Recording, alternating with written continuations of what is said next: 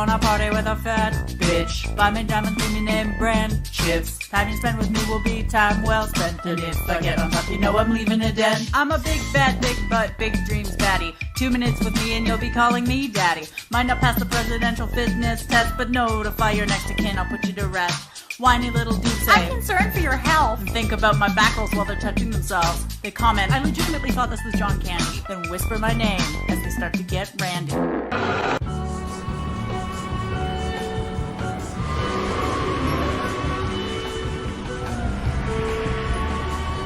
You'd like to see my apartment? No. I'm not doing that. I'm not doing that. You want to come to my apartment or not? For a fucking $1,000, I'll fucking bend over, get on my knees, and close my eyes and wait till it's over.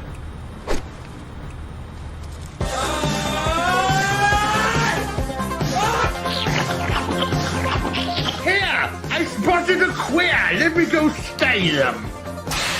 Oh, what the Goodness me, this is amazing! So I'm learning everything new! Ah! Oh my god. Ah!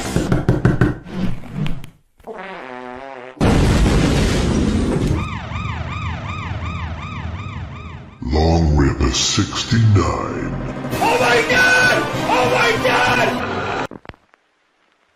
Nerdrotic.com.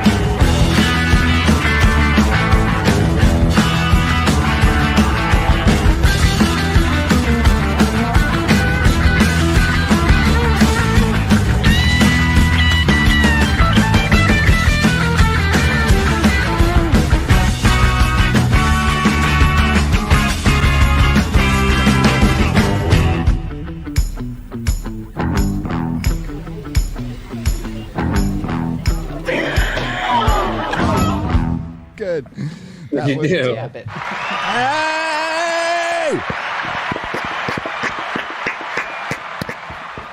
Oh, wait. Hey! Oh, there we go. My button got stuck. Hey! That's what she said. That's what she said. Welcome. You know how fucking lame we all look? Just, yeah, really bad. I actually do, and I don't care. Welcome to Friday Night Tights. My name is Gary Beekler. I come to you from Nerdrotic.com, and we got a hell of a show for you today. I suppose we very long pre-production meeting, at least 5 minutes thinking about what we're going to talk about on today's show, and there actually is quite a bit. So let's get to it by starting out with Az. Hello, Az. Hi. How you doing? I'm good. By the way, guys, just sorry, chat. I'm going to have to just address the room for a second. Sure. We are going to have to pull everyone's trousers down to find out who has Ryan's beard on their dick. Okay, so we'll do that after the show. We'll carry on with the show first. How you doing? How you doing? pretty good. Who are you talking to? All of us? I introduced you, so I'm doing great. It's hot as hell here in San Diego County, California, and I'm hot about fucking Gavin Newsom going out and smiling and pretending everything is all fucking cool now because he opened. By the way, our state has been fully opened for 2 whole days. 2 whole days. Freedom. We're not. Let freedom ring, motherfucker. And he's going on talk shows and yeah, fuck that dude. No, but otherwise I'm fine, Az. Thank you for asking. Good. It's wonderful to have another week of no news. Mm-hmm. Well, I there's some stuff that happened this week. It might not be super interesting, but I don't know. It right. It's called fucking sarcasm, dipshit. Okay. Yeah. Wow. Okay. Wow. Are you I done? mean, that Is this motherfucker done with his introduction yet? Can we fucking move on? Jesus Christ. Move on like your beard. It shall. I've been saying that now Ryan's the true baby face, not heel versus baby face. Heel versus Ryan. So, yeah. Ryan not understanding. Ryan proving he still doesn't understand wrestling terminology. It's okay. No, I fucking get it. But that has two meanings, you dumb cuck. So does fucking heel. Heel has multiple meanings. And how are you doing, Ryan? You're right, sweetie. I'm doing fine. I'm a little more angry now that I don't have the fucking beard. But no, it was time I had to shave it. I left the mustache for a day just for to see how it felt. And immediately, as soon as anyone brought their children next to me, they fucking ran away and hid. So the determination was made, had to shave that off as well. But I'm doing good, Gary. Decision. I miss the beard. It'll return. It'll return. Yeah. Sometimes you just need a fresh start, you know? Sure. I did that 4 years ago. 4 years ago. There you go. But welcome back to the show, baby boy. Now you look like baby boy. I know. Yeah, I know. What's up, Odin? What do we got today? Oh, nothing much. Just got my Pizza cam. double pepperoni once again. Yeah. Nice. Good. Nice. Yes. What's that hair on it? What's that big hair across it? Oh, that's just Yeah. a string. That's just that a your nice beard delicious, hair? cheese. The cheese package. It's a cheese string, man. It's Ryan's beard. It's been found. But yes, this is my triple quadruple pepperoni pizza, and very excited to eat it. That looks dirty. Once again, the DiGiorno croissant crust with extra pepperoni added on. Yeah. You're welcome, everybody. Fantastic. We love the pizza cam. Welcome. Gary's fasting, by the way, folks. Yeah. It looks really good. But I've got pizza and some fettuccine here. oh shit. From the floor? Floor fettuccine. It's on the desk. There's no more room on the floor, so I had to keep it on the desk. There is the pizza. The rest of the pizza is on the floor. But In 3 days, I've had a rice cake. It was this morning. I had a rice cake with. I can't believe you cheated like that. Well, I'm supposed to. It's the third day you can have a rice cake and sunflower seed butter and raspberries. It was delicious and all I could eat today. So I should be in a great mood. And hello, X-Ray Girl. Hi. How's everyone doing? I'm still stuck here. So please donate to that GoFundMe. Yeah, there's a GoFundMe to try and rescue you going on at that one. But Gary gives me wine, so that's how I stay happy. Hey-o. There you go. There was a controversy last week because it seemed like Extra Girl was signaling for help in Morse code using that light. So if she starts doing that again, Gary, we just have to make sure we take her off screen. Yeah. I missed that one completely, but you guys didn't, as usual. So we have a great guest as usual, Eric July from Young Rippa 59 here on YouTube. Renaissance man, musician, writer, singer, all kinds of stuff that I can't do because I'm not talented. Hi, Eric. How are you? I'm all right, man. What's up with it, man? It's obviously good to be back on time this time too. Last time it was kind of I was like fucking 2 hours late or some crazy shit. Last time you're like, I gotta finish this video, guys. I'll be there in a second. 2 hours later. Yeah, that was an absolute disaster. But yeah, we're here on time, man. And I appreciate y'all bringing me back. I'm glad you're back, and I am the one host who will never get on your ass for being late. Don't worry. I can't talk for. So, well, I guess we could start out with, there was something that I noticed on Twitter because Az actually added me.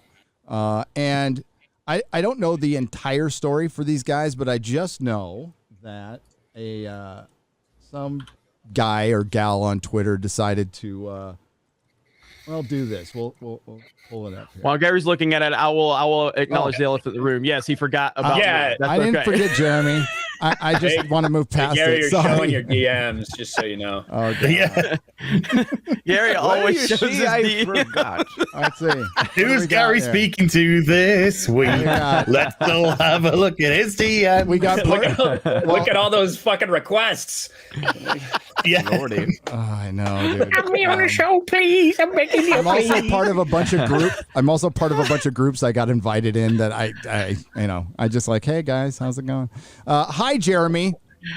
I'm good. Look, I do enough talking about myself throughout the show. I hear it in the comments every week. It's fine. I will talk about Geeks and Gamers all through the show. I will promote, and I'll tell you guys what we have going on. So I'll do plenty of that. But I may not be here all night because we have tropical storm in the area here in Pensacola. So I don't know if I die. Another Force Ghost Jeremy account can be created, I guess. But other than that, I'm happy to be here. Yeah. Gary specifically the real introduce Force Ghost you. Jeremy. Yeah, he specifically didn't want to introduce you because we have a black man here today, and he didn't want the racist alt-right leader of Geeks and Gamers to speak. Well, you can say that because Mr. you can July. say that now. You can say that now because you're pre-radicalized Ryan all over again. You look just like that cringe video that they were using against you now. That was so long ago. He's like, yeah, I mean, I'm just happy to be part of this community. And he just really these motherfuckers with his beard on. It's so good. The next day, I'm calling people fucking retards. You never know what's gonna happen. So, you never know. We should take a look at that video later. We really should. That'd be kind of funny, actually. When did you record that video? July 31st, 2019. Okay, so was it before con or right during con or? It was after that. It was after we met. Yeah, It was after I was inspired by you guys. Yeah, radicalized is fine. Radicalized. It was back when I respected Jeremy for some reason. It was a long time ago. We all learn. Yeah. We all learn. So this guy tweeted. Okay, so here's the video. And this guy said here that this is the most depressing shit I've ever seen. Hi, do you live in the Moncton, New Brunswick area and are looking for more friends? Well, I've got good news for you, because we got 2 of them right here. Yeah, we're pretty cool guys. Awesome. We like hanging out here at the this park here and like hanging out all over the place, you know. We're really into movies. Jeffrey's into video games. I'm into like books and comic books and stuff. He likes like comic book movies. We're actually pretty cool. So like, if you want, you can like send us a comment here or send us like a message like here on my TikTok account, or like we have an email for you to tell us like a bit about yourself at brentleemurray@gmail.com. You know, there's all sorts of ways to get in contact with us. And if you live in the Moncton, New Brunswick area or just generally in New Brunswick, you know, we'd really like to be your friend because it's just the 2 of us right now, you know. We used to have a bigger group, but, you know, we're looking to expand now because it's just the 2 of us. And, yeah, so it'd be awesome to get a 3rd person or a 4th or a 5th, you know. We're really looking to expand and be, like, cool together, you know. And, I don't know. What's up? We got slush puppies. Yeah. Always love slush puppies. It's like the best brand. Like, and they were super liquidy this time too, so you know it's going to be flavor all the way down to the bottom. Sweet. You know, we got a giant. By the way, this is the modern day silent Bob and Jay right here. Yeah, just exactly. You know, best snacks in the world. This is something we like to Bob do. and Silent J. Where we meet up and we watch 1 or 2 movies, or like a little section of a TV show that one of us is binging that week. You know, last week we watched Invincible, and I've got Jeffrey on watching Supernatural. I've been obsessed with that show for years, and now we're watching Twister. Yeah, Twister's it's great. from the 90s, and you know, we're enjoying it. You know, it's pretty good. Made some funny jokes about some commercials we saw, and yeah, we're having a good time. See, that's fucking adorable, man. I mean, like, it is. It is wholesome content. Yeah, wholesome content. Yep. I mean, there's nothing wrong with it. I mean, outside of the fact that I'm confused because I heard that only non-white dudes get harassment and hate on Twitter. That's what I was told. But the reality is everybody gets shit. But the fact is like, why are guys like this getting any criticism for just trying to be like friendly and trying to meet new people? What's wrong with that? There's nothing wrong with that. In fact, the guy that's been talking, you go to his YouTube channel, he's got a video. It's like how I get laid being 400 pounds. He's self-aware as hell. Like, you know what I mean? He's funny as hell. And yeah, there's no reason to hate on these guys. Literally not a single reason to hate on these dudes at all. No, I think it's fucking awesome because so often right now you see this this fucking victimization. It's like, oh, something's not going right because of my skin color, because of my sexuality, because of my body type, whatever it may be. I'm being discriminated against. These guys are like, hey, listen, we're just looking for more friends. We don't really have a lot of friends right now, but we think we're pretty cool. There's nothing fucking shameful about it. These guys are awesome. They're getting a lot of love, way more than they're getting hate right now. So I think it's really 100%. cool. Yep. Yeah, I think we've had a rough road with TikTok recently, haven't we? Let's just be frank. But yeah, it's just so nice to see something wholesome and just a couple of dudes. One the mouthpiece, one who's just the friend, kind of like in the background, telling you what they like: comics, video games, movies. All the stuff which we like, all the stuff which kind of brought us all together. It's just the two of us. We want to bring in more. I think that was very brave of them, particularly to go on the internet and put yourself out there. People don't quite understand how brave that is, because it does open yourself up to what you could be the most beautiful person in the world. It still opens you up for ridicule, and attack and all this kind of stuff. So for them to go out there with such a kind of open heart and a genuine attitude about them, I just thought they were great. I'd like to get them on here. I'd like to get them on here. Yeah, it'd be cool. This is what fandom is. This is what we're trying to protect, right? Because that's what it was many, many years ago. That's what it is for the most part. And before the well was poisoned, it was just a bunch of us hanging out with our friends, watching shitty or great movies, trashing them or doing whatever, and having a good fucking time. And that's all we're trying to protect, is having some fun once in a while. That's it.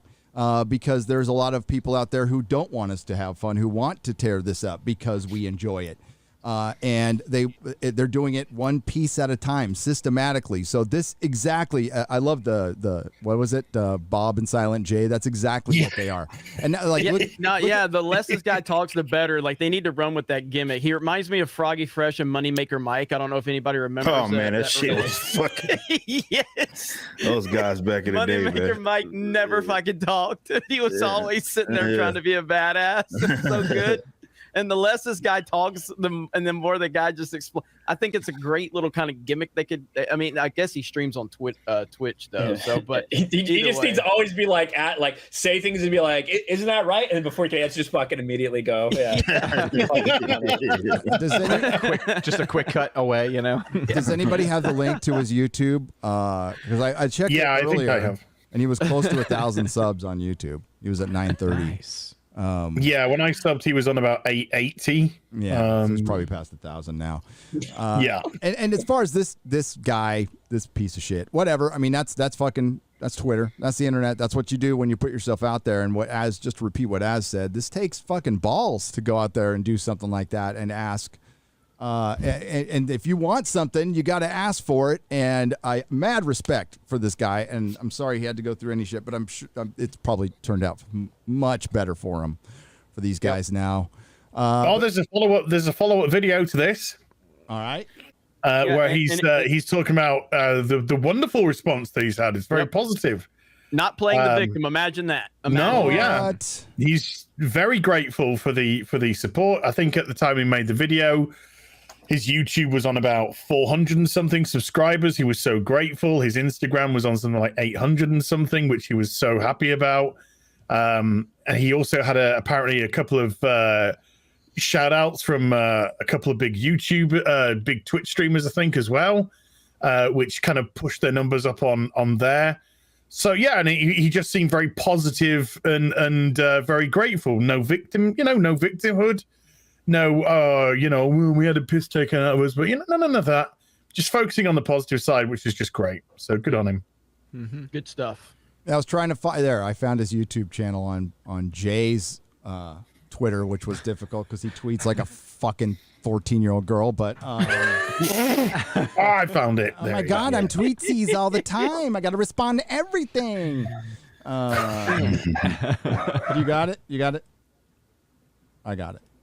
I'll get it. There it is, right there. So he's at 3,000, dude. Oh, that's awesome. Wow. Yeah. You're quartering did a video on it, gave him a big shout out. There you go. Nice. Now, Jeremy, after everything that we've said, nice. I gotta get your opinion. I see a mask. I see a mask in the profile picture. What do you think? Well, considering he has a how to fuck when you're fat as fuck, I would think he's probably being ironic with that. So, All right. I mean, I'm just making sure.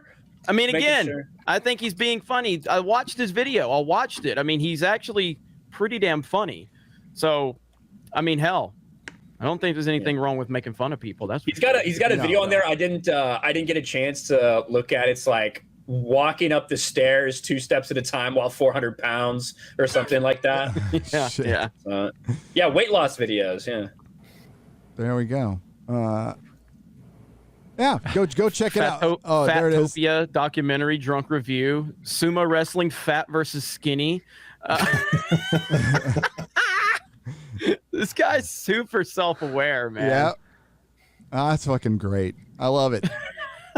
He's got 4 other channels I think as well. Hey, so. good. Hey, wear it like armor, and good for him. And this is a way that the internet can, when you try to troll somebody and it backfires, that fucking cracks me up. That's the part that makes me laugh. So, and again, that's what fandom is. That's what we understand because we've all been there, right? So I've been there, and people give me shit for stuff I like. Now, I handled it differently, but not everybody handles it that way, and that's fine. But mad props to him. Love it. And I was trying to get to where's the getting laid video? What do you know what the title I've linked it there for you, Gary. You did? Oh, there it's sorry, you shared it. I've shared it for you. There we go. Good, thank you. you. No, that's something completely different I shared.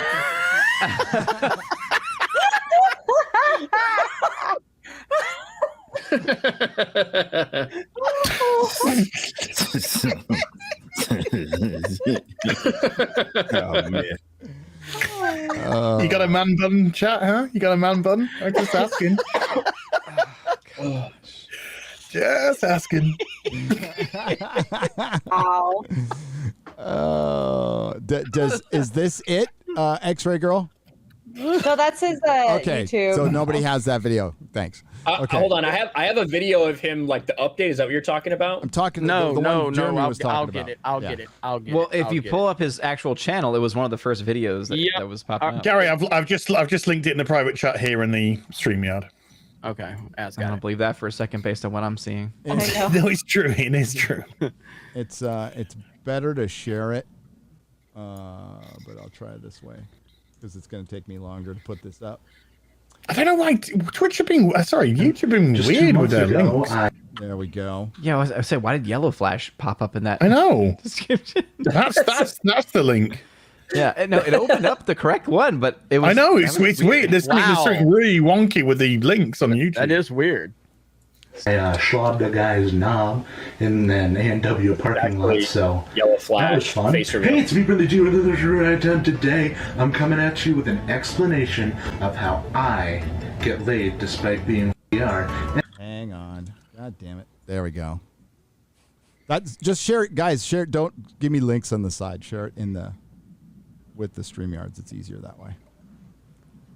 Much easier. Except unless you're Jeremy. Yeah. Unless you're me. I can't share from StreamYards. It's all fucked up when I share from StreamYards. I can't. So yeah. Well, you see, it was a black And they judge us screen for a little bit. Why would somebody want to be in a position where they can't find love or sex? And that's just not true when you're our size, especially when you're a tall guy with a deep voice like me.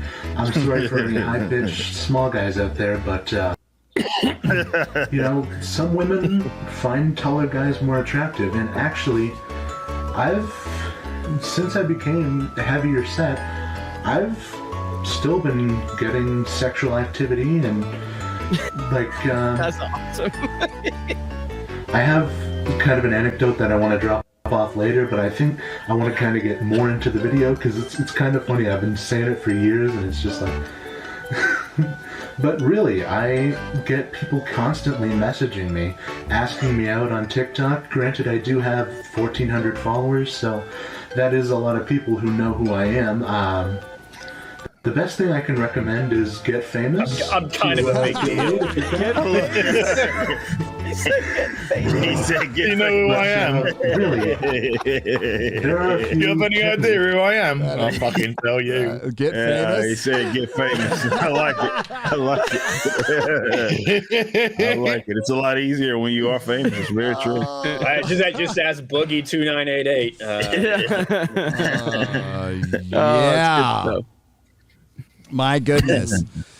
So did you? I know, Ryan, you did a video on this whole Anthony Mackie thing. Is he really getting canceled right now, or is it just kind of blowing over? Just angry people. Well, I mean, he's a black liberal, so it's kind of tough for him to get fully canceled. But there's a lot of listen. True. It's Pride Month. Pride Month is probably more weaponized than maybe any other one of these virtue signaling months. You see it as an opportune time for people to try to cancel people for certain reasons. They'll hold things back just to put it out on Pride Month, just to arm the populace with all these companies saying we love gay people. Look at our profile pictures. It's tough for them not to respond for these things.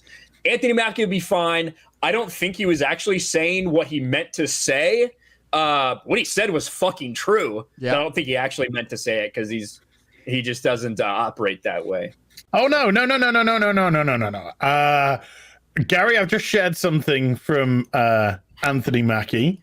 A little clip. Tell me if you can hear him. I hear you and I have something in common. You believe in a lot of cases that men and women have roles. Oh yeah. All right. Well, you say it because people get you mad. better believe it. I'm from this. Yeah, you better believe it. I mean, I know you're from New Orleans, right? Yeah. So yeah, well, I'm only from Jersey. Yeah, but I do believe that if he wants a sandwich, you make daddy a sandwich. Yeah. No. Let me ask you this. Well, okay, let me ask you this. If me and you out, and somebody say something slick to you, you punch him in the face. You want me to smack him in his mouth, right? That's right. So if I take you on a date and I say, look, baby, we're going to go duck. No. Exactly. If we walking up to the car and I don't open your car door, what do you say? Open the door. You better believe it. Yeah, no, I am with you. So you make daddy a sandwich. I'm outside cutting that grass. Where's the lotto? Where's the lotto? But what's not hot is Where's the lotto? As posit. Yeah. As posit. Yeah. Where's the lie? I love it. No, there's no lie. That's it. That's truth. That's just 100%. Yeah. That's okay when you're Falcon, not when you're Captain America, evidently. Or Batman. That's my first time ever seeing that. Yeah, I haven't seen that. I think we do a That's reaction good. on the channel with that one. That's good stuff right there. What was this? Is this recent? I think I believe this was around 2013. Yeah, that sounds about right. There's no way that's 2020. Oh yeah, you couldn't say that now. No. Yeah. And what's her name? What's her name looks completely different. Yeah, Wendy Williams or whatever. Wendy Williams. You know, 2013 is when people were normal. I know Wendy Williams, but not Wendy Williams. So but her face looks very different now. I don't think there's anything, there's differences and they're trying to take these differences away. Good luck. I mean, they're just kind of built into our DNA.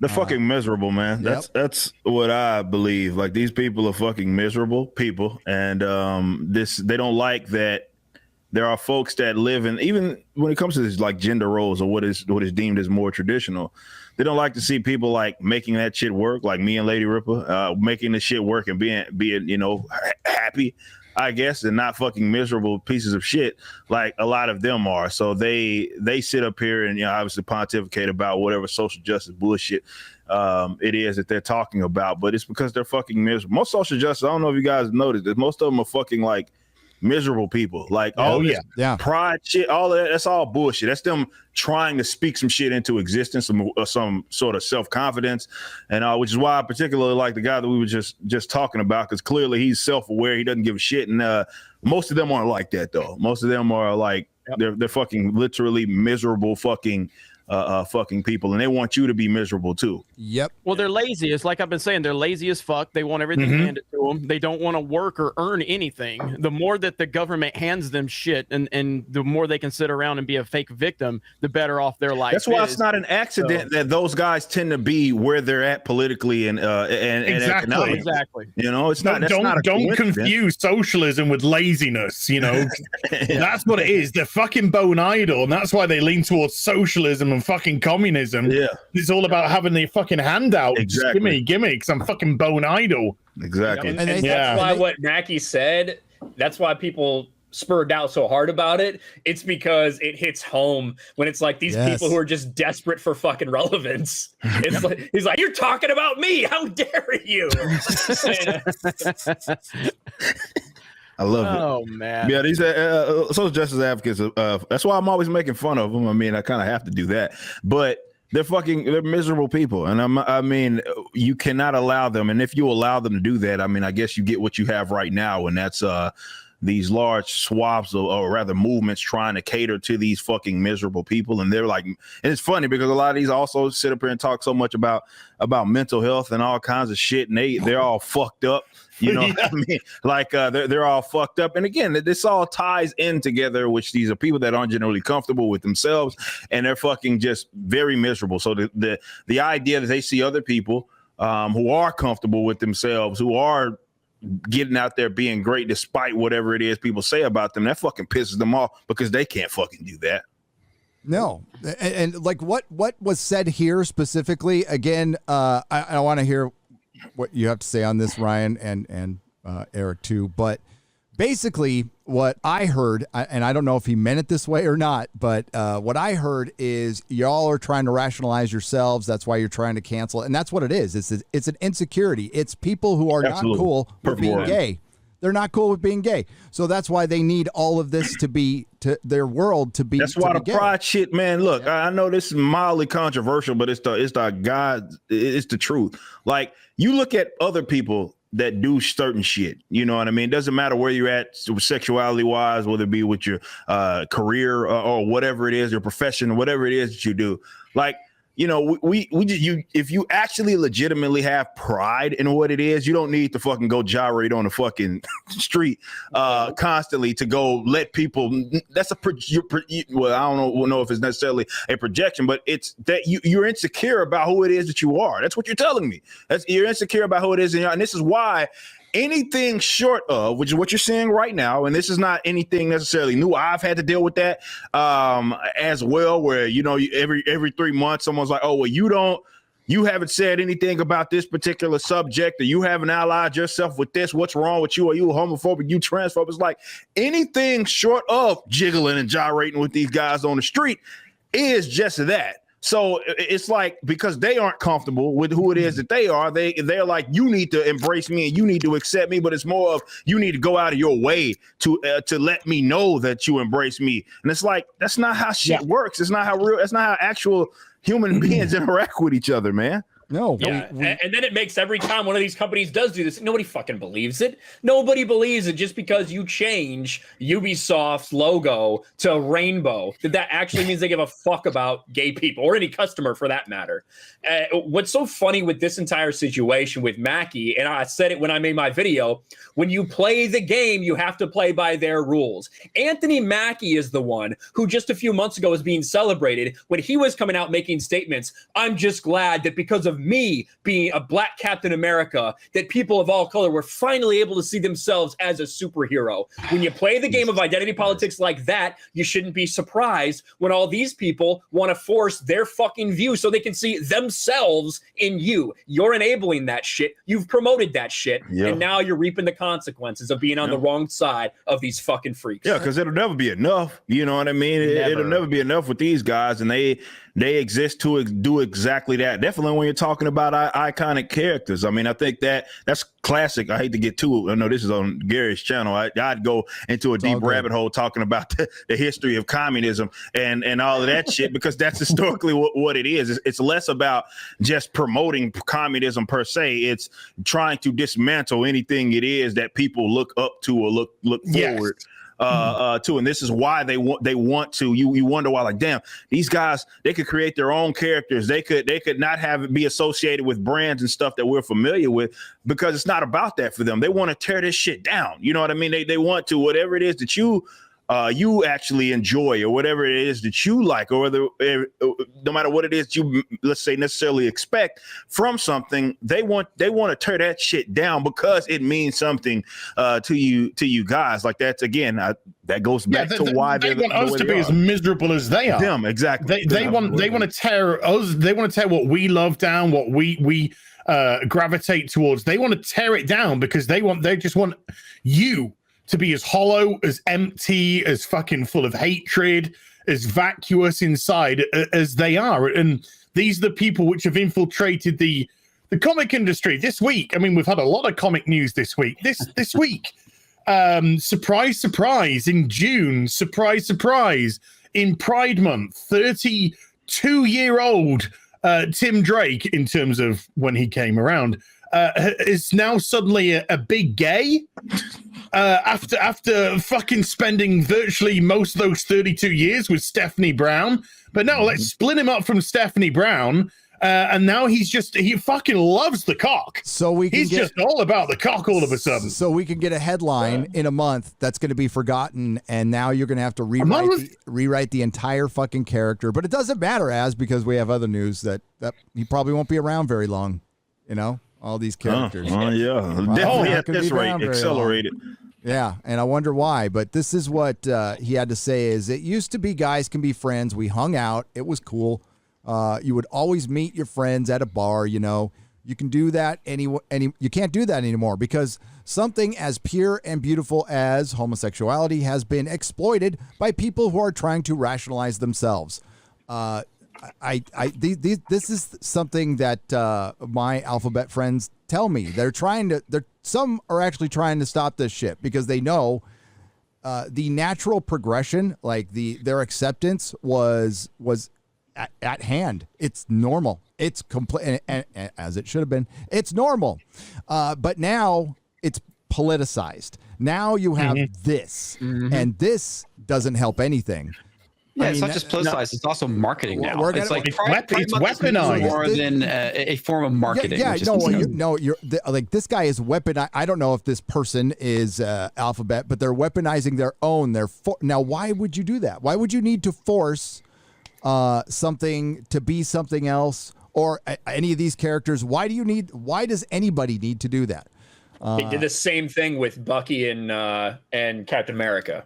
This is the Raylo crowd. These are Raylos. Well, Raylos they had hashtag get Captain Boyfriend during. Jeremy, and you remember the whole what was the Poe and Finn bullshit? Well, this is the same group, but this is the same fucking crowd. It's called Storm Pilot. Jeremy, use the proper shipping name. It's called Slash. It started with Slash. Okay, it started with Star Trek. Yeah, and it was an old lady who really fantasized a lot. She wasn't old at the time, but it was a lady who fantasized a lot about Kirk and Spock fucking. So she made zines on it, and that was your fan fiction. Now, the fan fiction was happening before that. It's been revisionist history that she started fan fiction, but that's bullshit. Fan fiction's been around since people could write on paper. But that's where it started, and that's the grandma of the Raylos, basically. And yeah, it's a fetish. It's a fetish, but now, like, you can have your fucking fetish as far as fan fiction. You can, if you want to spend time writing a story about, Falcon Cap and Bucky having sex, and you have that kind of time, you should be very grateful that you live in a country that allows you to do that.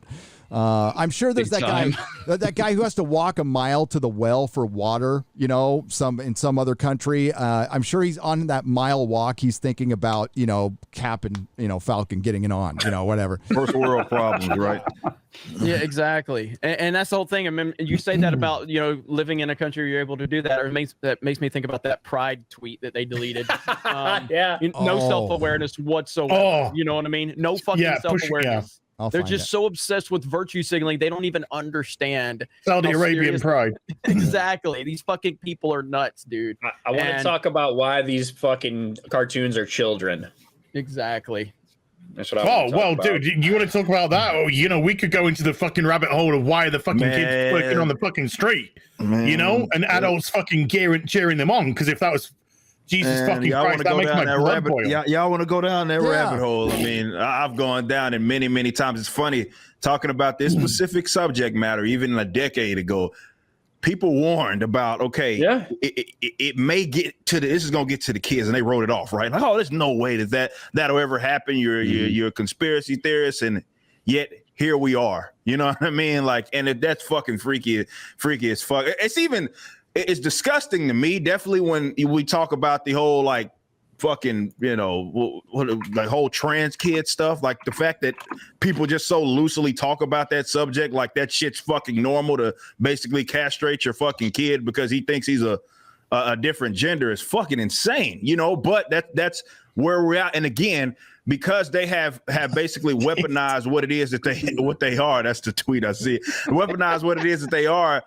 They got it geared to where anybody that just doesn't, you don't even have to, just even not saying anything isn't enough for these guys. They want you jiggling and gyrating with them, and anything short of that, okay, you're homophobic, you're transphobic, and all types of shit.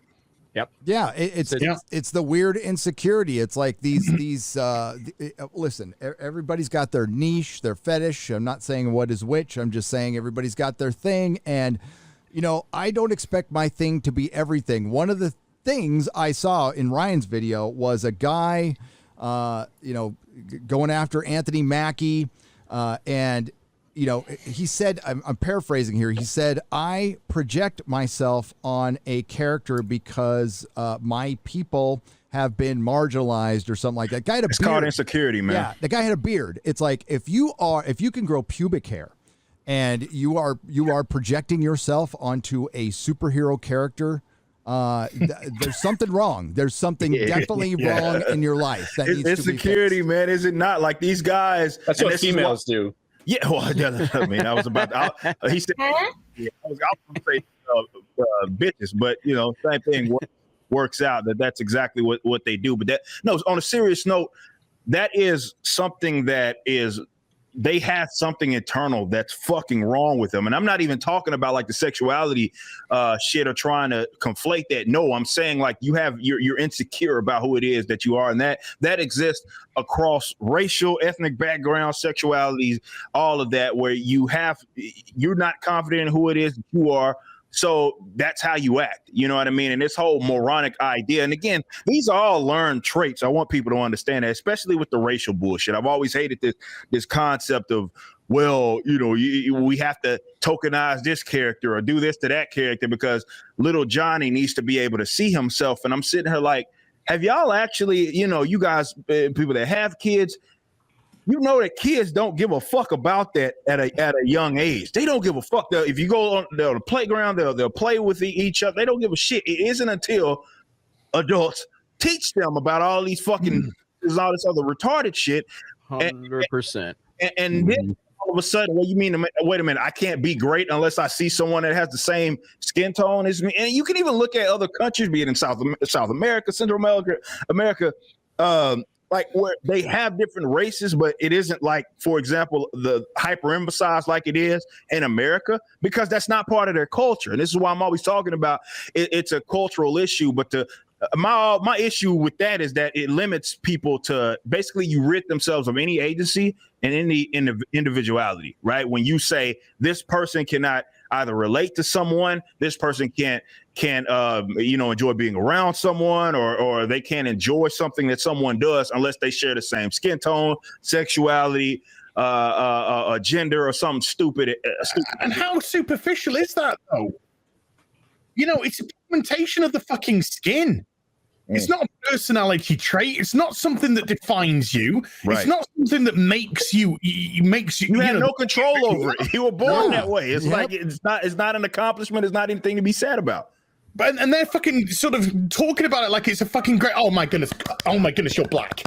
That is just amazing. That's so amazing. You know, we've seen the we've been talking about like fantasy. where at least in fantasy you can play with things. You know, you can play with races and colors and genders and all that. But we've seen it in the UK. We've just had the miniseries for fucking Anne Boleyn. Yeah, I saw your video. One of Henry VIII's wives, and they just fucking blacked her. They just fucking blacked Anne Boleyn. And it's like, this is an alternative telling. No, there's no fucking alternative because it's history. Yeah. Okay. There's no. It's not a fantasy. It's not a fiction. There is no alternative here. There is history, which has happened and is absolute, and there is bullshit, which is what you've just done. You have now created a fiction. So what's gone on and what is on the screen is ludicrous now. Because you've injected something into this historical event which would utterly change the whole of England and the UK and probably the whole of Europe in Henry VIII's times. And this is what they are now to the point where they're so fucking. I mean, you say there's something wrong with them. I say they're fucking mentally insane. They're mentally insane that they're now trying to woke history. History isn't woke enough for them. They're now retroactively trying to go back. The woman the other day, why weren't there women being represented on the fucking beaches of Dunkirk on D-Day? Oh, gee, I wonder why. Are you fucking mad? Are you actually fucking chicken oriental, woman? Because what you're saying would put you behind fucking bars in a loony bin 15 fucking years ago. And here you are going, well, you know, we should now be putting female representation in on D-Day. Alternative history. Yeah, it's... and then if any of them died, they'd say you shouldn't show violence against women like that. Yep. Yeah. Oh, it's okay, Ryan, because the women would just storm the beach. They'd storm the beach straight away. You'd be fine. Yeah. That's why it's... when they said that the water was red, I didn't quite understand what they meant by that. Oh. Put him in timeout. Gonna put him in timeout, that one. Yeah. Fucking Ryan, man. Oh man, we should have pushed this invasion back a few weeks. All the women are really cranky. Oh man. We're synced now. We're synced. We're ready to go. Hey, did we find out who Taskmaster was? Am I seeing this article right now? I haven't seen the movie yet. Yeah, I haven't either. Gosh. We're assuming I'm it's willing Raquel to Welch. put money on who it is. I think it's Rachel Weisz. Yeah, Rachel Weisz, not Raquel Welch. Raquel. Is Raquel Welch still alive? I don't even. Oh yeah. Was she on Baywatch? Right? Oh, am I right? Oh, okay. She's not. She's gonna. All right. Bounding has spoiled it, but I'm not gonna spoil it. Not gonna do it. We could do a spoiler warning. Nah, because people leave. I mean, just like, wow, that's gonna be the one exciting thing from the fucking movie, as far as I hear, is a character reveal. Because I heard even Grace Randolph said there was a lot of talking in it. So a lot of talky, just like Loki episode 2. Oh God! Sitting around. Did you see what Drinker put? Did you see Drinker's tweet? No. If you're suffering from insomnia, take one Loki and wait and call me in the morning. Yeah, that one. Yeah, I retweeted it. I watched the second episode. It's less destructive to the Marvel Cinematic Universe because nothing happens. What did we see at the end of WandaVision and at the end of Falcon and Winter Soldier? Despite there's all this theory crafting going on and headcanon, but by the end. And Drinker mentioned this in his video. Nothing really changed. Like we knew Sam was going to be Cap. He became Cap, and Bucky's still Bucky. Already established. And the most amazing supervillain, Freckle Jesus of all, is dead. R.I.P. Yeah, R.I.P. And Baron Zemo back in prison. So nothing really changed. He just decided to accept the shield. That's all. No. Something did change. I was bored. Wakanda forever. Carter elevated herself above everyone. Well, another woman elevated herself above everyone. That's an assumption now because she's a blonde-haired, blue-eyed white woman now. Not in the next series, she won't be. Yeah. And she killed the bad guy. So there you go. Who was Freckle Jesus. And then at the end of WandaVision, she just got more powers. She got amped up, and we found out she was more powerful than Doctor Strange, and enslaving and not arrested innocent either. people is not a bad thing. Exactly, it's perfectly fine. It's acceptable because we have no idea what she went through, and we just but the guy actually trying to execute the law was the bad guy. So yeah, well, because he was white, obviously. So well, of course, duh. Because without saying, you just have to say white. All the Disney Plus series are going to be is this filler in between. Why gotta be movies. White? I don't know. Yeah, it's just like this interim. That's all it is. It's like this interim story.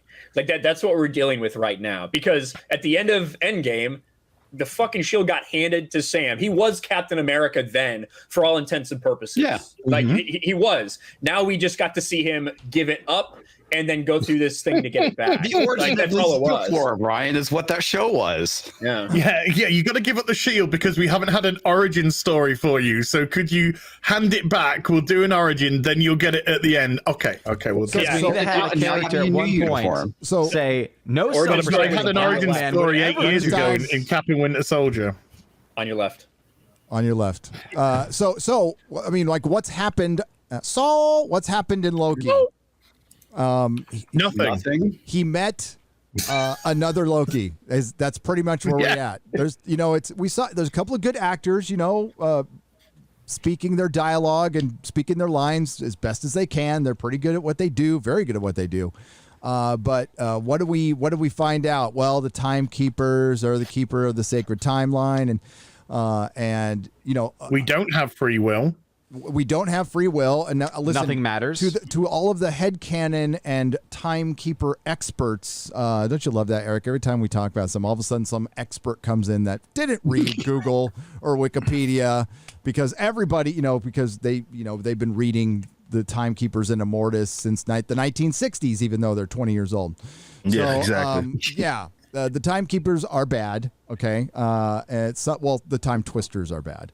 Then there's been a bunch of revisionists, but they've been around for a long, long time, and they wanted to break up the Avengers at one time. But are they going to follow canon? Well, I remember Kevin Feige saying he doesn't need to do that much anymore. Mm-hmm. You don't need to rely on source material. Oh yeah, he's made that abundantly clear what their direction is, and comic books are. It's insane to talk about, like, hey, we're gonna grab these characters and their names, and then we're just fucking not even gonna pay attention to this shit. And then these weirdos that accept basically anything it is. I just talked about this in my show.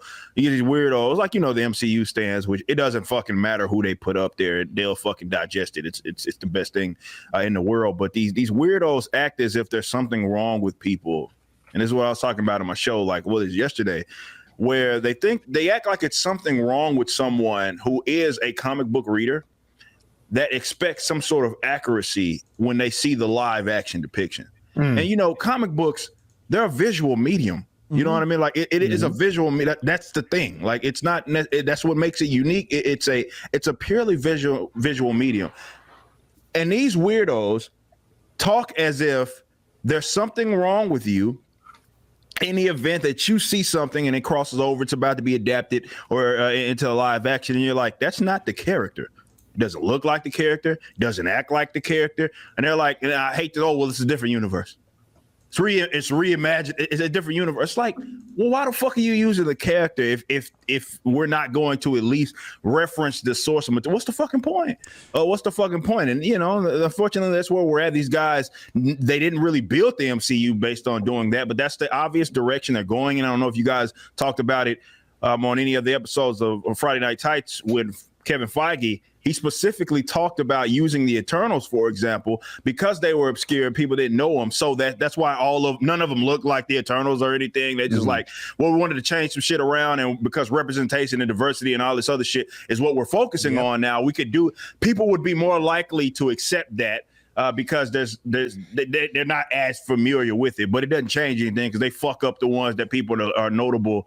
That are notable characters anyway. There's a lot of characters, man, definitely on the latter half of that previous phase that have been introduced that they aren't those characters at all, man. Like they're not those characters at all. They're not making, unfortunately, these Marvel Cinematic Universe movies for us. These are vanity projects for but actors, actresses, directors, and producers to tell their own little weird depiction because they now have control of the property, which is why Victoria Alonso, every time I read her stupid ass saying something, Victoria Alonso, oh well, the X-Men, they shouldn't be called the X-Men because there's a woman, like saying retarded shit like that. Like these are people that have zero connection to this material, but they have stories, unfortunately social agendas and preferences that they want to make sure they let the world know on, and they will, yes, run your favorite character into the ground if it means that. So if you're wondering why there's so much line skipping right now, if you guys have seen the next phase, Ironheart and fucking Kamala Khan characters nobody fucking asked for, there's a reason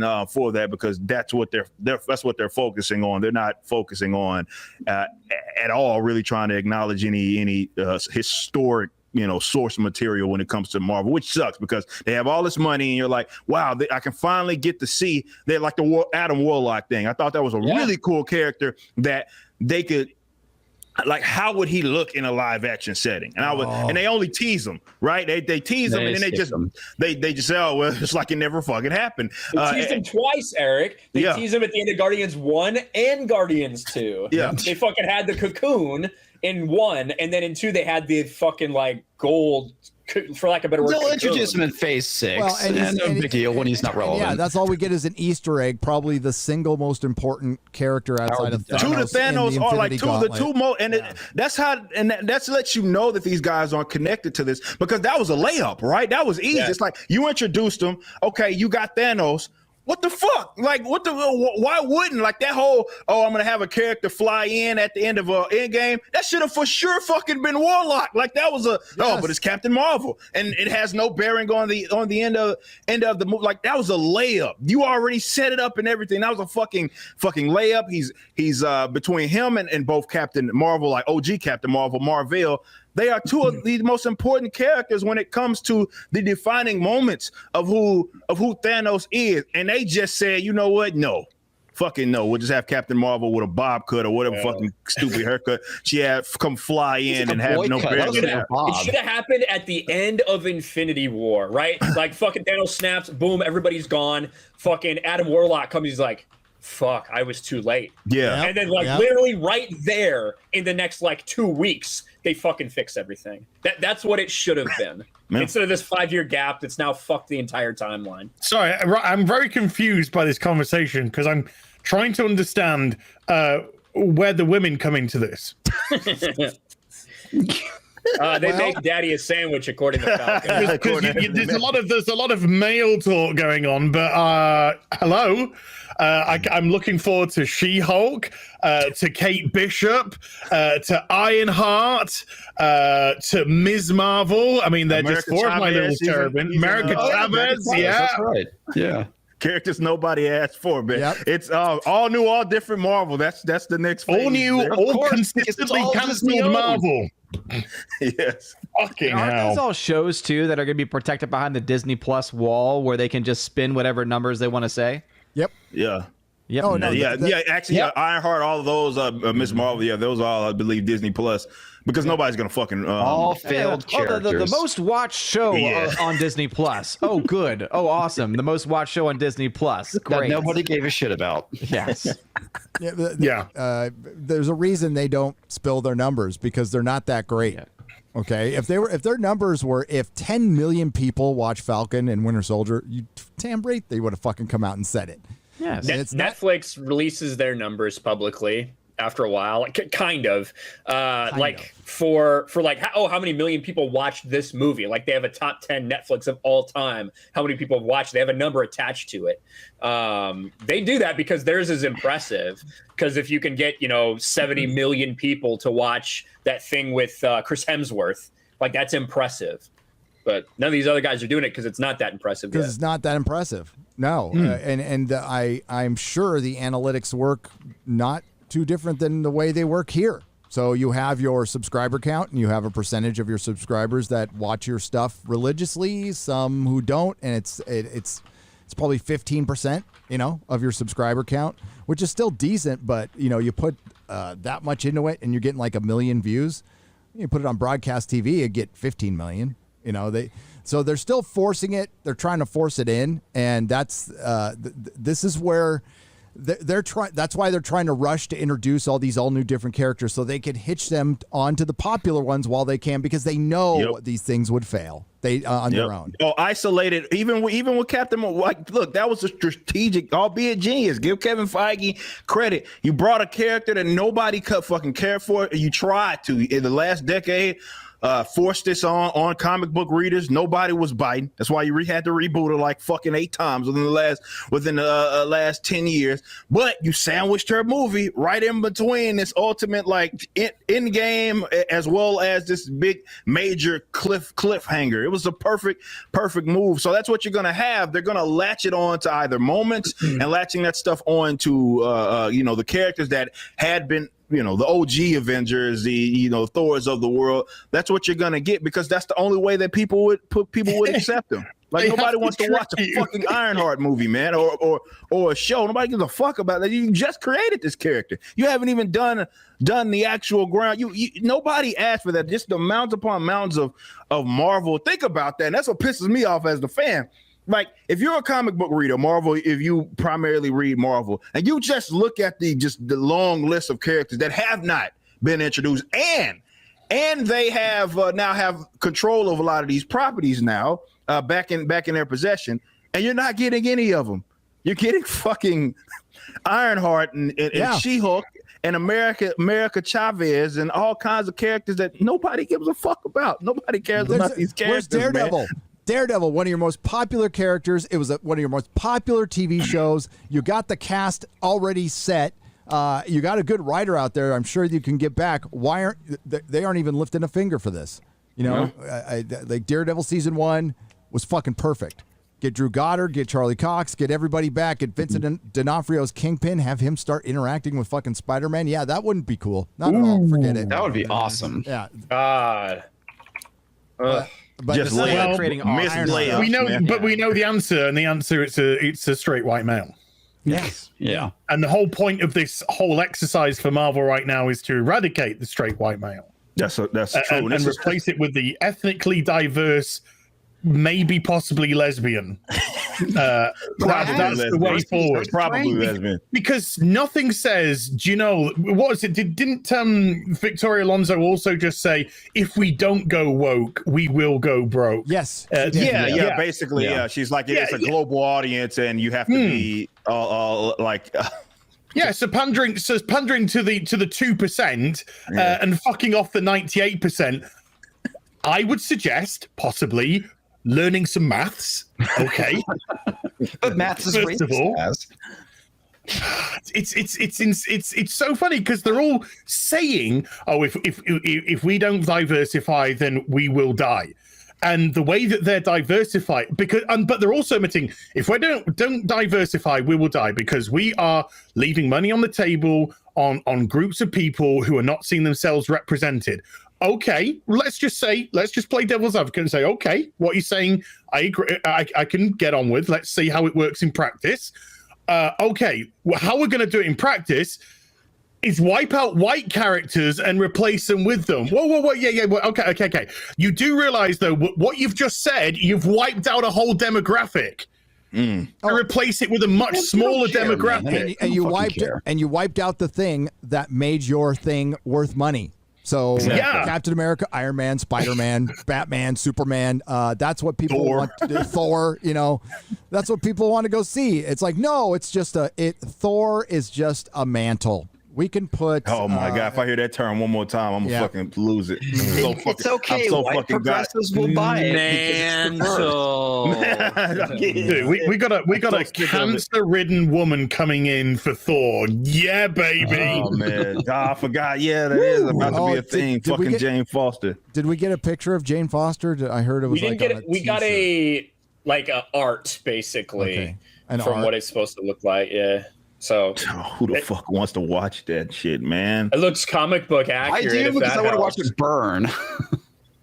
Yeah, I guess. Hey, there was this cosplayer who ran around San Diego. If they looked like her, I mean, at least it would look good. She was rocking. Fuck, I'll find a picture of her. She was fucking good. I will find a picture of her. Let's see. Also, let me read the super chat.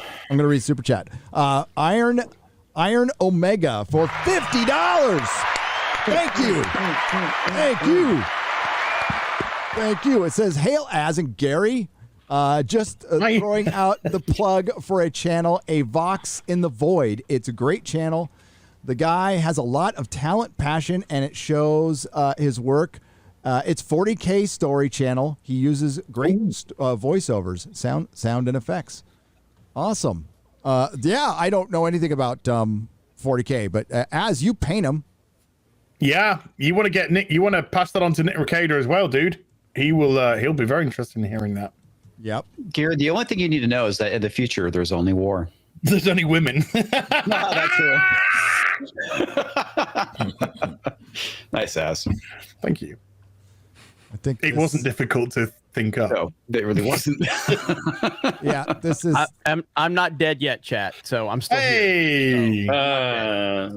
Look at Ryan. So sad. Ryan doesn't seem to. Sorry to disappoint Ryan. Oh yeah, that's right. I remember seeing that too. Yeah, I changed my mind about female Thor. Yeah, she goes.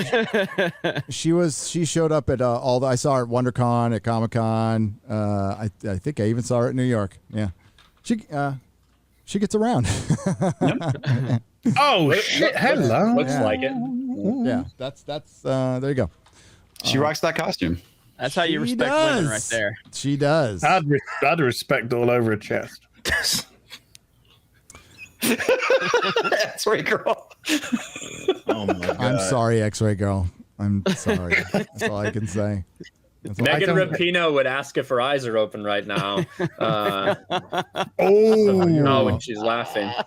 She's a classically chained producer. Hey, dude, can I share this, please?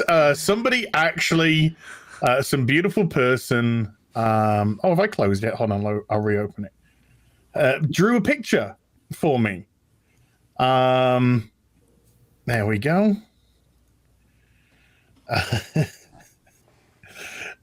Classically unchained.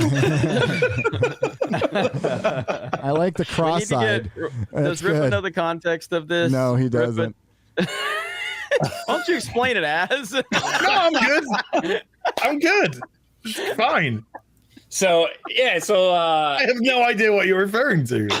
Last week, he was talking about some actor being classically trained. It was a black dude, and so he accidentally said he was classically chained.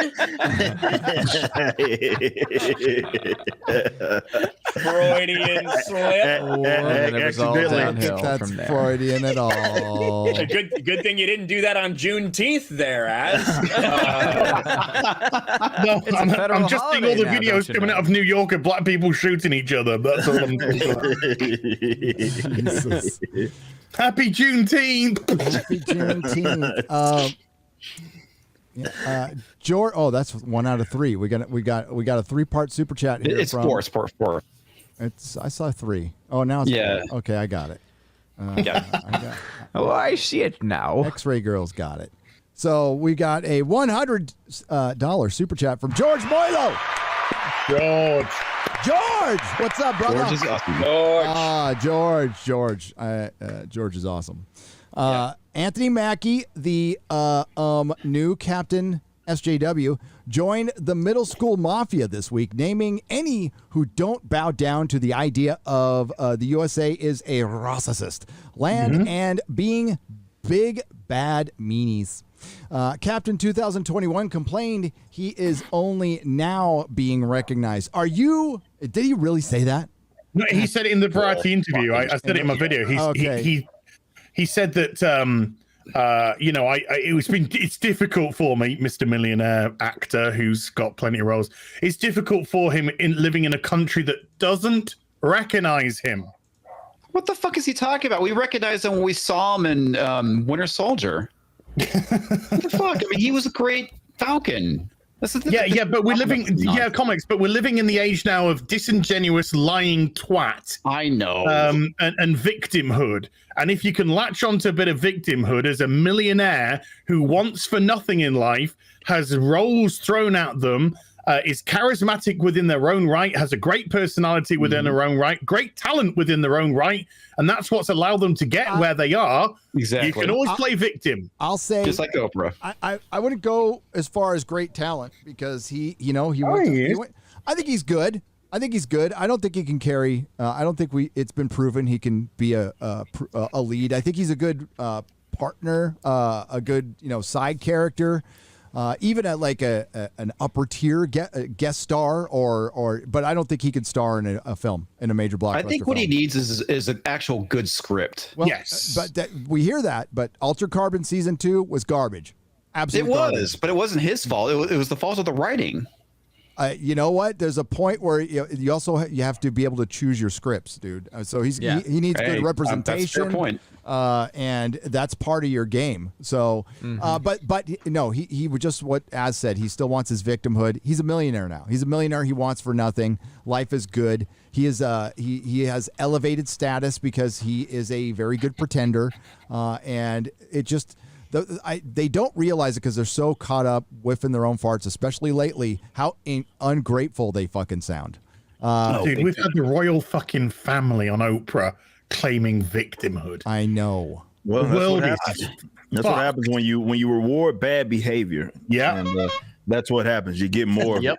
You know what I mean? And unfortunately, we're in a world where people feel as if being a victim. Well, no, I don't want to say it feels as if it is basically currency. Yeah.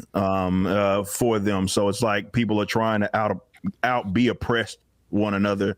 And even, people just, I don't know, they just oddly signal to it. And to me, being a victim is not, it's not anything to be fucking proud of. In fact, I go out of my way to, even if I put myself in a situation or I got in a situation where I came out on the short end of the stick, I make sure that I look at how I put myself in that situation, as opposed to immediately signaling to, okay, there was an external source that had some sort of, some wrongdoing. But that's not how these guys operate, because, again, they've been rewarded with this, coddled with this. And this is why so many people go out of their way to try to be a victim. Imagine that. It's funny. Just you see all this insane amount of black millionaires who sit up here and still win an award. Right, you have everything made, you'll never go without, and then they win an award just to lecture people about how fucking racism bad. And it's like, dude, you're fucking, you were able to be in this country and come up and become a millionaire. You'll never go without. You never go without, and that's how you fucking come out thinking still. But it's only because it's rewarded. I mean, and that's Hollywood. This is why you can't take them fucking serious for anything, because if the cultural pendulum switched at some point, which I do believe that it will, it always swings back.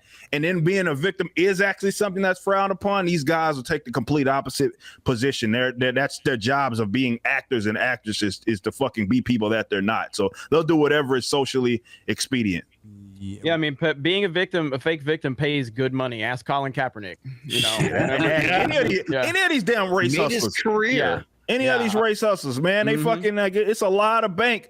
It's a lot of money in fucking. I mean, we talk about the Black Lives Matter, or Sean King. Talk about Black Lives Matter, the organization. I don't know if they ain't got one fucking black person out of fucking poverty or anything like that, but they fucking buying mansions, all kinds of shit. Like it's a lot of money to be made in race. Now they're deuced. It really is. Fucking deuced out, dude. Yeah. They're all just like, see ya, bye. In LA, rich part of LA, around a bunch of white money. Folk. Made my money off some gullible people. And didn't she say she wanted to be in a safer neighborhood for her kids or something? Imagine that. Admirable. Yeah, when she was asked why she bought the house in the neighborhood that had a 1.8% black representation, she said, "Well, I got kids that I need to keep safe." Yeah, that's hilarious. She just wanted to help start to balance the demographics. I don't know why you guys are being so hard on her. Well, we got more from George here. So, George, for another $100. Oh, shit. That was great. I hit the run again. Thank you. I done goofed again, everybody. George Boylo for $100 says, this is the second part, is fool.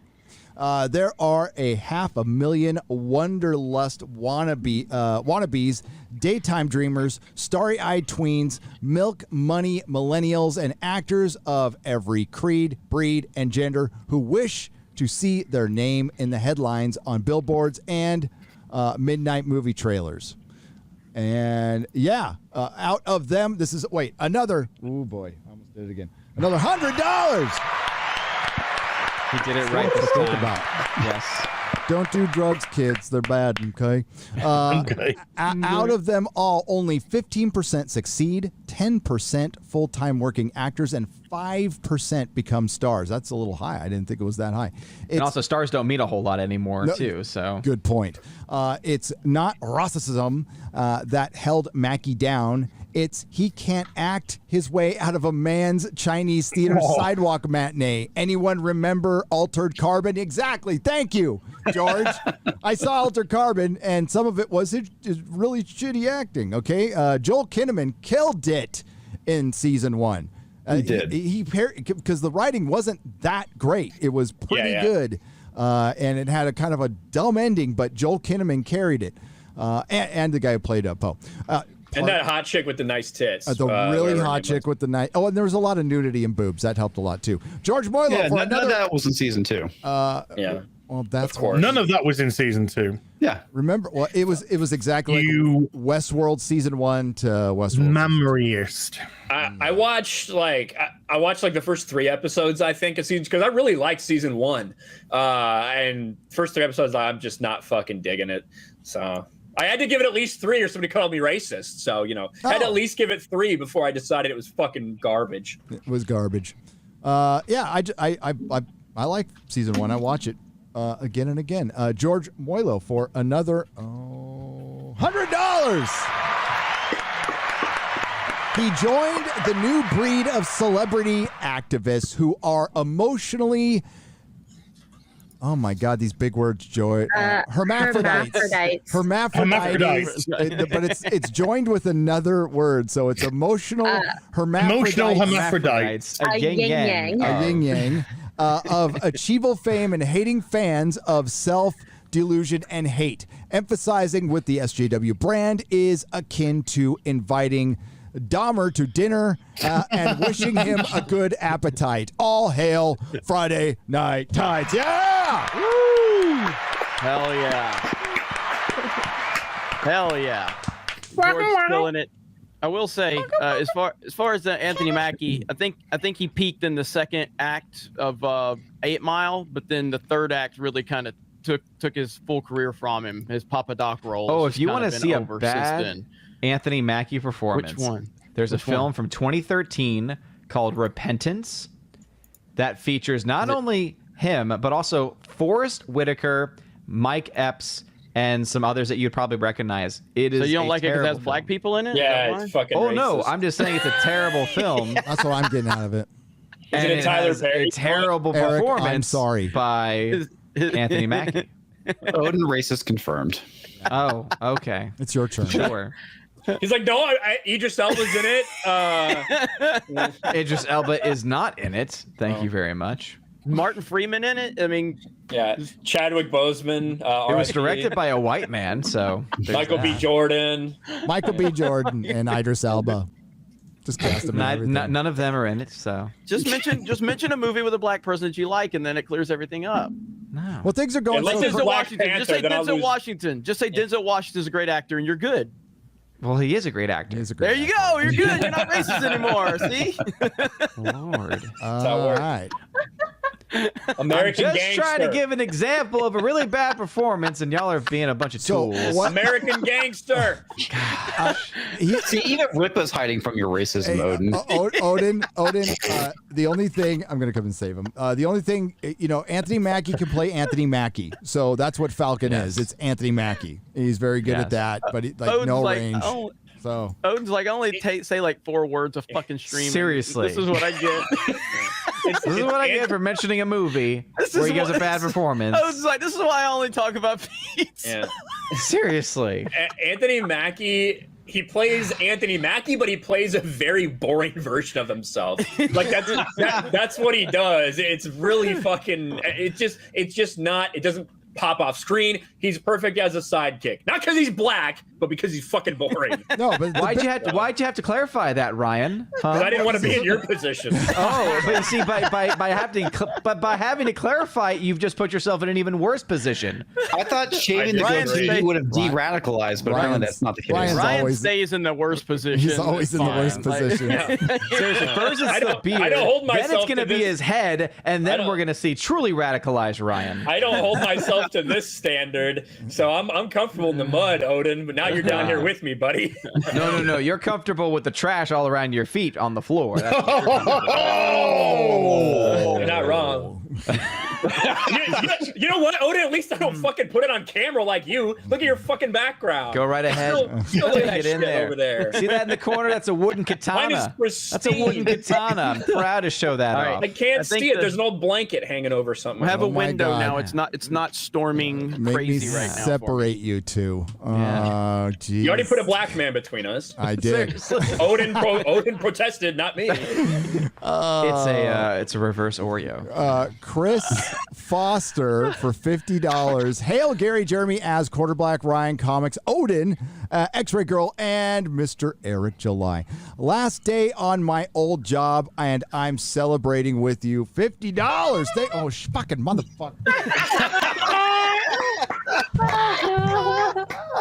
Do you need to label those things, man? They are labeled. Dude, they're not only labeled, they're color-coded, but they're on two separate panels, which, I'm not going to bother fixing it. No, sometimes I just get confused. I see a color, and then I see a label, and I'm like, I don't know which It's one's yellow, which. and it's red, and it's a button. Yes. I like this color. Then I make boom-boom in my pants. Report red for 50 Canadian pesos. Says Ryan Kinnell equals James Charles. Oh, no. Yes. Terry Jan. Do we have any sisters in the audience for Ryan? Terry Jan. No, wait. Renee. James Charles has much more defined eyebrows than I do. 3, 2, 1. There will be a Renee meme on Twitter within a minute. I call this one now. Asked for their ages. I think Terry Ryan Chan's needs gonna a have new fun with jingle that. every time that he is introduced. I think, Gary, you have one on there. Every time you introduce Ryan, just got to play it. Just play it. Oh Twinkles. man, that was good. Oh, you that mean was this good. one when Ryan comes into the. Hi, Ryan. My name is It's Ryan perfect. Kinnell. Ryan Kinnell. Ryan Kinnell. Yes. The weird thing is, like, I had a beard for like a year, but like for a year before that, I didn't. It's just like so many people haven't seen it. I guess, dude. Like, Welcome to the internet. It's basically the last month. That's how far the memory goes. That we were just talking about it right before we got on.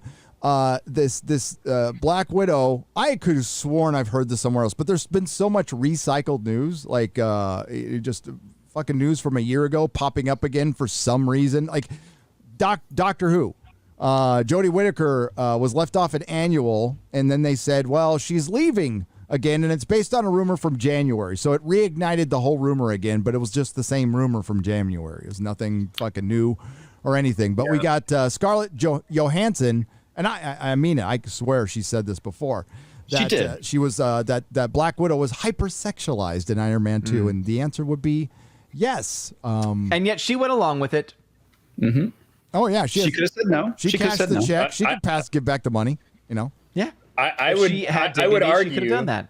I would argue, and I'd say if you look at everything that Scarlett Johansson's worn on the red carpet for the last decade, she's pretty okay hypersexualizing herself. I mean, I don't know. I don't get it. She's saying that she's changed now, that now she's 35, now she's a mom, and now she looks back at it with different eyes. It's a different era, all that bullshit. She also seems to not know who the fuck character she's playing. Yeah. A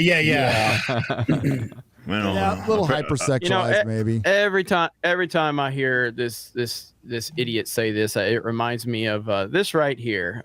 Shout out to Jon Favreau. Gary. Oh yeah, I know the GIF you're about to play. Yeah. So shout out to Jon Favreau. He's respecting women, And there we go. Look at Favreau. See, Favreau didn't have a beard back then. Fucking more Chad-like. Look at him. Now he'd probably be respecting Rosario Scarlett Johansson looks gutted, by the way. She looks absolutely mortified to be in that outfit. Yeah, she I'm looks so terrified. sexualized. Let me walk like this. Yeah. Ridiculous. Yeah, and her introduction to the MCU was awesome. You know what I mean? And like then it followed up in Avengers where they really leaned heavily into the fucking spy aspect of her and her again using her sexuality, you know, as a fucking like as a tool. Which is just something that is realistic. This guy is giving me everything. He's giving me all the information I need. That's literally what Black Widow has. That's the character. Like that's literally you can't again. This is the analogy I use. It's like a motherfucker because he hates cops or something, bitching about Batman being a detective as he's playing Batman. Yep. Right. It's that's so. People, it's funny. They always use this integral. It's not race. It's not essential or integral to the character. Like there is no Black Widow without that. She's definitely with her spy work. She takes advantage of that to get what it is that she needs to complete the fucking mission. That's who she is. So you clearly don't know who the fuck you're playing if you're even thinking that could somehow be removed from her. But like we said, I mean, obviously it's fake bullshit because apparently she had absolutely no fucking problem with it before and probably still doesn't, to be completely honest. It's just she's signaling to that crowd of people who unfortunately think that that's the way to act. Yeah, that's pretty obvious. Yep. Yeah, it's fucking hypocritical. And by the way, the Black Widow superhero, you know, that fucking I don't know what Stan Lee was thinking when he created her, but I'm guessing it probably has something to do with the real female Russian spies who use sex to get information. I don't know. That might be one of the things that went into Natasha Romanoff, you know, and the whole Russian spy thing. Because that's what they did. It was part of her character, and okay, you know what? If you feel that way, go put her in a fucking potato sack and have her run around. Have Scarlett Johansson put on 30 pounds, and then make her movie. The thing is, when we got to the later phases of the MCU, that's kind of what they did. You know what I mean? Like, they fucking completely just gave her this bodysuit, this jumpsuit, whereas, was it fucking Elizabeth Olsen who was complaining, I'm the only one who's showing any cleavage anymore. Like, that's not fair. Like, all this bullshit from Endgame, or from Infinity War. Like, when you look at phase 1 of the MCU before it went to Disney, I do think they did such a better job of, you know, making the characters a little closer to at least a semblance of their roots and, you know, making them different characters. You know, Tony felt different than Cap, who felt different than Thor, who felt different than Black Widow and Hawkeye. But then all of a sudden, halfway through phase 2, you just have this shift where everybody has to be Guardians of the Galaxy. Everything has to be the same fucking thing over and over again. Everyone is a fucking Joss Whedon character who like grew up as a bullied redhead, so they just have to be funny to get by in life. Like that's what every character felt like. The Disneyfication of the MCU. Yeah. Yeah, and it's purposely trying to go into the ethos of taking away the male gaze. That's where they are. So that's why they're like, oh no, we've got to cover up. We can't be sexy. We can't be looked to be appealing to men. And I tell you what, these people are going to be really fucking careful. Sorry, when I say these people, I mean fucking retards. have got to be really careful about how they position this because the pendulum is going to swing back. And when this pendulum swings back, it doesn't necessarily have to be instigated by the mainstream whatsoever. It could just be a couple of indie companies who come up with a couple of fucking good, low budget, but well-written movies that appeal to what people want, men and women. Action, sex, violence, intrigue, espionage, fun, entertainment, romance. They'll pick, you know, a couple of those combinations and they'll make the right movie. And then suddenly the people in those movies will become the stars. And the people who've been fucking going, oh, I had to show a slight bit of cleavage. Oh, woe is fucking me. I made $1 million fucking dollars. You know, they're the ones who are going to be fucking pushed to the wayside. And when they start complaining, well, sorry, darling, you've had your time. I don't want to put you in this uncomfortable situation. but I'll put somebody who's willing to do the fucking job of entertaining people in that position. I think we're going to see the rise of those actors. They used to be like that. Mm-hmm. You know, as someone coming from like a more Christian perspective on this, like if you're gonna go ahead and you know cover up things more, you still have to tell a good story. And the issue is that they're going after all of these different points, claiming that they're trying to be protective and trying to get away with the male gaze, but at the same time they're telling crap stories. So if they're not gonna make it up with something that keeps people's attention, like a good story, then yeah, absolutely, you're gonna lose a bunch of people, and then it's gonna flat fall on his face. Or as you can see in Loki, your main character is a fucking joke.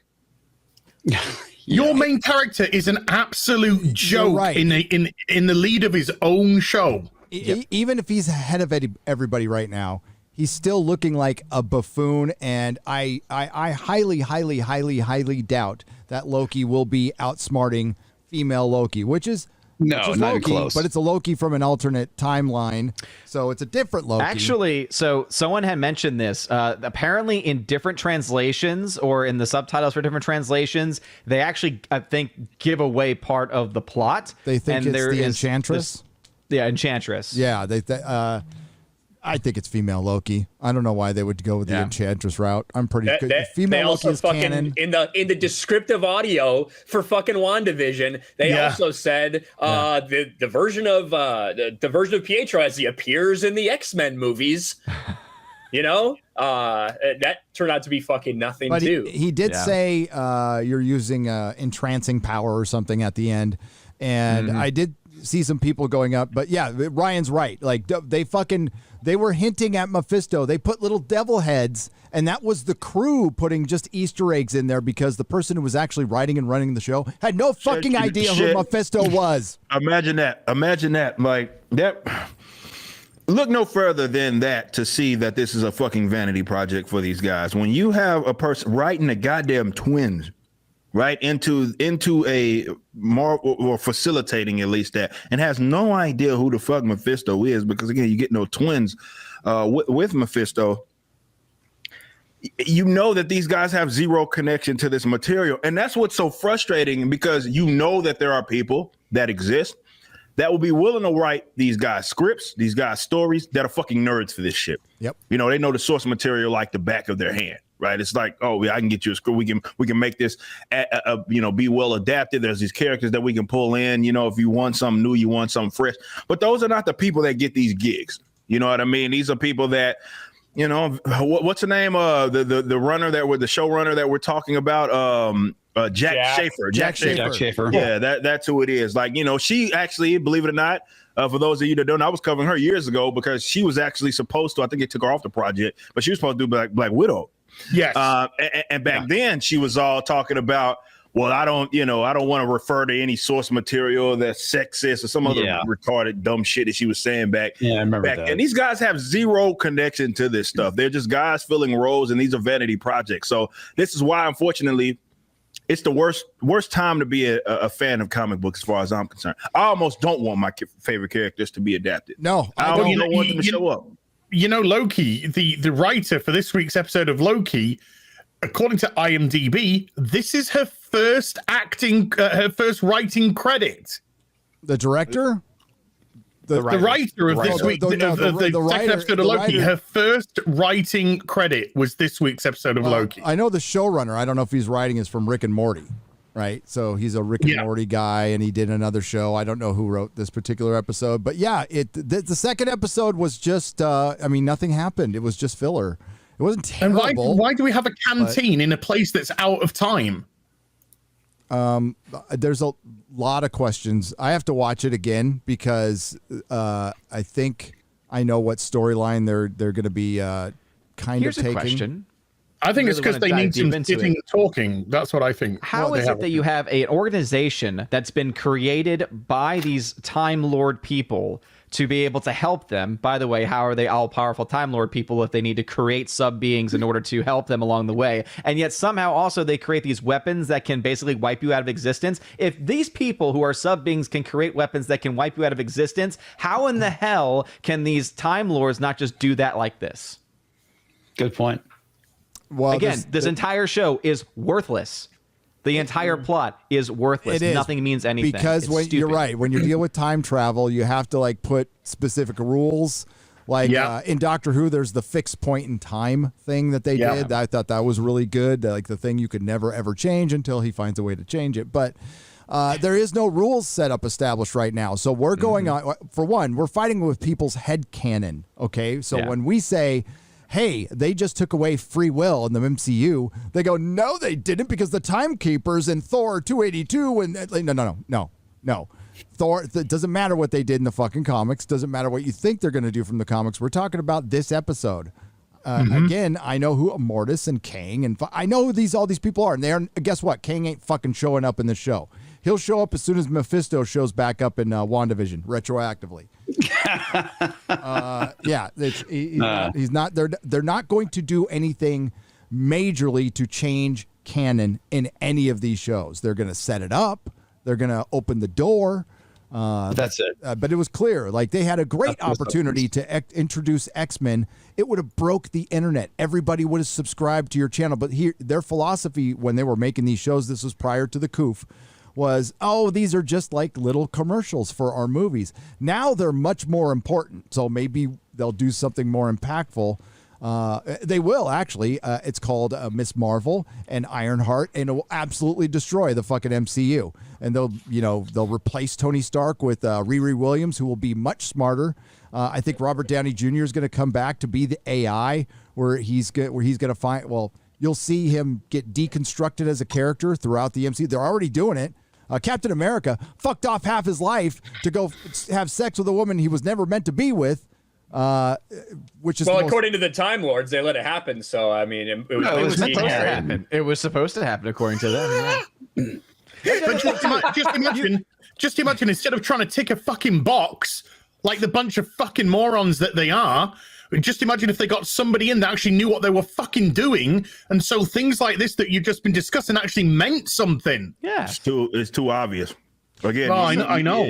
That would actually be entertaining. The easiest route, the route that makes sense is the route that the guys in the Marvel Cinematic Universe that unfortunately have all the power they have no desire to take. And again, going back to what the Adam Warlock, that was a fucking layup. Like, it was a layup. It was like, it's obvious. It's right there. You have it. You have it. All you have to do is transition right into that. And they said, you know what? No. We're not gonna fucking do that. We aren't gonna do what actually makes sense and what actually people would look at it and say, oh well, that's a homage to people that actually read these fucking books. You know what I mean? Read these characters. I don't know the characters that you're actually using. But again, it's not about that anymore. And this is why I can't be excited. Well, you not just see their lineup, but you see some of the castings, recent calendar. Y'all saw the Titania casting, which is some fucking Jamila or whatever her name is going to be playing her. So we got yet another tokenized fucking character. But I don't even want these characters to show up anymore. I'm scared for the fucking mutants to be introduced into the Marvel Cinematic Universe. I'm scared of fucking Blade. What do you think the Fantastic Four is going to look like? I told you, I made a challenge. I made a challenge on drugs. I made a challenge to the Marvel Cinematic Universe before like this was even announced. That the Fantastic Four, Kevin Feige made that announcement that they'd eventually be showing up. If you think that they're going to show, you're out of your mind, by the way, but if you think that they're going to show 4 functional, straight, white people and do a movie surrounding that, you're fucking out of your mind. There's absolutely no way. Yes, Marvel's first family, but they're straight white. All of them are straight white, and it's a functional family. They don't want that. So my prediction, he's going to, Johnny's going to be a literal flaming homosexual. Yep. He's going to be black, too. Some of these other characters. Thing's going to be non-binary because it's a they, them now. Yeah, it's a thing. The thing. Yeah, exactly. That's obvious. And Sue's going to run the show. No, Sue's going to run the show. Ben Grimm will. You're right. Ben Grimm will be the only white male, if there is one. Yeah. Mr. Fantastic's going to be black. Yes. Easy. Or he'll be of ethnic origin, shall we say? Invisible Woman will be trans. No, Ben Grimm will, No. because Ben's going to be a thing. So he's going to be a they, them. See, I thought about that, but I think that they're going to have too much pushback from it being like, oh, really? The thing? The trans person you're calling the thing? I think that'd be too much. No, I think invisible. Because I think Odin's right. If you say invisible, they go, I really like what you're doing there because people are trying to make them invisible. Erasure. And then they'll hijack it. And then once they do that, though, what's going to happen is that you get all the experts are going to come out and say, well, Invisible Woman was always a representative of the trans community or some retarded shit like that. That's what they'll do. They'll become all the people. You go. Like I don't know if you got like. It's funny. Someone brought this up to me the other day. Like you know those like what it is, those little fandom wiki pages that have all like these like anecdotal sort of. It's funny. Like the minute they announce something, if you go there, you'll see fucking all the people go look the character up because obviously they do nothing about them, and it'll be immediately trending because of that, because of all of that traffic. Those are the people that you're generally arguing with on the fucking internet. And this is why I always resort to making fun of these dumbasses because I guess the thousands upon thousands of books I have don't mean shit. But you went and fucking read the front page of a goddamn fandom wiki site, and you're an expert. Yeah, the Invisible Woman's now representative. She was always that. That's exactly what Stan Lee and Jack Kirby. That's exactly what they wanted her to represent the trans community. Yeah, it's like she's the invisible person that always walks among us. It's like when the female Loki stuff became like everyone understood it was going to happen. It's like, well, I mean, don't you know it happened in the comics? You know what I mean? Because and that person just looked that up like 2 minutes before. They messaged you about Michael Straczynski run, and they all of a sudden can pop up the fucking issue she fucking first popped up in. Like, oh, well, I can't even fucking do that. Shit. Yeah, it's impressive, right? And I read it. I sold it. I couldn't tell you when she fucking first appeared. Amazing experts. Those are the people that you're arguing with. That's why you should make fun of them. Yeah, exactly. And you know what makes us remember stuff is if they have impact. Marvel has gender swapped and race swapped a bunch of characters over the last since 2008, since 2002. Mm-hmm. Can't remember all of them because a lot of them didn't stick. It wasn't that impactful. I mean, the making the characters female has been overdone in comics a little bit, I would say. And new comics don't sell that well anymore. They're oh, by the way, Jean Grey, Bobby, his mind is desperate to be returned. He wants to be straight. And that's who's going to be the love interest of Johnny in the Fire and Ice, baby. Fire and Ice, baby. Obvious, man. Got him. And I'm joking, but that's what's going to fucking happen. Oh, no, it's happening. It's happening right now. Right now, it's happening. Oh, my God. When I touch you don't melt. When I touch you don't freeze. Oh, my God. We're made for each other. It's like, come bum me, please, right now in the poo-poo. That's what's going to happen.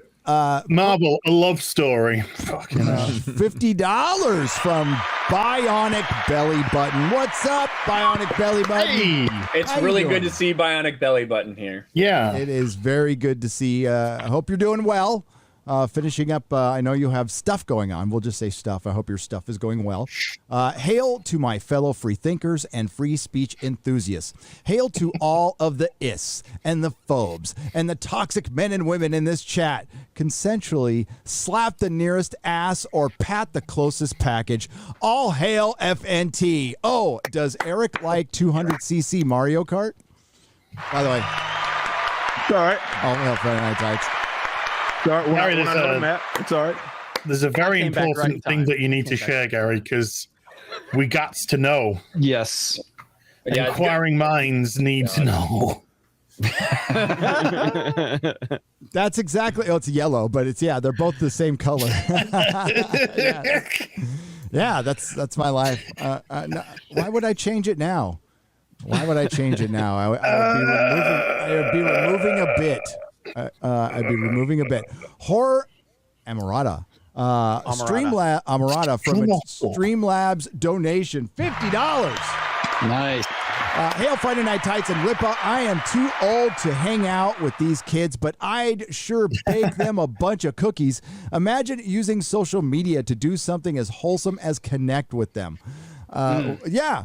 it was cool. That was fucking cool. And the guy shitting on him wasn't, but I'm really happy how it turned around. I think it was, who shouted it out for? Who did you retweet, Tat, as? I can't remember. I saw it from, I think, Demon Scythe.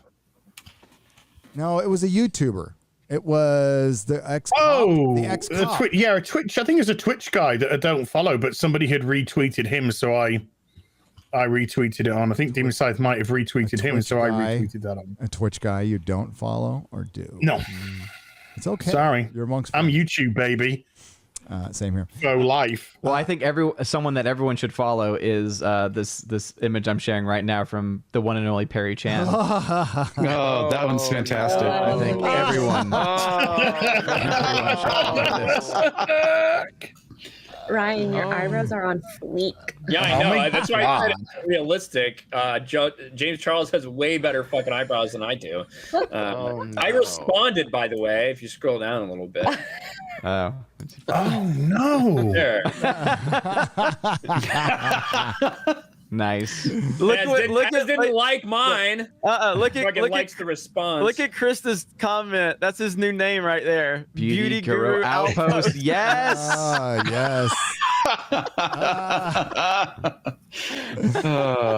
I like this one. Victoria's Secret models are different. Well, they are going to be very soon. Yep. Yeah.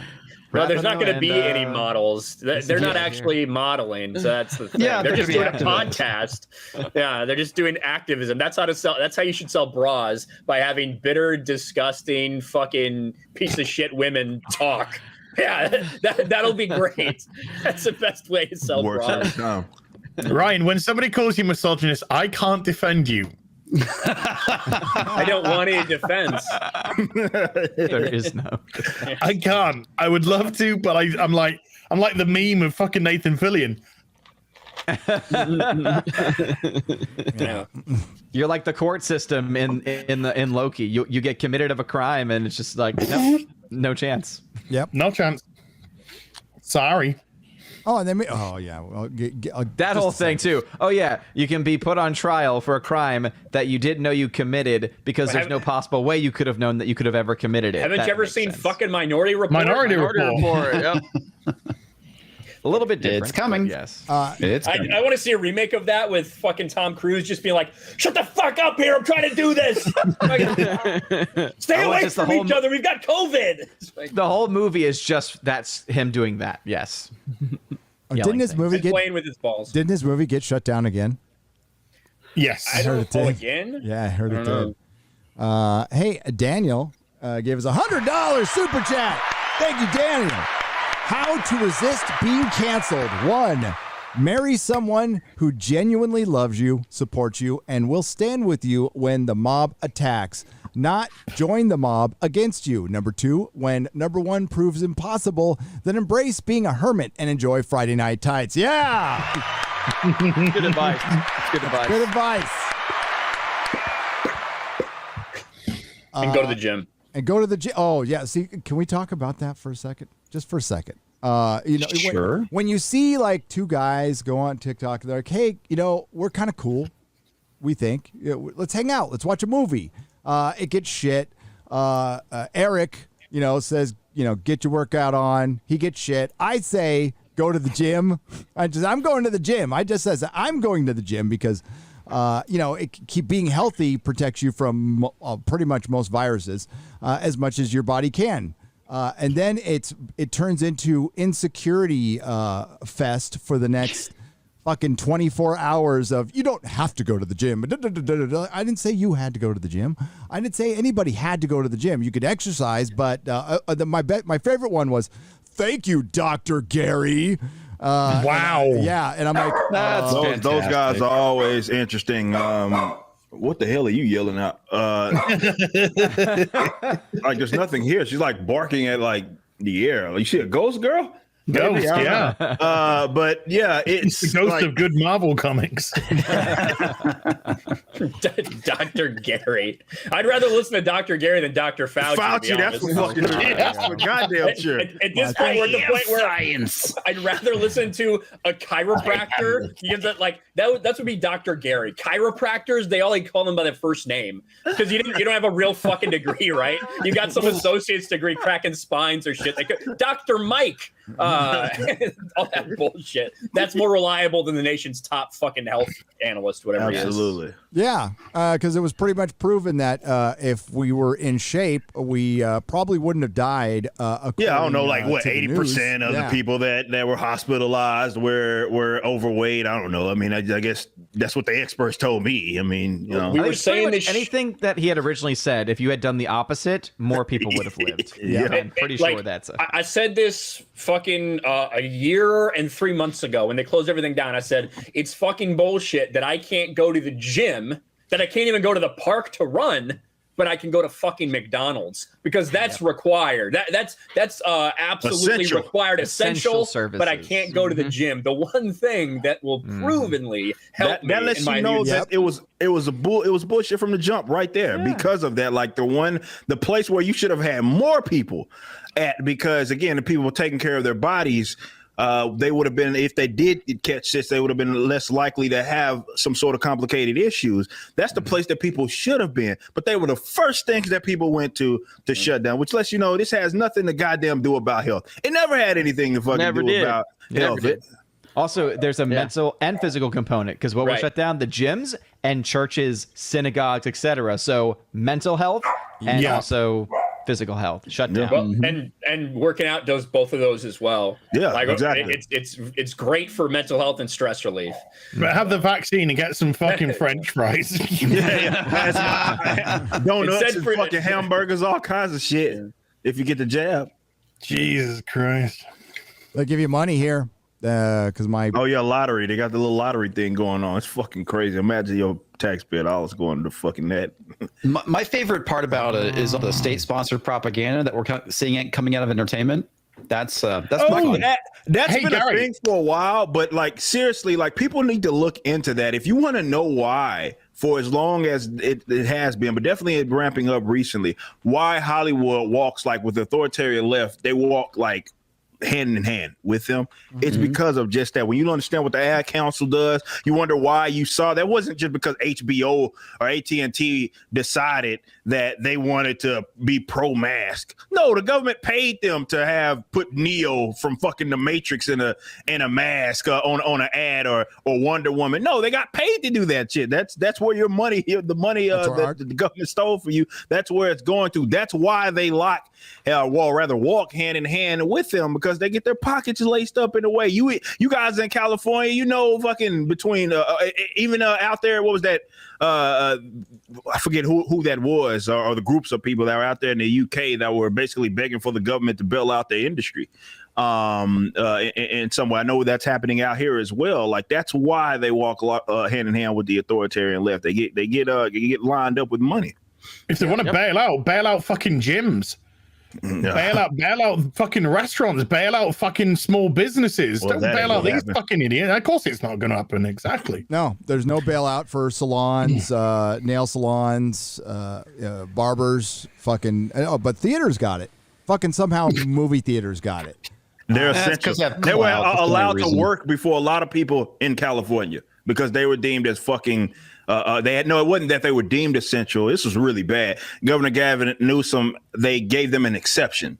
Yep. And like, imagine that. Imagine you not being able to open up your place of business, and these motherfuckers got an exception to be able to act in whatever, because again, that's more essential than your business, man. I'd be pissed off if I was in California. The sad thing is so many people buy into this shit, and by the way, we're not doctors. We're not medical experts. No, we're not. Okay? We're just giving our fucking opinions. Yeah. Even though there was never actually a doctor, apparently. Even though there was never proof or record that any of these places that were shut down were the cause of any of spread of anything. Exactly. It's just like everything else. Like gyms were like one of the cleanest places and one of the places with virtually zero virtually zero infection rate, and they were closed fucking down. It's they're already socially distanced because you can't fucking do shit if somebody's right there on you, and if you're not a nasty motherfucker, you're wiping your shit down anyway. You are already sanitizing. And if you go to an ice gym, they have somebody wiping the equipment down. Yes. After you wipe the equipment down, I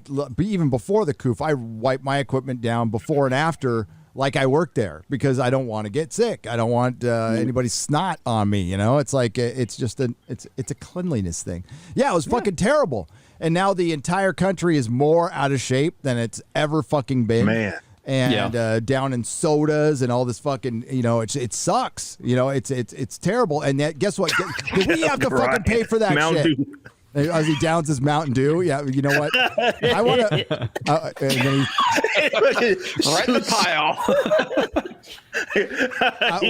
We'll see how much he's smiling when that kidney stone is working. Ryan's room so fucked. He's actually got a dolphin stuck in that plastic now. Hey, can we get Perry Chan to get that pic that where Trump was doing the basketball with the paper towels? Do that with Ryan, yeah. So Ryan, speaking as someone who's had kidney stones 5 times, drink some water. Yeah, I drink. I've got water right here too. I do drink water. I don't know. So Mountain Dew. It's Mountain Dew Zero. I don't know how kidney stones form from Mountain Dew. I don't know if it has anything to do with the sugar or what, but I don't know. It's Mountain Dew Zero. It means zero kidney stones, right? It just depends, man. Yeah. Mountain Dew Zero means 0 kidney stones. Imagine that on the label. Hey, 0 calories, 0 grams of sugar, 0 kidney stones. Zero kidney stones. It's been a while since somebody's brought up Neil Cuckman. The smile bit for $100 says Neil Druckmann got tired of his followers being called NPCs, so he made T. Louis 2 to try to show how important their lives are. But it just really showed how pandering to NPCs makes you look like a moron. More than Yeah. You know, it's great. Thank you. Yeah, Absolutely correct. Last of Us 2, first anniversary coming up. Ironic, we haven't heard like any updates in terms of sales since the first weekend. Yep. It's very strange. It's almost like everyone hasn't sold through the stock that they got already. Yep. Also, isn't it weird? I think I would have remembered since they launched it on June 19th. Why wasn't there some big celebration about it being Juneteenth when they launched this thing? Almost like no one gave a fuck about that shit until the last fucking couple months. But it's very strange to me. And also, good way to celebrate Juneteenth by every black character gets fucking murdered mercilessly in your game. So thank you, Neil Druckmann. Fantastic. Neil Druckmann is a literal piece if you go to the Naughty Dog website now, they've just released a bunch of merchandise based off The Last of Us Part 2. I did inquire why there weren't any golf clubs. Yeah. I have not received an answer back from Naughty Dog because I said I need a 7-iron. For some reason they haven't responded to me. But yes, it's the year anniversary that Naughty Dog, Sony tried to destroy Ryan's life, my life, Jeremy's life by copyright striking illegally our YouTube channels until we put so much pressure on them they just fucking gave up. Yeah. Yep. That was the last time I didn't have a beard, actually. I think I'm going to make a celebration or a commemorative video about this, just so I can take the opportunity to tell Neil Druckmann to go fuck himself. Also took my Twitter account away. Also took my Twitter account away from me because I posted a Big Papa Pump Abby meme. Yes. You know, that was a blessing. You loved it. I don't even fucking play. I did. I kind of regret ever even starting this other one back up. Fucking hate Twitter. Dude, But I want to see you do a tribute video to Druckmann. I want to see you do a tribute video to Brie Larson. Like every single one of the topics that like did 100. I want to see like an anniversary video. This is the anniversary of my 100th video. I might just do that. Hey, I got a little bit of video of Ryan's inspiration with his Mountain Dew bottle really quick. It's the 1 year anniversary today, by the way. Right here. There's Ryan with his Mountain Dew bottle. Well, the 19th day for me. Look at that form, man. Elbow in too. Look at that. Backspin on there. Look at that form. Whoa. Ben Simmons, Whoa. Giannis Antetokounmpo. You can take a fucking lesson from this man. All right. You know, if you don't watch the NBA, you have no idea what I'm fucking talking about. Hey, man. Is that sports ball? Is that some sports ball? I don't know. That's great. Those are two players who are getting paid like $30 million a year that I could shoot free throws better than. I could unironically beat the living fuck out of Ben Simmons at a free throw contest. It wouldn't even be close. Oh, man. Steve 2848 for 100. What the fuck? What was that? What was that? It's a sign of death and destruction. I'm not doing good on the buttons today. It's the way it is. Okay, Gary. Calls coming from inside the house. You know how we have those oversized, like, lettered Bibles and books and stuff? I think we need some oversized lettered cards for the... You mean, do they have an oversized letter, like, I don't know, what religious text it would be Hitchhiker's Guide. Probably, or the Lord of the Rings. Do they have books with Lord? I can't read half of this stuff. I have to use this. This is what I read with right now until I get new glasses. Wow. Yeah, no, that's cool. Is that how you spot the queers like ass? My goodness, you're gonna need that to spot him in Tolkien's work. I've heard things about him from the Society. Well, there's the Tolkien Society, and now the Society of Tolkien is going after them. So that is kind of fucking awesome, and we're gonna talk about that. But sorry, Steve 2848 for $100. I wrote for a nationally syndicated comic strip. I always listen to fan criticism, right or wrong, because they were helping me. More importantly, fans are my customers. I served them. Thank you, sir, because we have this tweet to share. We have this tweet to share from Eric Larson, who used to be editor-in-chief, I don't know if he still is or not, at Image Comics, which is I believe, last time I checked, they were the third largest publisher. Don't know if they got passed up or not since then. Maybe not.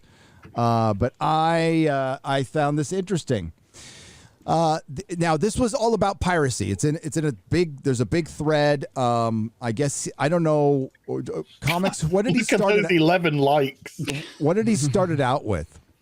Basically, he was saying that piracy is killing the industry and that Marvel and DC are going to most likely cease the production of new comics and just do reprints if piracy continues to kill the industry.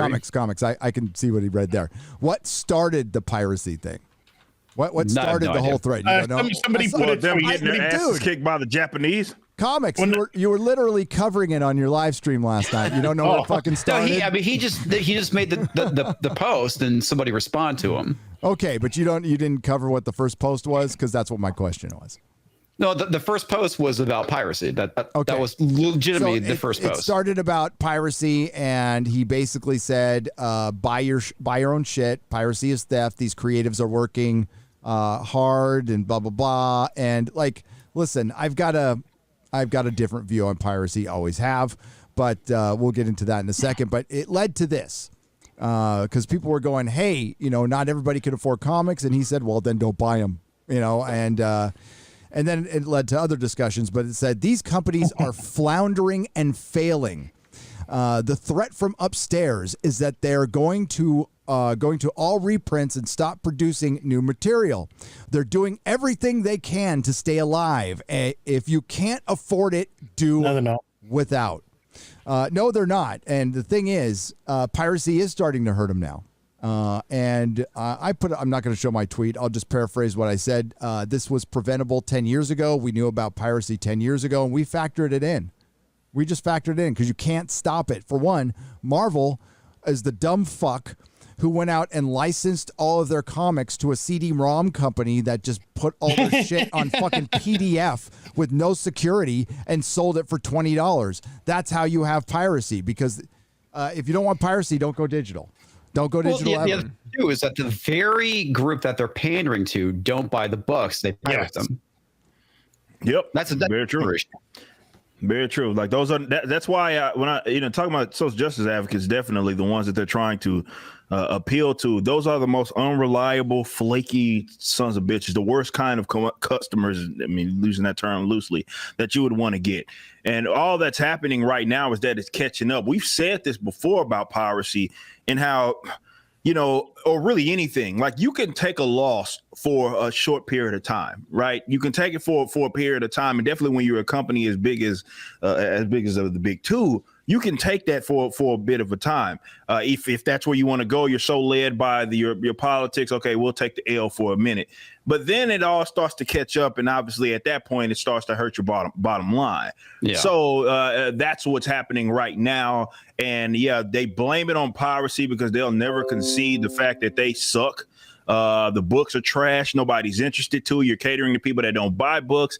And again, just looking at manga growing in the West and how it did, particularly in America, for the first time ever, just really eclipsing them in the top 20 like that, just passing them up. No American representation there in terms of the big two being present.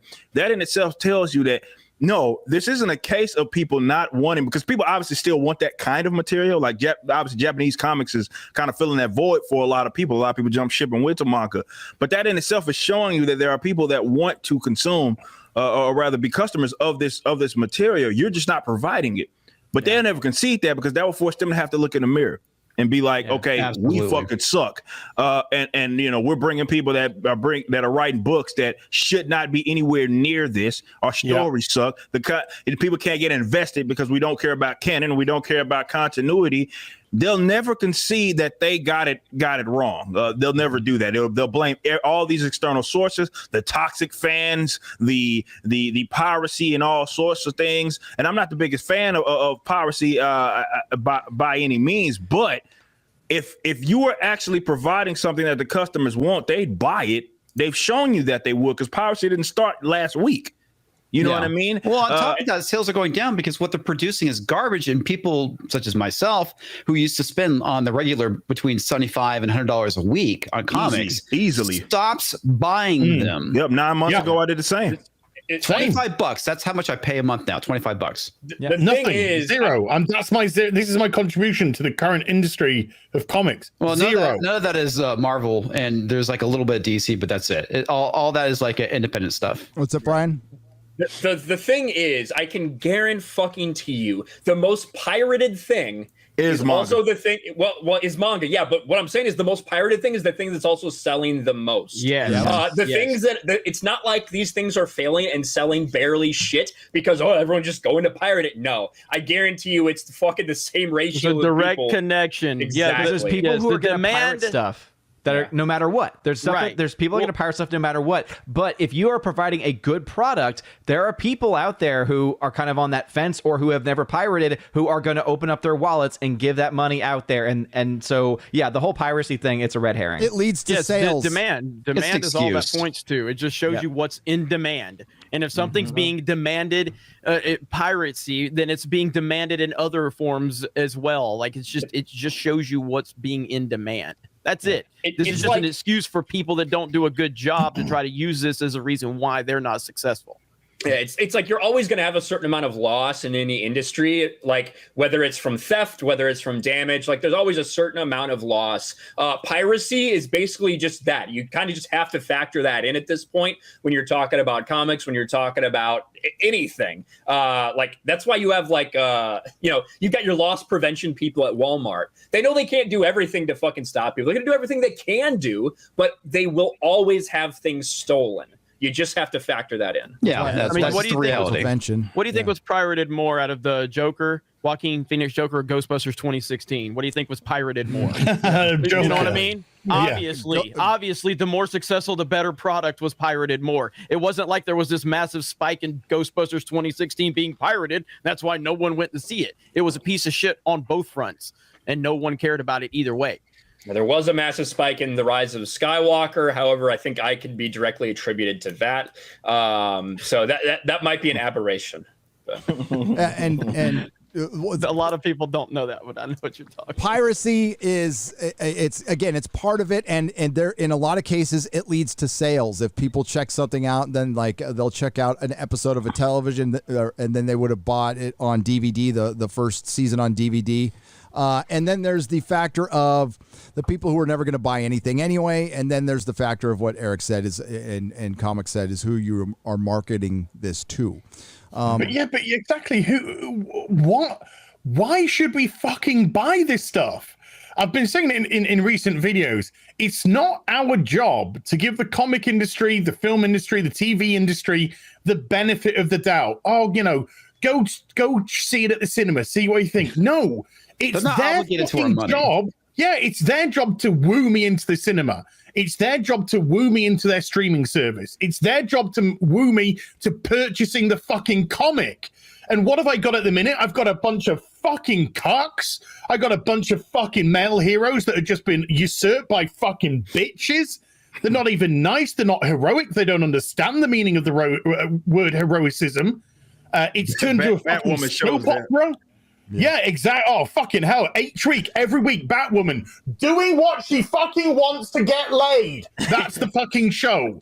She doesn't do anything to save anyone. No citizens of Gotham. We never see her do anything of that. But then they turn around and go, she's the hero. She's saving Gotham. Then he love her. Why? We've not seen a thing. Because you're telling, you're not showing.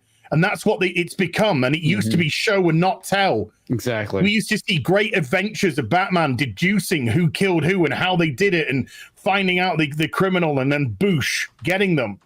And nowadays they're going, oh, we're under threat. Our jobs are under stake. Oh, do you know why? Because you put out a fucking sack of shit.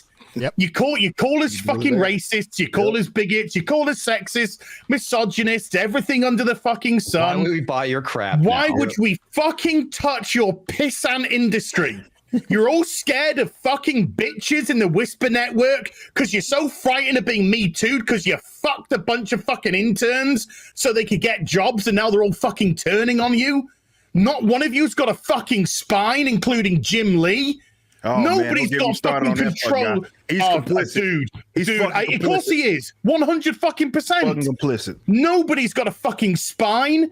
The people who could have done something about it, your Scott Snyders and your Sean Gordon Murphys, have both fucking capitulated. Mm-hmm. Yep. And you've let it happen to yourself, and you want to turn around and blame us? Go fuck yourself, Eric. Yeah, blame Take every fucking fuck you can and fucking ram it up your ass, mate. Because every single solitary thing that's happening to the comic industry right now, every fucking flame that's burning it down to the ground, you fucking started. Yep.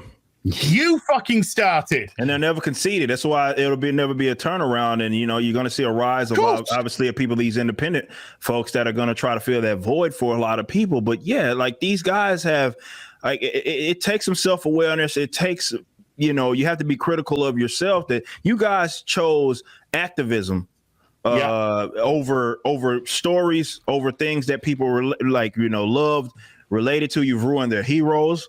Like you said, like, for example, looking at the time what Tom King, for example, did to even Wally West, and the Heroes in Crisis. Like, how does that pass get on any editor's desk and they're like, yeah, we're putting this shit out. Tom, go back to the storyboard. This is fucking atrocious. Like, exactly. Like, how does that again? It's obviously layers to it, but you have to be aware enough to understand that you're turning off a demographic of reliable customers. That's how these guys have been operating, and they don't seem to see it that way because they chose activism over everything else. Turning off, more like pissing off. Yeah, exactly. Pissing off at that. Purposely, actually, because it's like they don't want you. You need to be living up to them and their expectations. And if basically we're not good enough to buy their stuff, we're doing them a favor is how they approach it, and then they turn around. They did turn around like, oh, well, wait a minute, why aren't people buying our books? Because you have made it abundantly clear that you don't want me as a customer, bro.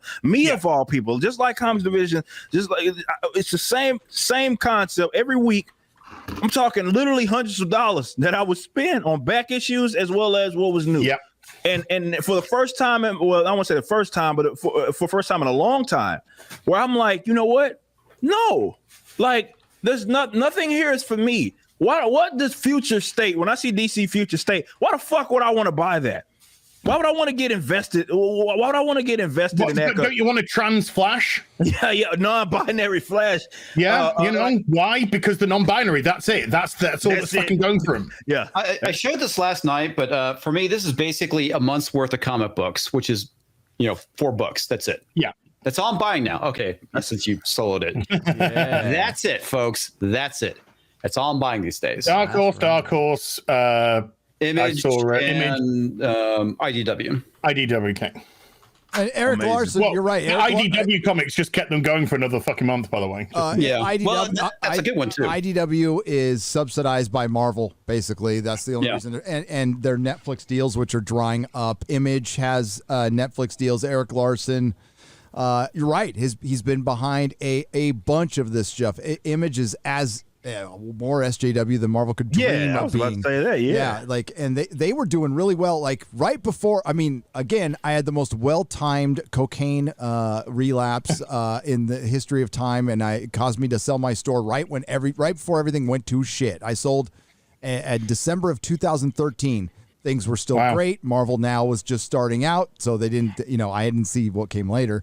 What was it? Avengers versus X-Men just finished up, and it kind of sucked, but it sold really fucking well.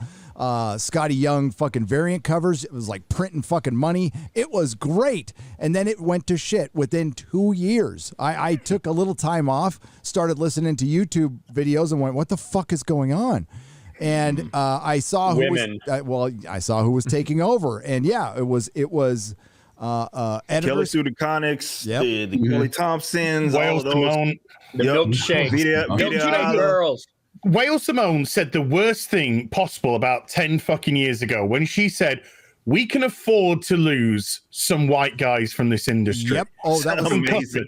That was the worst thing because she made it perfectly clear the stance on the customer. And when you show that you don't give a fuck about your customer. Do you know where she got that from? The fucking marketing department. The marketing department. That was the mantra being pushed, because what they did was they stopped, and a lot of companies have done this now in the fear of being called an istophobe. They've stopped seeing the world for what it is and the data for what it is, and they started running on what was essentially a fucking Facebook poll. There was a poll that was done in 2014 comics. You know this. This is what started. Very scientific. It was ask people, are you? I'm paraphrasing. I don't remember the exact wording, but are you interested in comics?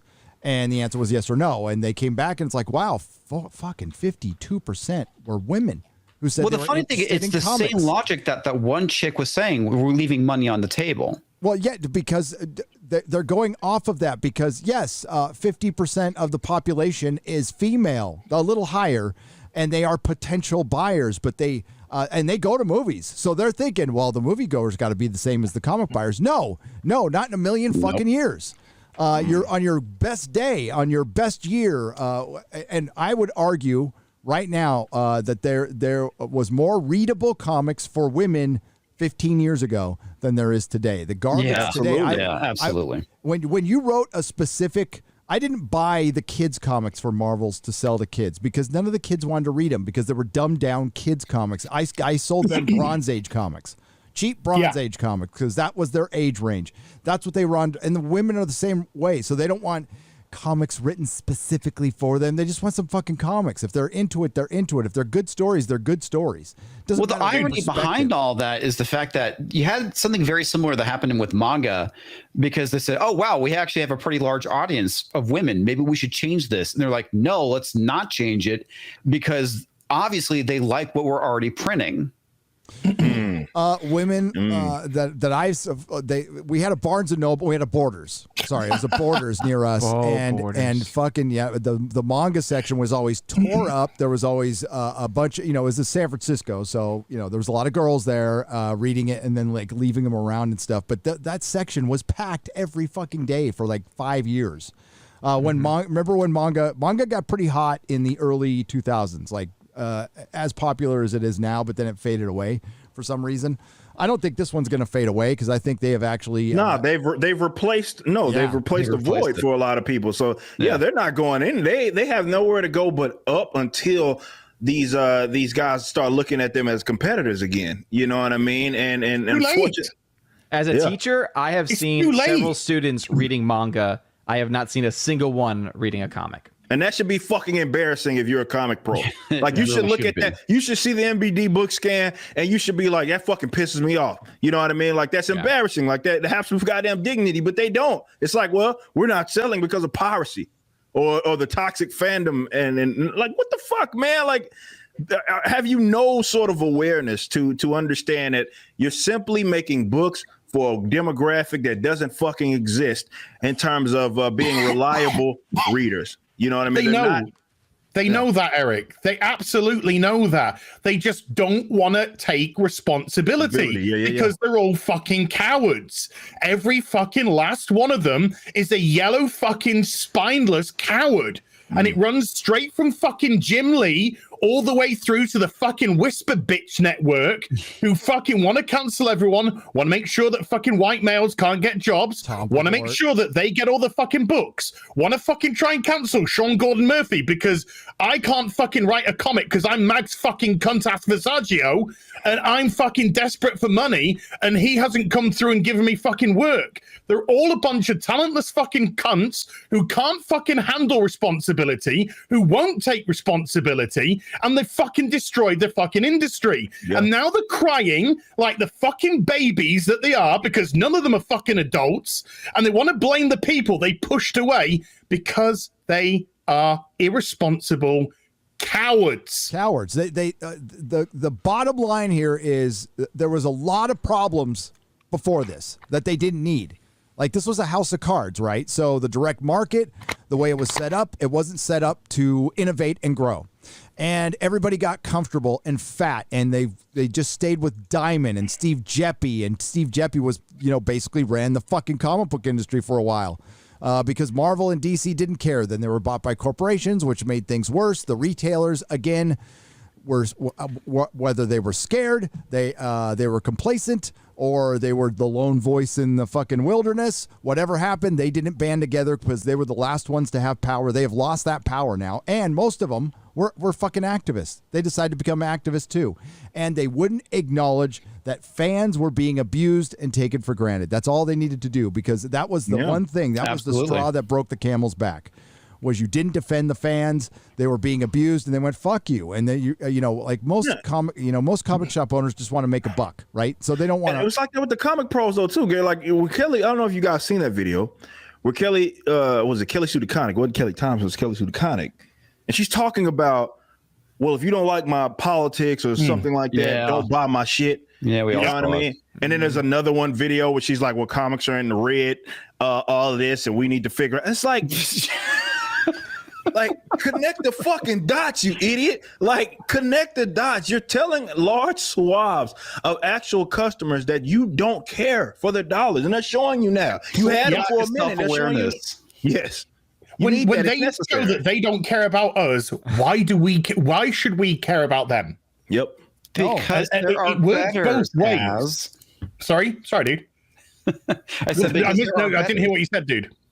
I was joking. I said because there are betters. That's why they don't care. Well, no, you're right. You're right, though, comics. You're right. They look down their nose at us.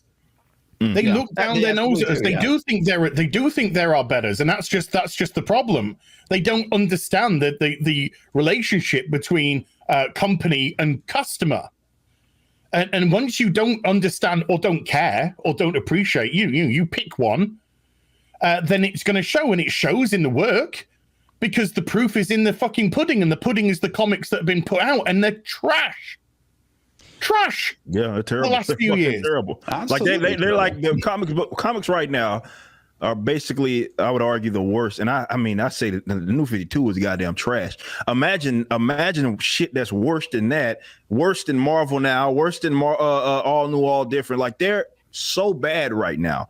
And they're in a terrible spot. But what's happened is, and I guess what they couldn't get away with, 10 years ago, was that the other market, the Japanese market, realized that, okay, people want this shit.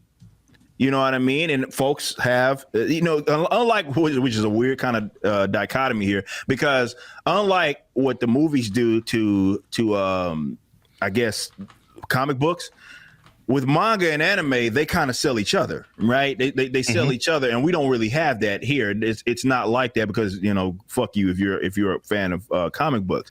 So all that's happened is it's not like the Japanese really did anything different. It's just that they were a viable alternative that happened to be producing, and people said, these are basically comic book stuff. Why don't we go over there? And so, you know, you get passed up. And it's not like, again, they're doing anything different. It means that because this is in your own backyard. This is why they should be offended. If anything, a comic pro should look at those numbers. This is in your own fucking backyard. Yeah. You're in your own. They're taking a dump in your house, not like on the fucking dinner table, bro. And you are looking at it like, well, shit, I'm not going to do anything about it. I'm going to go blame the fucking customers. Yeah, at this point, it's also the reason why the activists are trying to target manga now. They want manga to become more PC. Yeah, like Jerry Conway. You see the guys, the comic pros who want to start taking their aim on the manga because they realize, okay, this is a threat. All of this social justice bullshit that we've bent the whole entire industry into shape on. There's another industry of comic books that aren't listening to us. So all of what we say we can't have in our books, they're doing, and they don't give a fuck.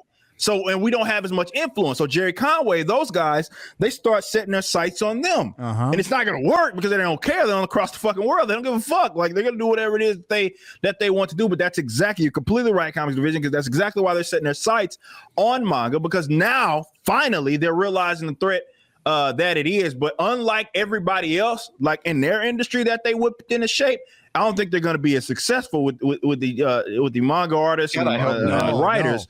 And they're not going to be whipped into shape. But they to their credit, and it is for the worst, they were able to do that with what's happening right now. Even again, understand how bad this shit is. Jerry Conway fucking co-created goddamn Punisher. And see where he's at right now. Like, these guys, they bent the whole. They were successful. They infiltrated. And they got all these guys to get on board with their bullshit, and hopefully the Japanese market remains steady and says, you know what, we're in the business of serving the customers. We don't give a fuck if you like it. Yeah, I think the end result would be, rather than bending the knee, they're just not going to send stuff here. The Mark Millar thing that happened with Netflix, that showed you what you're seeing is people like Eric Larson, they're losing their power. See, they're stars within comic book realms. Most of these people we're talking about, Jerry Conway, people are going, who the fuck is that? You know, most people don't know. But they're very popular within the comic book realm, and they're losing their power. Fuck their money. They're losing their power, and they hate that. Mark Millar's fucking failure with Jupiter's Legacy on Netflix, them pulling the plug at like when the thing was out for 3 fucking weeks, that sent shockwaves to all the Netflix chasers, because that's what for the retailers got comfortable, the distributors and the publishers got greedy as usual, and the creatives started chasing the dragon of Netflix, of the Netflix series. Everything started getting written for that, and it just turned into garbage. It just turned, and now they're producing garbage, and they don't have that option anymore. It's drying up. You can see it right now. The end is nigh, folks. And I think it probably, considering that they have been putting out these reprint comic books and they've been selling well, they're like, why in the fuck? These things are selling just as much as our fucking, the stuff we're paying more. A lot of those classic stores are selling better than the ones that they're putting out. So they're like, okay, I don't have to pay a writer or anything to do this. People want it. You think they will get a fucking clue. Like, people, when we put out old shit, people like it. Like, you think you get a clue? You say, oh, well, what were we doing back then that we could try to replicate? Because clearly people still want that material. They don't want the new shit, but they don't get a clue. And this is why, we look at these heroes, people that we think of heroes in the comic book realm, like the Jim Lees of the world. We got to look at these motherfuckers as enemies, man, because they're complicit. They're fucking complicit. They either don't have the balls to say, okay, we're not going this route, or I don't know if they were powerless to stop it, but as far as I'm concerned, they were complicit. They were complicit in destroying, allowing this industry to be destroyed. I don't know if you guys watched the DC fandom deal that happened what is about maybe a year and some change. Ago, the DC fandom deal, where they spend like fucking hours long segments talking about, oh, well, this is the sexuality and, shit that nobody gives a goddamn fuck about. But that's what they were wanting to prioritize. Jim Lee was right there behind all of that shit. He was part of the panel. Yeah. My favorite part was when the guy that is introducing Black Batman was talking about how timeless Batman was, and it doesn't matter the fact that he's white because he's wearing the mask. People can project themselves in. That's why we're making him black. And it's just like fucking idiots, man. Why? Dude, it just hey Ryan, I'm gonna just keep it up, but yeah, it's fucking ridiculous. There you go. No, but with seeing Eric Larson tweet this is a meaningful thing. Like, this isn't just a comic artist. This is a fucking bigwig at Image who knows what Marvel and DC are doing. Because they are his direct competition. Plus, he works with them, and he gets residuals once in a while from them. He knows what the fuck is up. Him saying that makes this very, very real, very fucking real. And shops have already prepared for it. We were just talking about back issues. The back issue shops that already had fucking websites set up. If you go around and ask them, the ones with good back issue supply, they're probably telling you they had their best year ever. And they're having their next best year ever now. Because that's what my comic shop is having right now, is best fucking year ever. And that was after his best year ever from last year, where he was forced to close here in California because he had back issues. People are buying back issues like fucking crazy. And not just the high-end ones. They're buying just the dollar books, to read. And that's fucking great, and that shows there's still a market out there. And yes, we've got the independent publishers out there. I guess the key is Jeremy's gone, but Jeremy talked about market share before. Market share. The manga is stealing the market share now. They're straight up robbing it from the American comic book industry to where they will never get it back.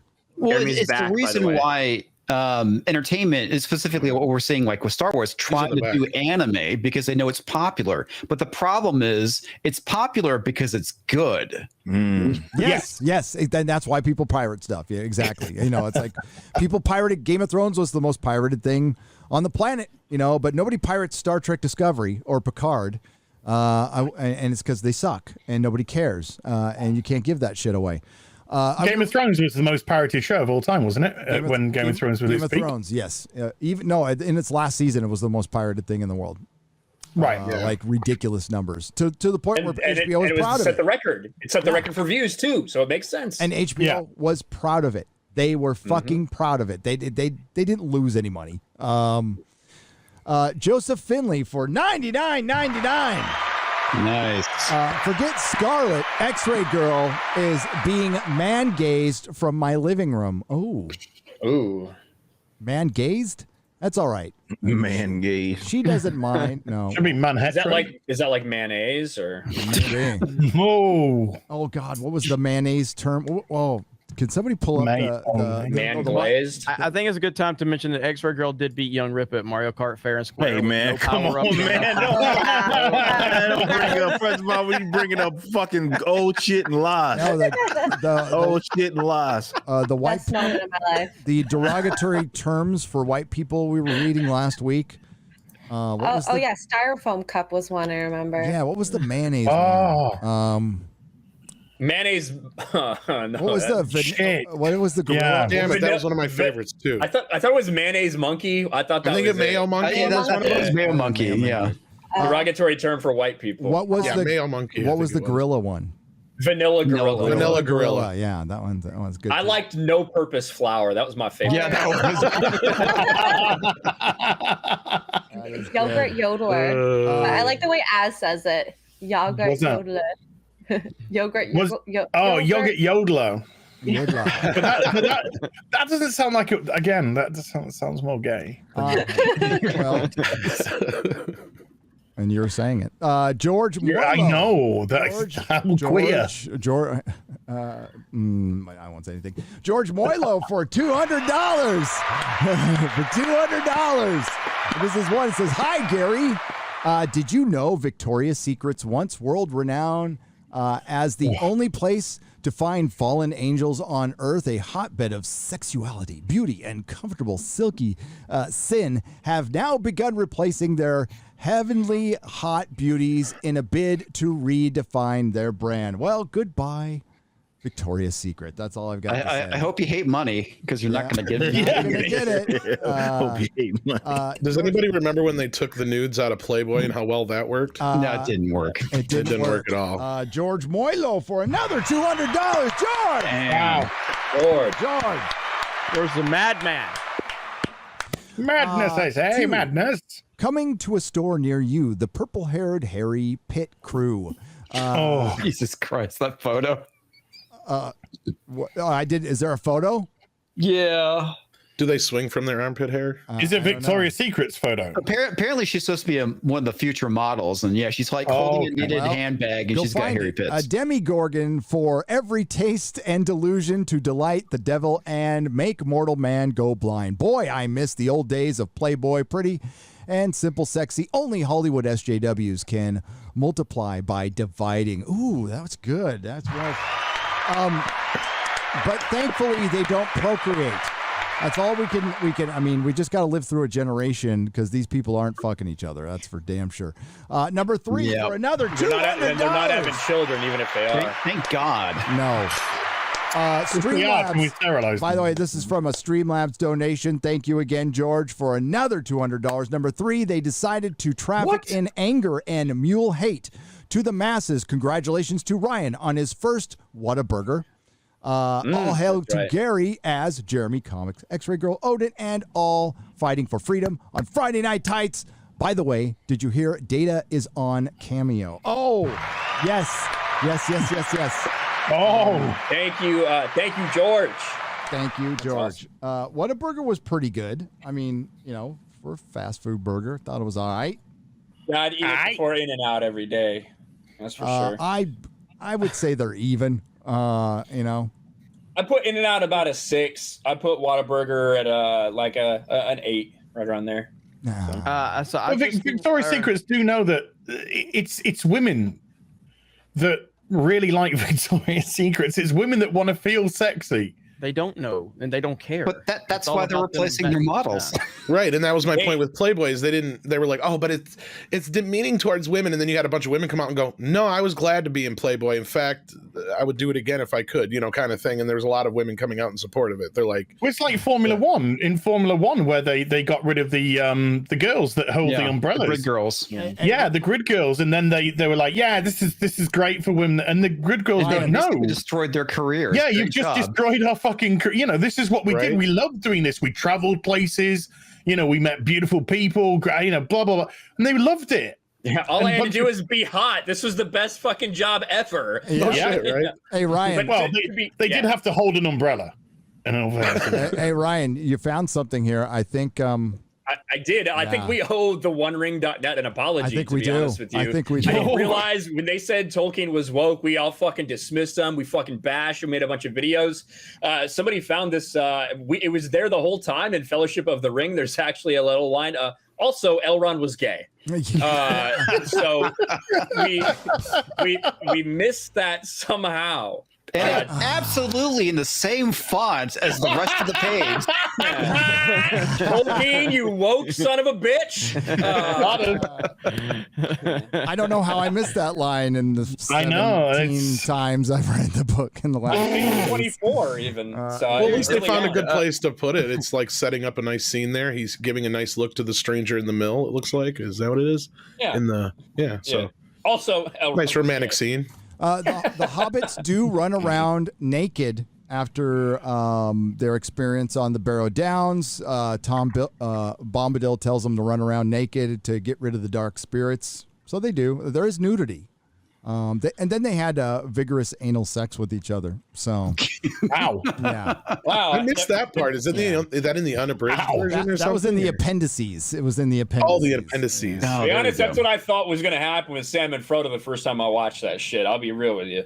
So they were. I was on that whole like Bucky and Sam. People like, well, they're close. They're definitely gonna fuck. I was like, hey, Sam and Frodo looks like they're pretty good friends. There's no way. And now they're getting close to getting more and more rights. Amazon is. I thought you meant gay people, Gary. They might have rights. Hey, Amazon's pretty rich. They might be able to buy the intellectual property rights to gay people at this point. That'd be impressive. Friday, brought to you by Amazon. It already is. Hey, so Twitter just suspended Dave Portnoy. What? Barstool Sports. Yeah, I saw that. What? Because he replied to someone and he said, "I'll drop my nuts on your head." And so they suspended. If you're gonna go out, if you're gonna go fucking out, that's the way you got it. Fucking yeah. That's the way to fucking 2.5 million go out. followers, and Barstool Sports is all on it now, retweeting free Dave Portnoy. Holy shit, dude! When Dave fucking Portnoy gets suspended, nobody's fucking safe. That is nothing. He even asked for consent. I have it right here, Gary. Share this shit. He did. Good Lord.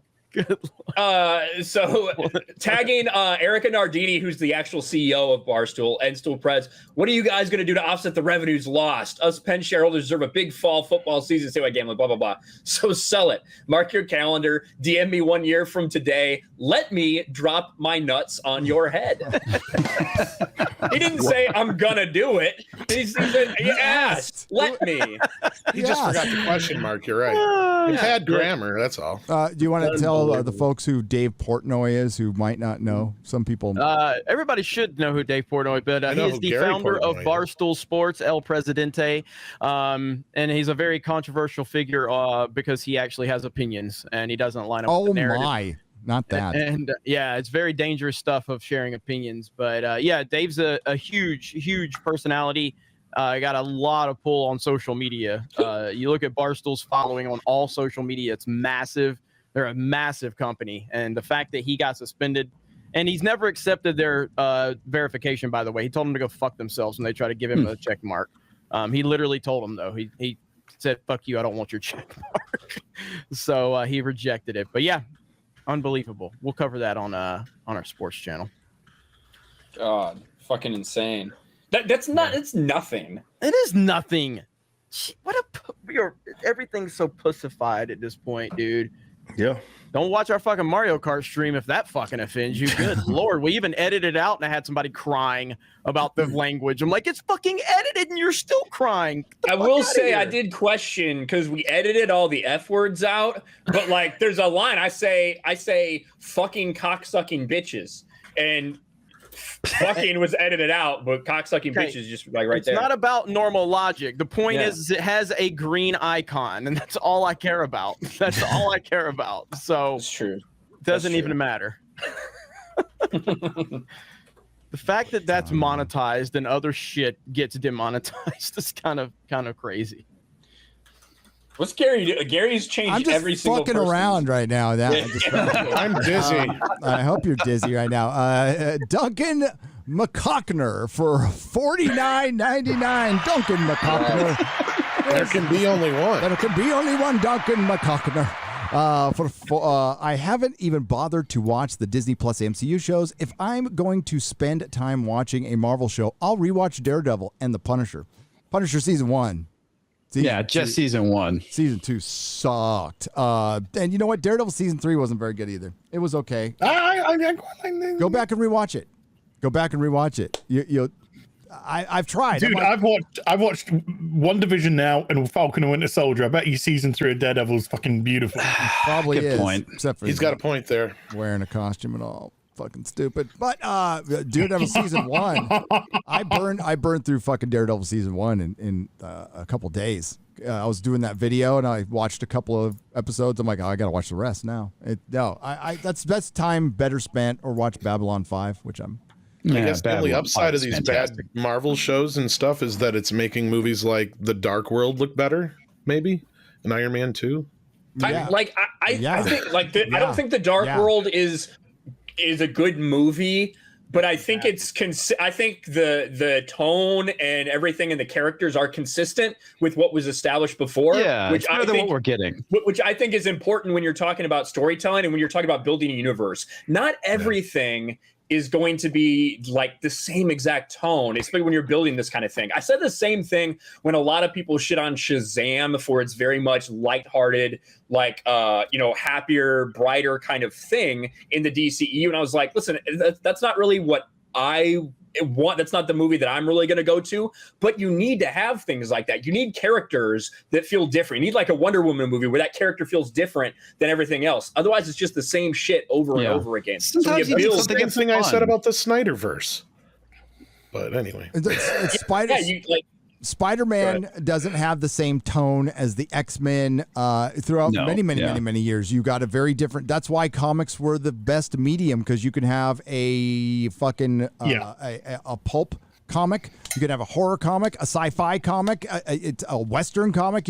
All the genres could be blended in there, and so you can go different style, different tone, and that's why it was beautiful. But now you're right, it's all cookie cutter, and Thor, who was, always kind of, he was funny at times, but never like a fucking idiot, right? Yeah. So like Thor was in command at times, and we aren't getting that. They're making superheroes fucking silly, right? When they're already silly in the first place to a certain extent.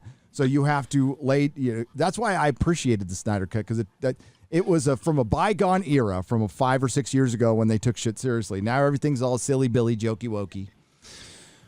Mr. Sitting down and fucking talking. Oh, yeah. And stood up and talking. In the library. Just like the comics has. They're just mirroring what's in the comics. And if what they were talking about was interesting, like if it was, like Quentin Tarantino dialogue, sure. Okay. But it was just, I am solving a mystery and can I get access to these files? And they're hiding. But that's what one of these writers' comics looks like nowadays. It's talking in a kitchen. It's eating. It's talking down the street in the cafe. It's one page of punch somebody and they're defeated absolutely immediately, and then it's the rest of the fucking comic sat down talking and fucking eating. Or the classic just Gary like Lyon feelings in hallways. Yeah, just like modern day Marvel comics. Yeah. So par for the course. I mean, again,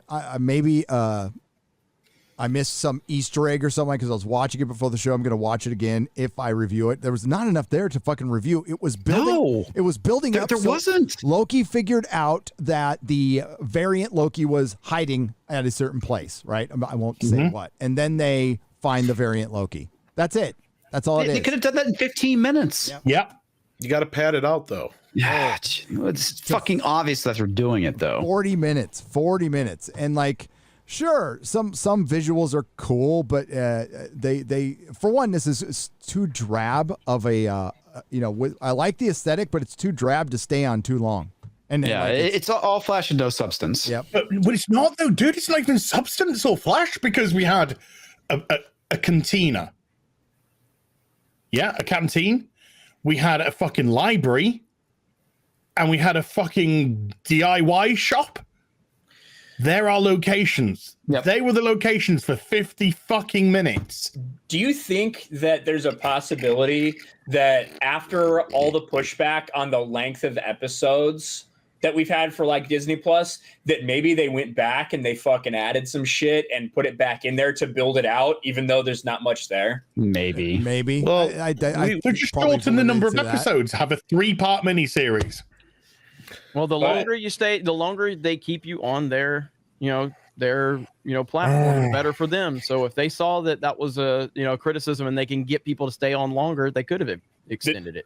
The thing is they have everything planned out week to week. There's something new from Marvel coming out each and every fucking week throughout the end of the year. When it comes to Loki, and then a fucking movie release, and then I think the next week is like an inside look at that movie, and then another series. Like they're going on like that. They have What's the next series that's coming out? I don't fucking remember. I don't care about the MCU. Hawkeye, ain't it? I think. Is it? Is that coming out this year? I thought What If? What If? Well, I think What If got pushed back. I don't know. I think that's kind of been like pushed off the schedule for now. I'm not saying it's not happening, but we pointed out like there was kind of confirmation that they extended WandaVision. Nobody cared then, but because that first WandaVision was fine until it went off the rails. But I wouldn't be surprised if they like Ryan just said, padded it out because they know they can keep more people watching longer. Because these shows are doing the best that for Disney Plus. Well, that's just kind of thing when you have that many people sign up and it's the newest thing you got. Of course, it's going to be your biggest thing, so they can keep putting out these headlines that, you know, like Loki's number one show on Disney Plus. So was The Mandalorian. So was WandaVision. So was, you know, every other new show before that, because they have an audience now compared to what they did 2 years ago or a year ago. So that's just like fake headlines to me.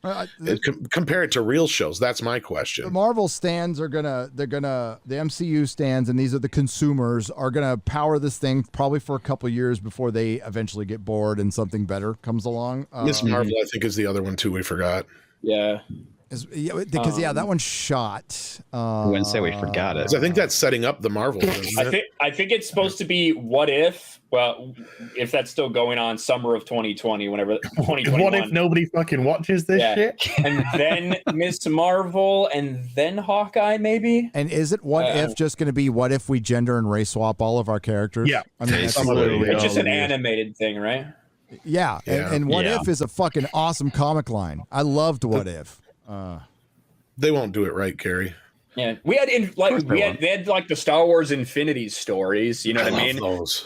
Which is actually awesome. where they ended up pulling the inspiration for fucking Darth Maul surviving. That was a fucking mistake. But like they had like, what if, you know, Luke Skywalker fucking missed. Yep. You know, like, what if he missed and he didn't blow up the Death Star? Yeah. Like, what if Leia was the chosen one and stuff like that? Yeah. The Star Wars Infinities were very cool. I like those. They were clearly labeled as Infinities before anyone fucking starts talking about continuity bullshit. Fuck you. Yeah. No, what if Elektra lived? Like, you know, Frank Miller wrote and drew that one. That was fucking brilliant, man. That was back in the day, though. But now it's just going to be what if everybody's gay and race swapped. Exactly. The only one I know, the world ends because no procreation. Yay! What if Stark used the Infinity Gauntlet to fist Captain America? That's what I expect. The only what if I know of is the Peggy Carter one where she's Captain America instead. Yeah, there you go. Yeah. That's perfect example of what we're talking about. Isn't Peter? I thought the idiot from Star Trek who said everyone in the 24th century, whatever, is now baseline bi. And I'm just like, well, that's it. That's the end of the human race. As if it's not already happening now. Because if it's a baseline bi, you're working off I think he's working off the assumption everyone's fucking polyamorous. No, it's not how it works. If you fall in love, if you're a dude and you fall in love with another dude and you're with him for the rest of your life, that's that off the chain.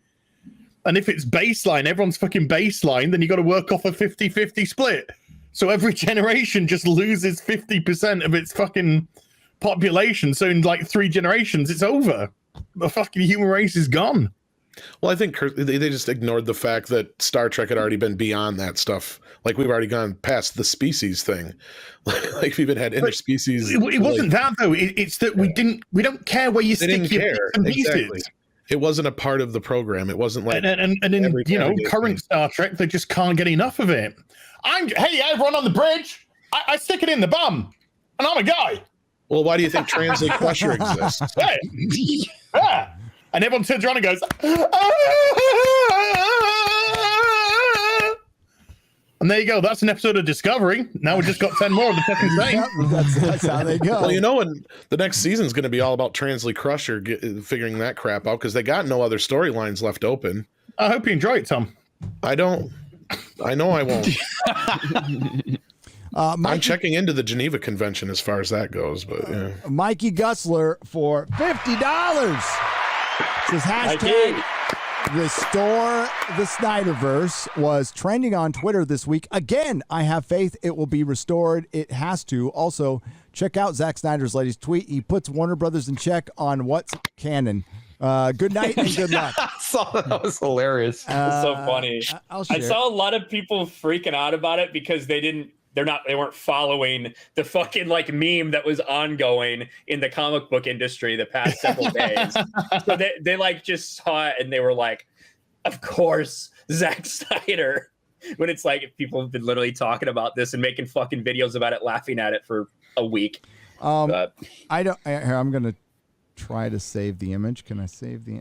I don't really. Did somebody retweet this? I don't want to fuck, Zack Snyder, so I don't want to show The Zack Catwoman Snyder. thing. Yeah, I got it. Yeah. I'll share it. If not, I got it. I don't Batman doesn't go down. I don't want to show. I don't want to show Zack Snyder's face.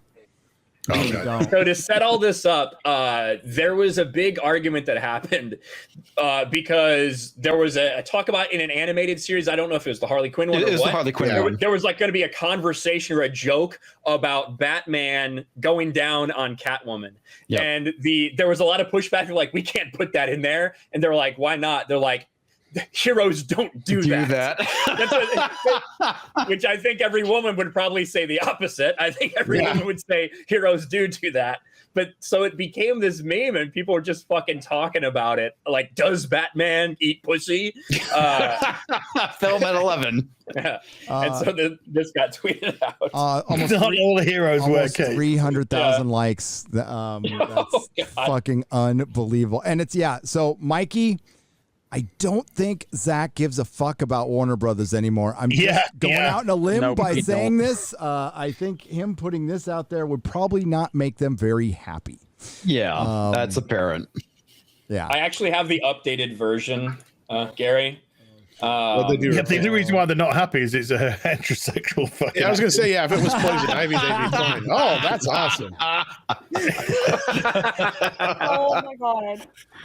We don't mind the eating of the pussy. It's the fact that it's a man on a woman. That's just absolutely disgraceful. Exactly. Right, man. If it was Poison Ivy, they'd have no problem.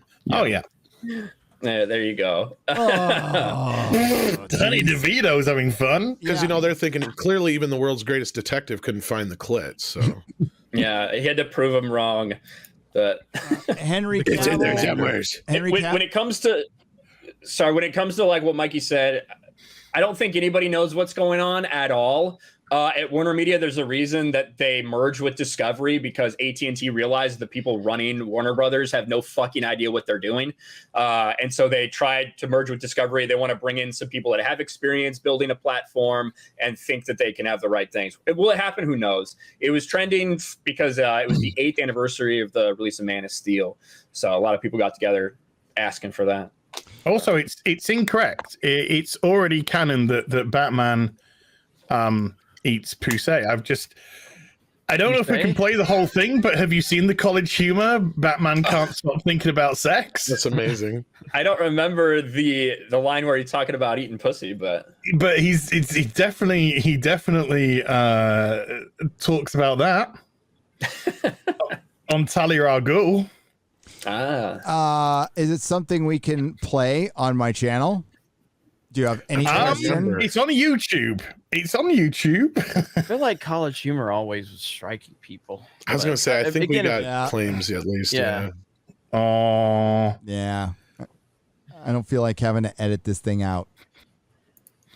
Okay. You can just share it in the private chat and we can watch it later. Yeah. Yeah. Okay. They're actually all on Amazon now too, if I remember right.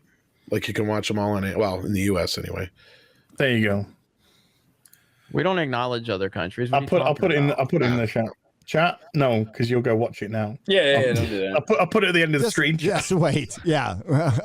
Okay. So for Don't trust you. $100, I wrote for a nationally syndicated. I read that one already. That one's already. At least you got the clapping right. I did. I did. And he should have been a clown horn. X-ray girl. There you go. Enoch Maman for $100. Mackie wasn't always PC. He once said that he valued merit over race. He went so far as to say that straight white men should be in charge of Hollywood for the next 20 years because they are the only people that get hired based on merit. It's on YouTube. That's that. When did he say it? All right. So people were saying shit in 2013 that they're not saying now, and I think that's partially why they don't trust the institutions anymore. That's why it's crumbling. That's why entertainment news is crumbling. Mainstream media news is crumbling because people don't believe these fuckers anymore because all of a sudden they change their tune overnight, which means they'll change it back. I wouldn't be surprised that he is saying what he needs to say to get work in Hollywood. That's no secret. That's an open secret. And that's why art is dying. So we're trying to preserve the right to tell a fucking story however you want. You know what? You can tell a story where some violence happens to a woman. You're not breaking a law. It's just a fucking story. You're not perpetuating anything, and you're not doing anything wrong. You're just writing a fucking story. You get me on board, though. Just wait. In a couple of weeks, I'm sure Mackie will come out as being bisexual. Right, man. Oh yeah, or he'll be living his life as a gay man or something like that. Yeah. He'll pull the Kevin Spacey. Well, have you seen Amazon's inclusion and diversity policy? Oh my God, I can't. They have said they are only going to hire people who meet the criteria of the character.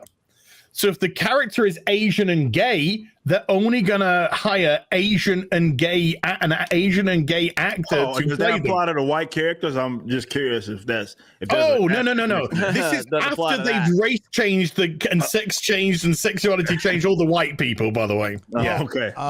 I can't remember which law they changed. California recently changed a law so they can start being more specific about this hiring, because before this would break the law. You're not supposed to. You're not supposed to hire based on anything. But now they did away with. I can't remember if it was the law or one of the laws. I did hear it where they made it easier for you to discriminate, and it was done in to help with equity. To help with equity. Yeah, exactly. Oh God, they changed equality to equity. Is that what they did? Jesus, I thought I know they were trying to get rid of their civil rights law in California. There was something that it didn't pass, by the way. That failed. It went up for election and it failed. But there are things that they are fucking doing. Well, the state, for one, the state wanted to get involved in the corporate boardroom. They wanted to mandate diversity in the corporate boardroom. I don't know if I remember that either. But they're going to keep trying.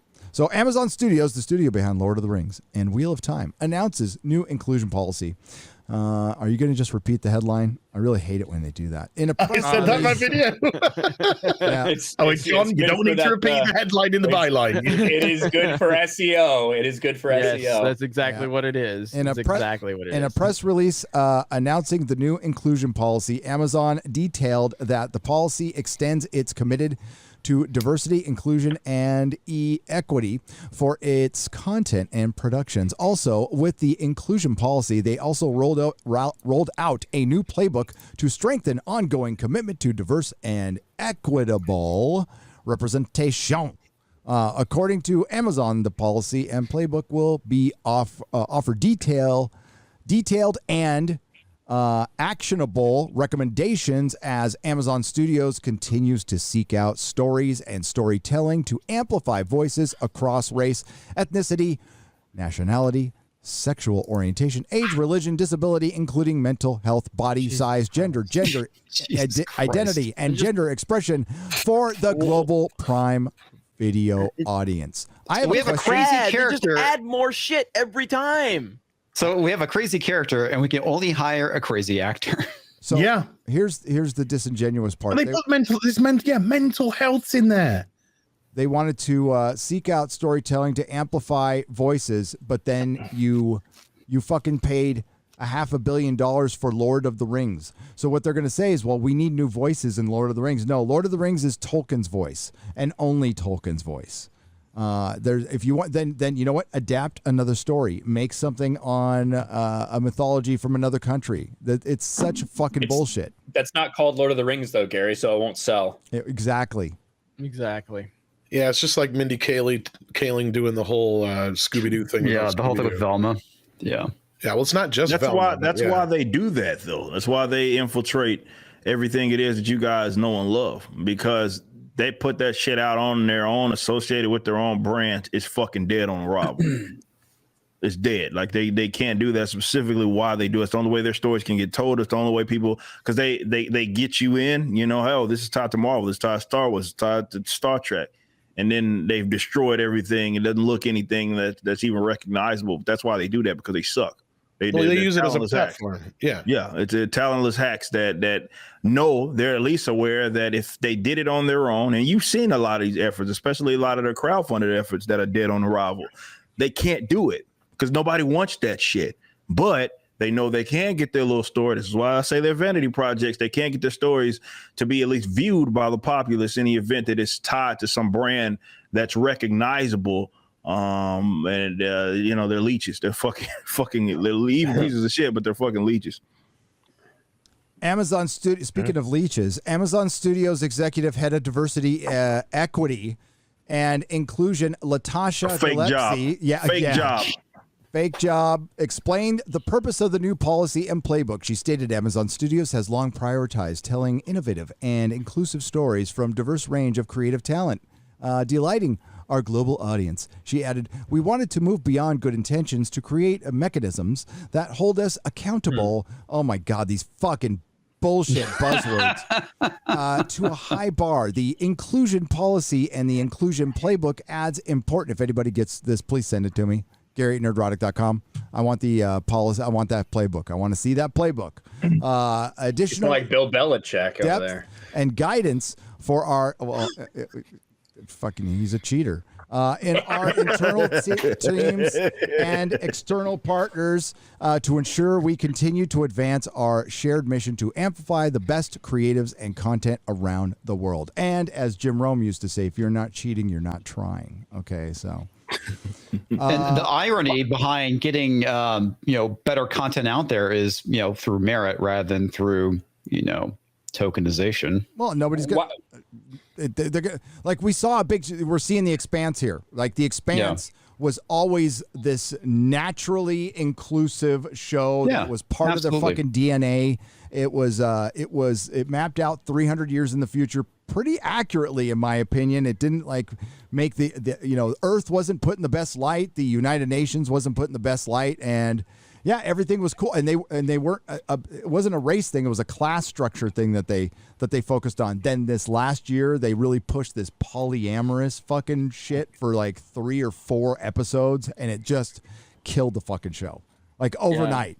They overreached on that one because you could tell it wasn't genuine. Like they inserted it in. It wasn't from the fucking books. I can tell you that right now. There's also like a lot of, I guess these are just Bound in the Comics images that they're adding. There's a lot of like Man in the High Castle too, which that show's not even, is that even on anymore? I don't think so. I don't think so. Yeah.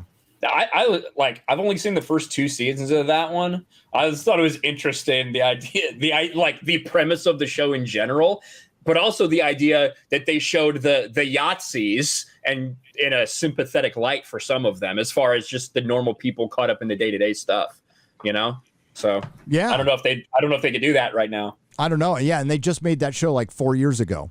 Leave it to Ryan to sympathize with the Yahtzees. Yep. Also, it was a Philip K. Dick book, which is pretty awesome.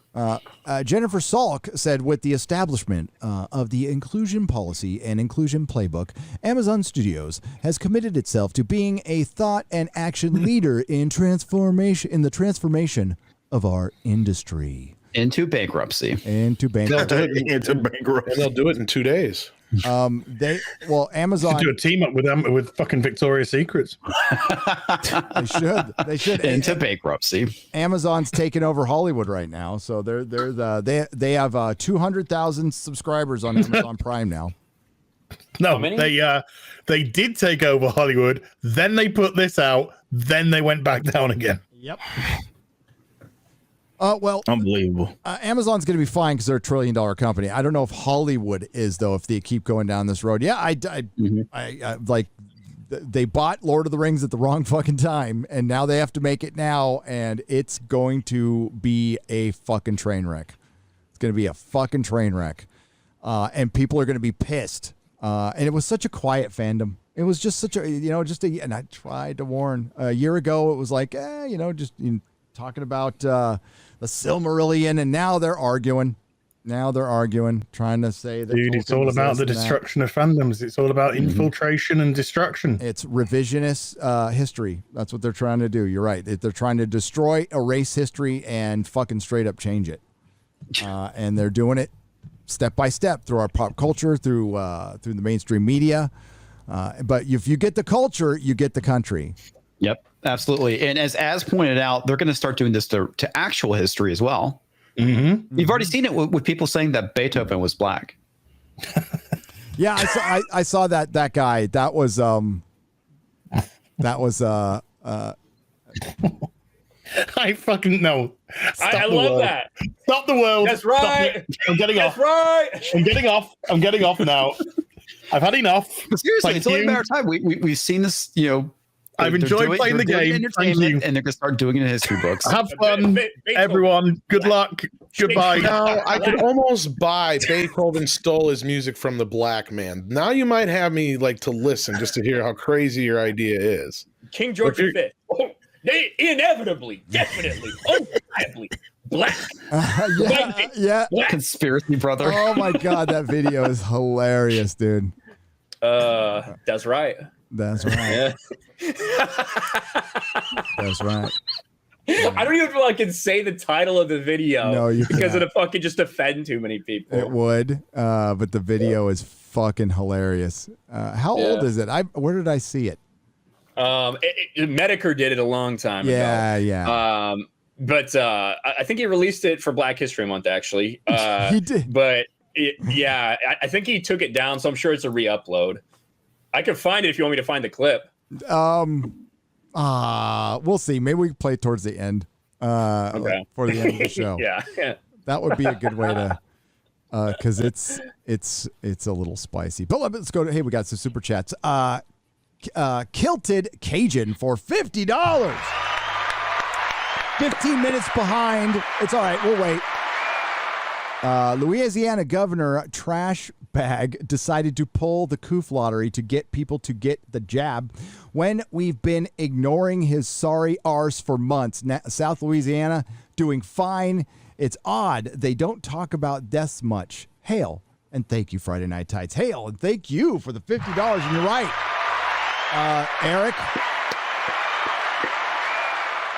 What happened to the daily death count, man? Yeah, they kind of took the tickers away. Definitely when there was a change in presidency. But it's kind of weird that happens. It look kind of line like that. But yeah, you don't see the tickers anymore. They're not trying to scare you as much, and I think it's because they don't want people to be, freaking out with considering whose watch it is that it's on. But man, this whole situation, obviously, I've talked about it many times. It's been a leading topic of mine for the last year. But thankfully, albeit too late, maybe people are starting to realize this shit for what it was always and what I called it back in fucking January and March. But fuck, man, it's a long time goddamn coming. Yeah, I mean, but disobedience, fuck. Dude, I'm not going to tell anybody to break the law. Can I do that on YouTube? I feel like, I don't know if that's a policy.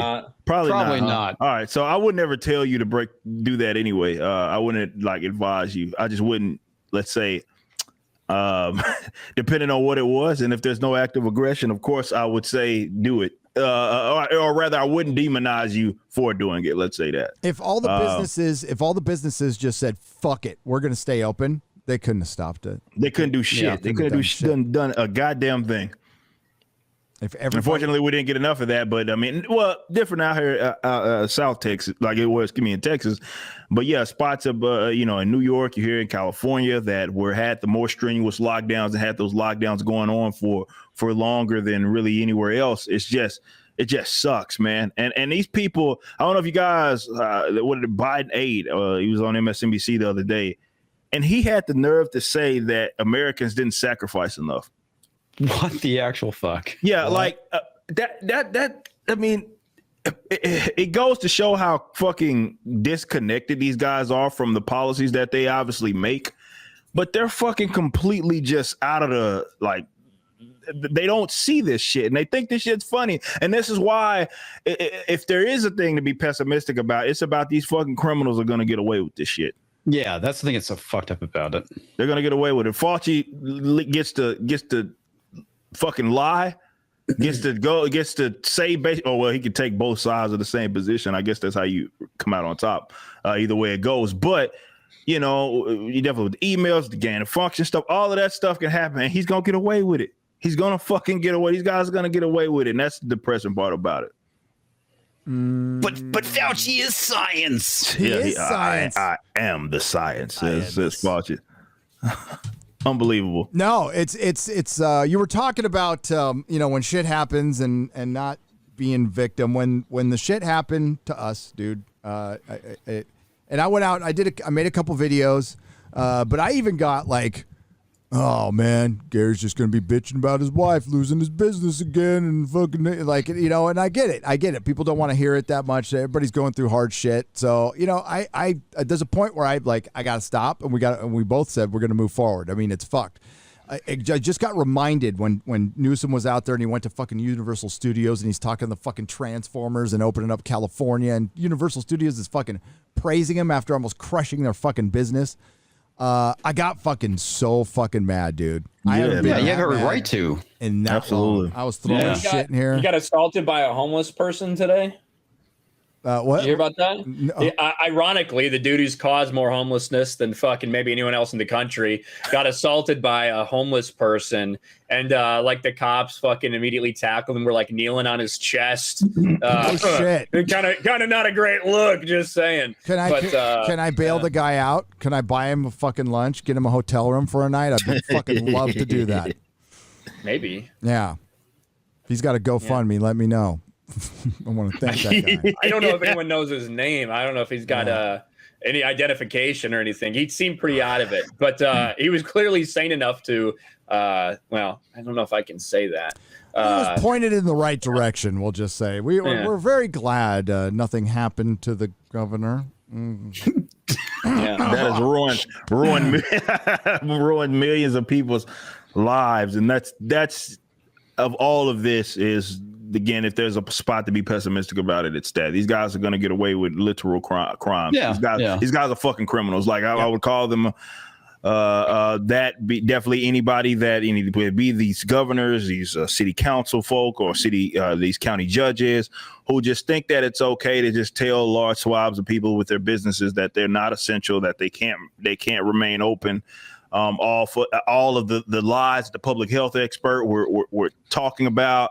Rather spreading, and then they find it comes out later that okay, like for example, this quote unquote asymptomatic spread. Even Fauci, in February was saying that was almost a non-existent thing, and then out of nowhere, there was like, well, that we got to shut everything down because that may be a thing, and then they come out and say, well, and again, we haven't really proved that that's an actual thing, but it might be. We just can't prove that it is. So just lock everybody down, put a diaper on your fucking face if you do have to go out, and it's just. These guys are getting, and these guys don't feel the brunt of their policies, which is why it's so easy for them to do that. You got to understand how much of a disconnected psychopath you have to be in order to just get in front of people and say, okay, you're not essential. Fuck your business. I don't care if you got to dip into your savings to try to keep it open. Go fuck yourself, and we'll let you know when we'll allow you to get out there and be a regular human being again. Like this is literal criminal activity. Yep. Yeah. Oh, and we locked you down, and over the course of 9 months, we gave you like $3,000. That should be able to cover your bills, right? What do you pay? Fucking $1 for a gallon of milk or some shit, whatever. Like they're disconnected with reality. Well, that's just it. It's the elitism all over again. They're just not seeing it that way because they pretend they're virtue signaling and doing all these other things. And it's the dog and pony show we've always gotten from politics, really. And the irony is they could have just kept everything open and the economy would have tanked. Well, yeah, they don't give a shit. Yeah, but they don't give a shit. And like for me, I was blessed enough to be in a position where my job was not affected, where my income stayed exactly the same. Not YouTube, like actual job shit.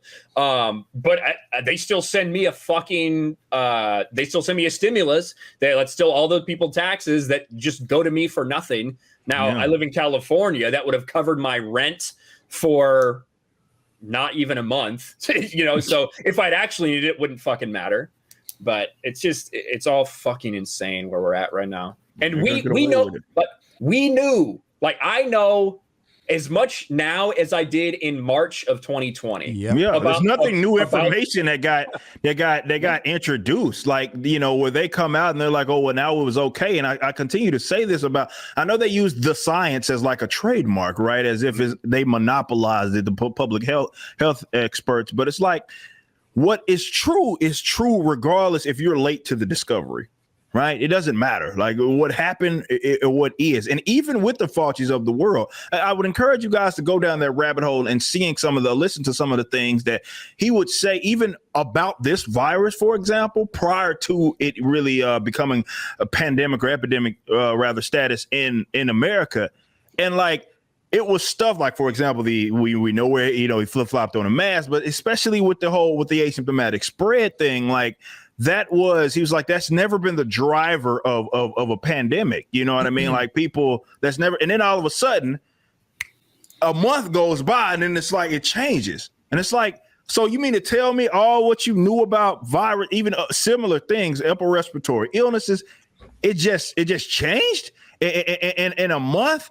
Like, what? Like that doesn't make any sense. And then we get to where we're at now, when it's like, okay, maybe we were right when we were saying whatever we were saying about how this it actually spreads. People that were talking about people with comorbidities, like all of this stuff that we knew about this before it got here. Yeah, we saw numbers out of South Korea. We saw it said the same thing. But for whatever reason, they kicked that can down the road for a year and some change, and they ruined people's fucking lives over this shit. And it's not funny, man. It's not funny. I say this as someone that's in the music industry, who made a big portion of at one point. Thankfully, because I had grown so much in other spaces, it was okay. But imagine if all I did was my band shit. Like that you've been screwed, man. I was majorly screwed. I'd be fucked if all I did was the band. I was fucked for a year, and some changes was absolutely fucked. So you look at people who also in other industries, they had the same sort of outcome. And we know even in the music industry, so many venues I know, the classic venues that have been around for decades, gone. Yeah. And they ain't coming back. Ain't no, well, we would come back when we're on the other side of it. No, they had to close down permanently. Like this shit is not funny, but they're gonna get away with it, and they get to actually signal. That's what pisses me off, that they get to act like they did us a favor by doing it. Yep. We cared about you so much. Like, come on, man. When Newsom was going out there smiling, it's like, motherfucker, have some self-awareness. Like 60% of our businesses are gone. 60% Unbelievable, man. He doesn't give a fuck. He doesn't give a fuck. And how's that recall going, by the way? It's going good. Yeah, we had our kids essentially missed 2 school years. 2 school years.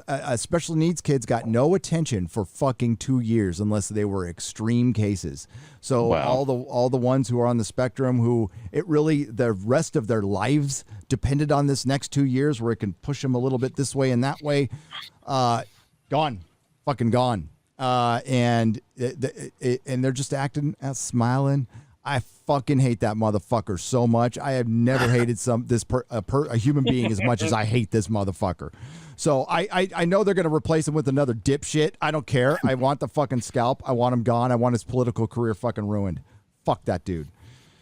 Evil son of a bitch, man. Yep. Between him and watching him and Cuomo just outdo each other or try to see who's the worst piece of shit was impressive. Right. And what's her fuck from Michigan? Oh, Whitmer. Hitler. Governor Whitler. Hitler.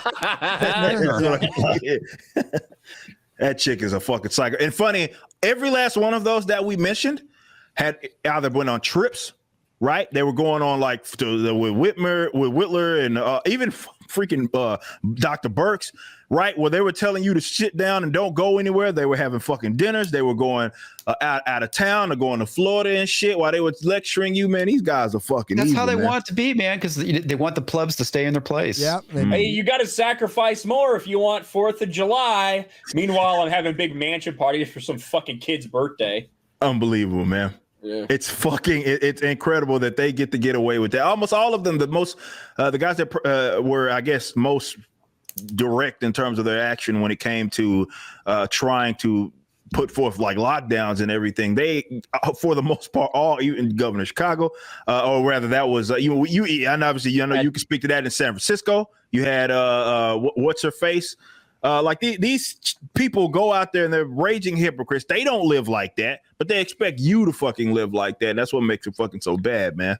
Well, what makes it really bad is the fact that all this has happened over the past year and they're still getting away with it. Yeah. Like people still aren't even waking up to what fucking just happened over the past year. That like it's one thing that it happened and okay, you scared a lot of people, but it's obvious it was bullshit.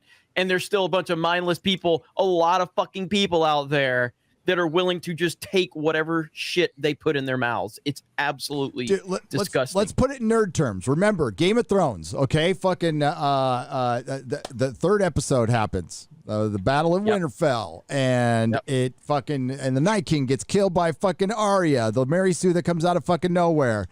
And right there and then, a lot of us, I figured it was going to be shit, but I'm going to say most of the general public went, wow, this is going to be fucking bad. But then we had to deal with the hangers on. There was 3 more episodes. There was people going, no, people loved it.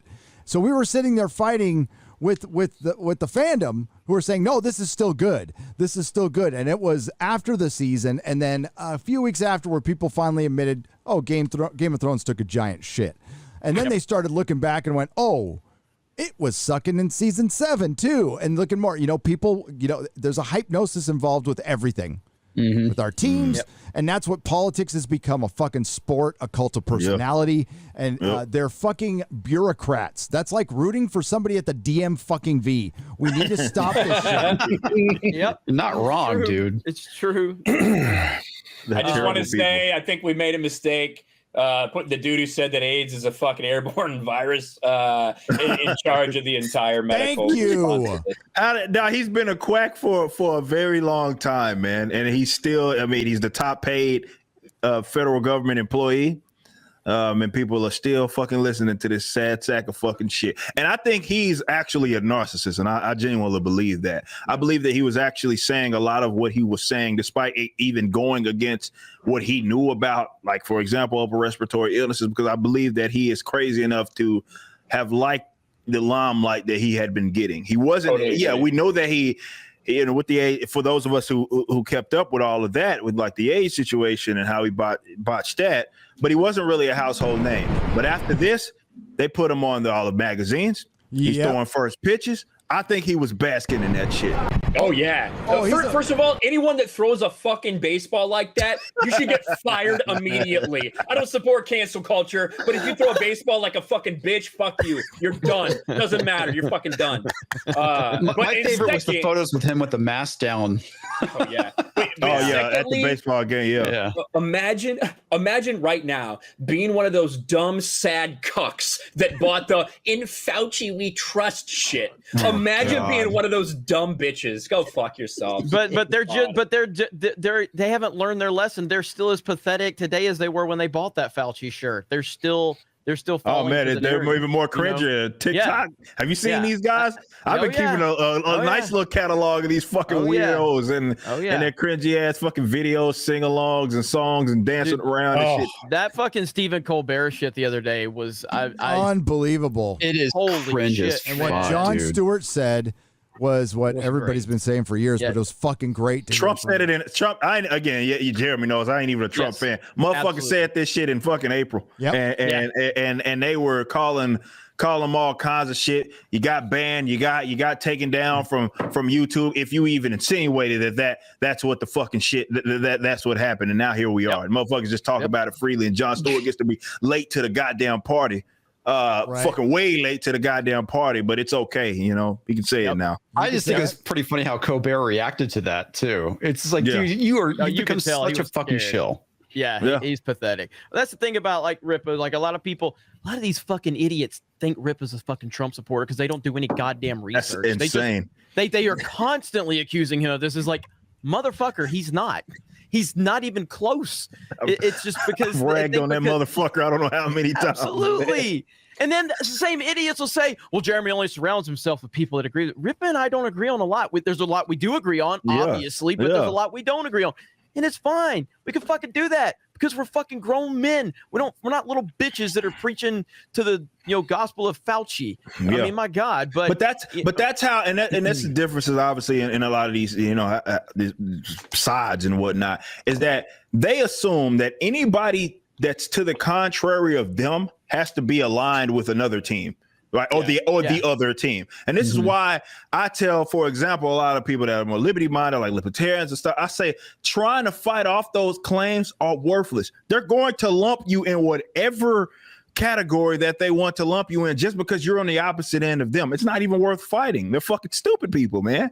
So yeah, they'll call me also. They call everybody here. I'm pretty sure it's been called a name and associated with just because you dare to disagree with a goddamn fucking authoritarian leftist. It's like, dude, what the fuck? You know, it's why I resort to bringing them on my show and fucking making them look like fucking dumbasses that they are, because that's exactly what they fucking are. But you know, to the point, like, yeah, that's the fucking scary thing, is that there are people that are still, even though they've been lied to, are still fucking like not even drinking the Kool-Aid. They swimming in that goddamn shit, man.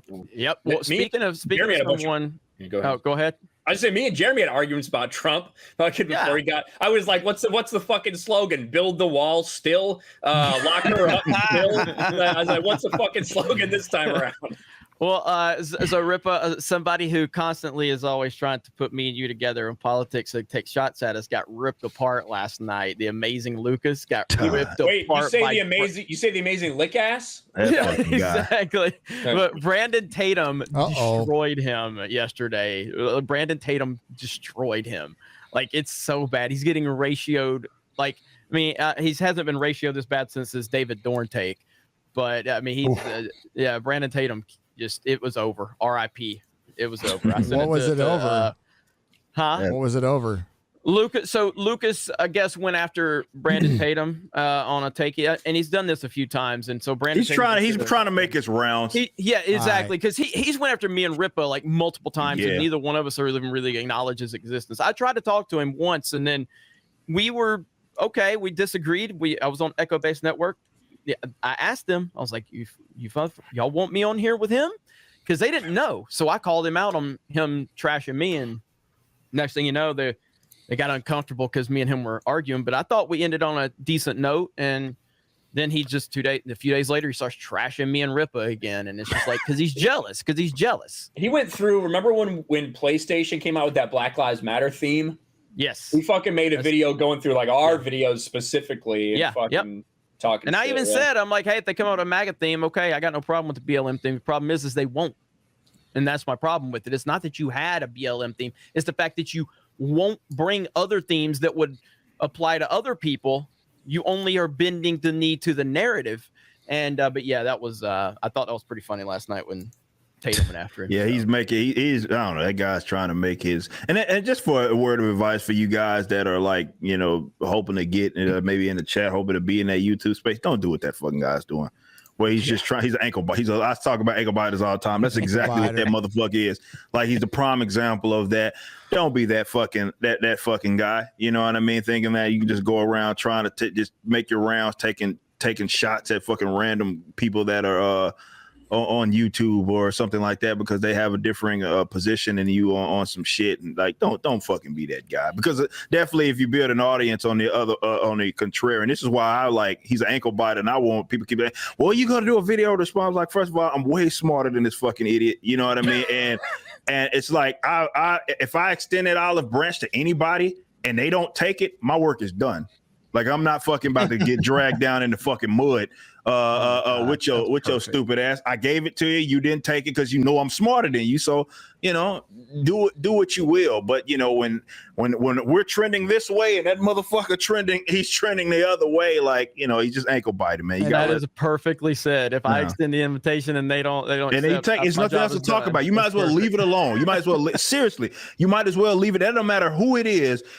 Like, you can be men about it, you know what I mean? And if you extend that to the opposite party and they're like, no, I want to keep talking to my fucking audience, or I want to keep hot siding or fronting, there's nothing else to discuss. Like, you've already extended it, fucking leave it alone. Let that motherfucker go yell in the fucking whatever echo chamber that he's in, because that's what people like that are. They're trying to put on a goddamn show. Yeah, they're trying to put on a show for their audience. They're fucking frauds. It's fucking exactly. It's theater. It's all theater. That's the theater. Perfect term. It's internet fucking theater, so they can have their little pre-planned argument. They don't want to actually work anything out behind the scenes. It's and everybody recognizes that. And yeah, it's kind of bitch made. That's what it is. That's exactly what it is. You know. Have you guys mentioned this graphic? Because I've been dealing with this weather. So have you? It's been up for a while. Yeah. I gotta say, like, the best fans ever. Like, so Yeah, some it's loser wants pretty to try to awesome. go after us and call us toxic toddlers, and so our fans just turn and go, "Yeah, cool, we'll call ourselves that." And a fucking awesome drawing. That's how you own these left-wing nut jobs right there. That's how you own these SJWs. You just take They hate their that shit too. They get Yes. so mad. Yeah, take their insults and then spin it and then turn it into something where we're just showing like you can't fucking touch us. That I is look like beautiful. a badass. Where'd my fucking beard go? God Nah. I like the fact that I'm defacing the wall. I love fucking. Yeah. I think Az is great at that. Yeah, this is awesome. Hey, listen, I'm gonna be honest. Like Ryan looks like fucking DSP. scissoring. Ryan looks like DSP. So he really does. Yeah, he does actually, doesn't He he? looks like DSP. Yeah, it Where's took me a my minute money? to figure him Where's out. my money? Is that the, Online lag. is that the silver streak right there in my beard, like right down the middle? I like that. That's good attention to detail there. Pressing buttons here. Hey, do you want to see? I don't think it shows Gavin Newsom getting attacked, but we That's got Drunk 3PO, by the way. shout out to Drunk 3PO. Shout out, Shout out. He got his shout out. He got his shout out. I love, Thank you, love Jay. JJ. That's excellent. Absolutely excellent. Yeah. Hey, let me. I'm gonna share. Well, I was gonna retweet it, but just let me share the video here. Let's. Video. There's a quarterback Garrett in the back too. There by the way, is. Oh my. The quarterback in the back. quarterback Garrett. Of our representation just went up. Oh, up a quarter. Hey, What's up? What up? Hey, figured I'd hang in for the last bit of this show here. No, I we saw a don't want square you here. needs to get filled. Have you been know why doing you're here. ASMR licking or Yeah, something on he's Twitch? still You're doing it. really fucking hot right now. Like, Yeah, hot ass mic- Mike. Yeah. Hold on. There you go. Look, man. I saw you begging. I know you went back on Mario Kart. I do, dude. I want in. I need it. I wish we got to see the assault, but Yeah. If anybody has video of the assault, let me know. yeah, it's just like the aftermath when he's putting his maybe somebody ripped his mask off and said, "You know, you don't need these anymore, sir."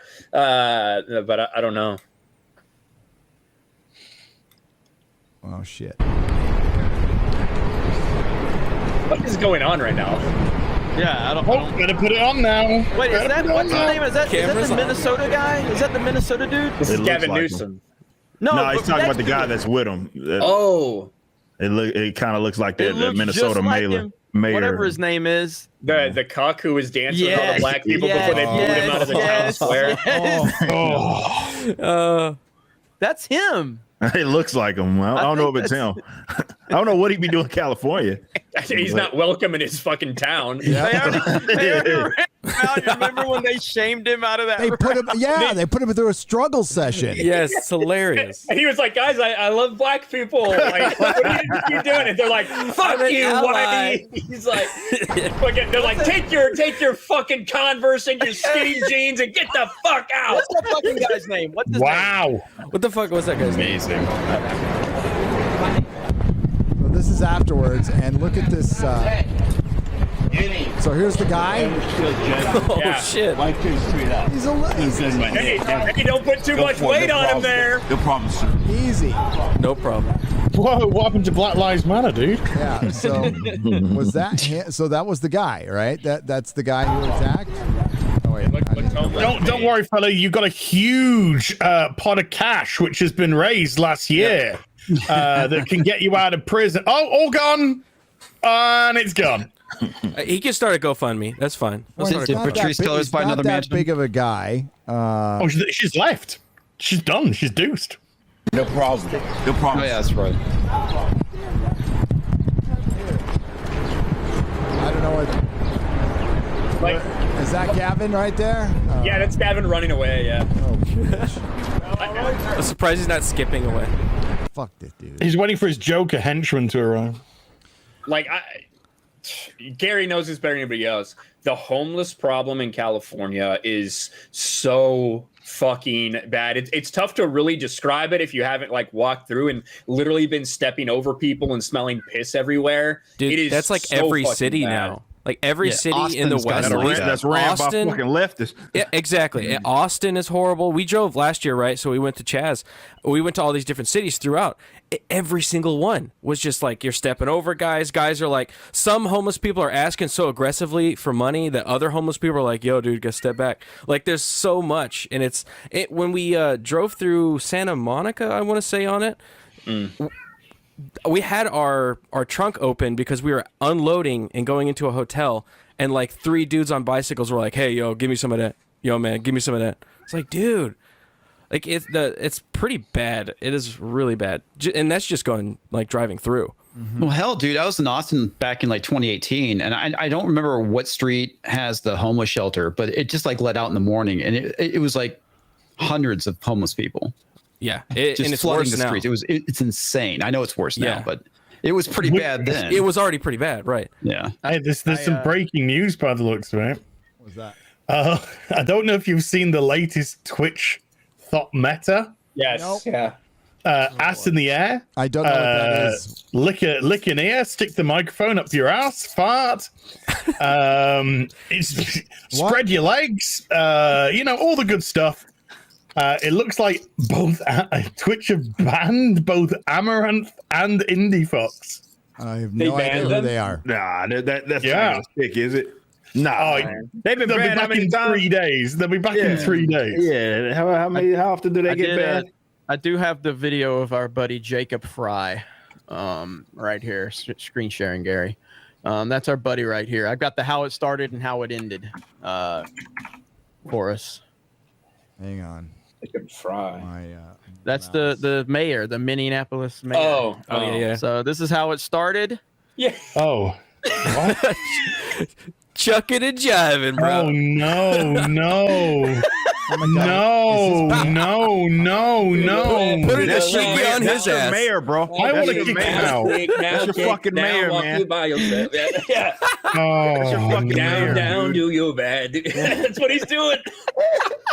He needs a Hotep Kashiki, man. Now that's how it started. Okay. Oh no. And this is how it ended. Oh no. If I can play it. You gotta sit there I'm not and shut gonna. I up, don't like have the kid. audio turned up because of the music from the other one. Yeah. So. Boo! all that signaling worked out for him, man. Worked out perfectly. Oh, look at that What a walk little of shame! Look at that walk of shame! Yeah, dude. Dude, what a bitch. Oh, dude. This is after a dude who has pulled back the police, said he's going to defund the police. He's done everything to try to appease everyone. They said, get the fuck out. You don't belong here. Yeah. So good. That's why you never cater to that fucking mob. Yeah. It'll never be enough. Right here. Right here. Never good enough. There's the walk of shame right there. That's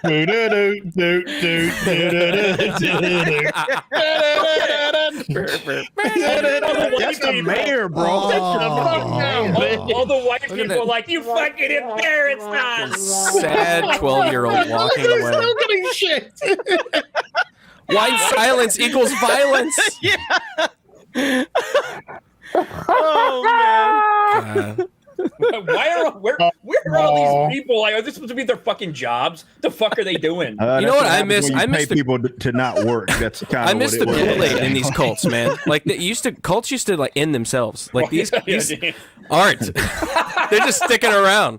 That's the problem. They're not drinking the Kool-Aid. Yeah. That's the problem. Yeah, because usually those problems solve themselves. Yeah. But I pretended to like you. And Dave Portnoy is back on Twitter with the appropriate response. It's the We say fuck Twitter. No, he got a Ric Flair promo from back in the day where he's like, I'm the dirtiest player in the game, and I'm fucking wrecking anybody. Like, it's so good. That's great. Oh, so yeah, that Jacob Fry dude. Yeah, thank you, chat, for reminding me of That's his name. That Jacob shows Fry. how irrelevant he was, because but that guy looked like he was hanging out with Gavin Newsom, which wouldn't be a surprise at all. No, they're right there with each other ideologically. They absolutely are. Yeah, so it wouldn't be surprising at all. Gavin Newsom just tweeted an hour ago. I just got off the phone with the $1.5 million winners for the Poke lottery. Motherfucker. There's a picture. Like, again, like they're laughing. This is not funny, man. Like, when I see that shit, when I see the lotteries, and the fact that they're stealing money from people to pay basically people that like this this is not cool, bro. This is not cool. In addition to all the people losing their jobs and the biggest wealth transfer that we've ever seen. Like this shit, they're gonna get away with it. They're gonna fucking get away with these damn crimes, man. And that's free, man. Exactly. Nothing's gonna happen. Nobody's gonna hold them accountable. The media aren't gonna hold them accountable. And just like we can see right now, they're straight up pretending like last summer didn't happen. Like it just never happened. Yeah, they gaslight I don't all know the what time. we did last summer. I know. It's like they gaslight all the time. That should have shown people that this whole deal, in terms of how they approached this pandemic, was a sham anyway. They had lectured all of y'all about social distancing and face diaper wearing and all of that, and then these fools, Black Lives Matter, and all of them get to marching, and they all locked up. I mean, I'm talking about all around the entire country. And they still fucking like they were still lecturing you on the side, but they had nerve to use the media to spin it to somehow act like, well, no, it's different. Those guys at the Trump rallies, those are the guys that are the ones with the American flags. They're the super spreaders. These guys that are fighting for justice. There's no. I actually heard that holding Jordan boxes in front of your face that helps prevent the spread. Yeah, it's protective gear. Along with stealing electronics too. That also helps stop the spread. You get a big enough TV. And no one's gonna catch your breath. Yeah, that's true. Yeah. I see. Now I'm starting to understand. It's called science, Ripa. I don't know if you're right. The science. Science don't care about your feelings. I am the science. Science doesn't care about science. I am the science. Tim Southern for $100. Tim! Wow. I was a little taken back when I jumped into the stream and it appeared as if Ryan had been replaced by a non-binary they-them. It was very disconcerting. Nice. I take back the clapping that I did and the celebrating every super chat. Oh, no. You know. I'll just make up for it. Joshua Trammell for $99.99. Y'all are awesome. Keep up the great work. You are absolute legends. Long live Friday Night Tights. Thank you very much. Okay, there you go. I'm just going to keep I it had to hear it first before I clapped that time. Ryan, you will clap for whatever I tell you to clap for, all right? Hey, isn't it the Christopher Miller's birthday today, by the way? That's what leader. the internet tells me, yeah. So Yeah. except all those times where that doesn't happen, that people are mad at you that you didn't control a person. So. You're gonna get it on my my blacklist. It's the list of all. That's why Rip is here. Yeah, well, it's the list of all my favorite black people. That's all. Jermaine Comics for $50. Friday Night Tights, Eric July, and X-Ray Girl. I definitely not really looking forward to the next phase of the MCU. And did you see where Eric Larson says supposedly that piracy is killing the comic book industry? Yes, we covered it. And it's not. The comic industry is killing the comic book industry because they don't like fans. And fans said, okay, we'll go somewhere else. Manga. Hi, manga. How's it going? Yep. Maybe it means that like they're shipping them from overseas, and it's literally pirates that are the problem. Oh, Anyone ask Eric Larson to clarify?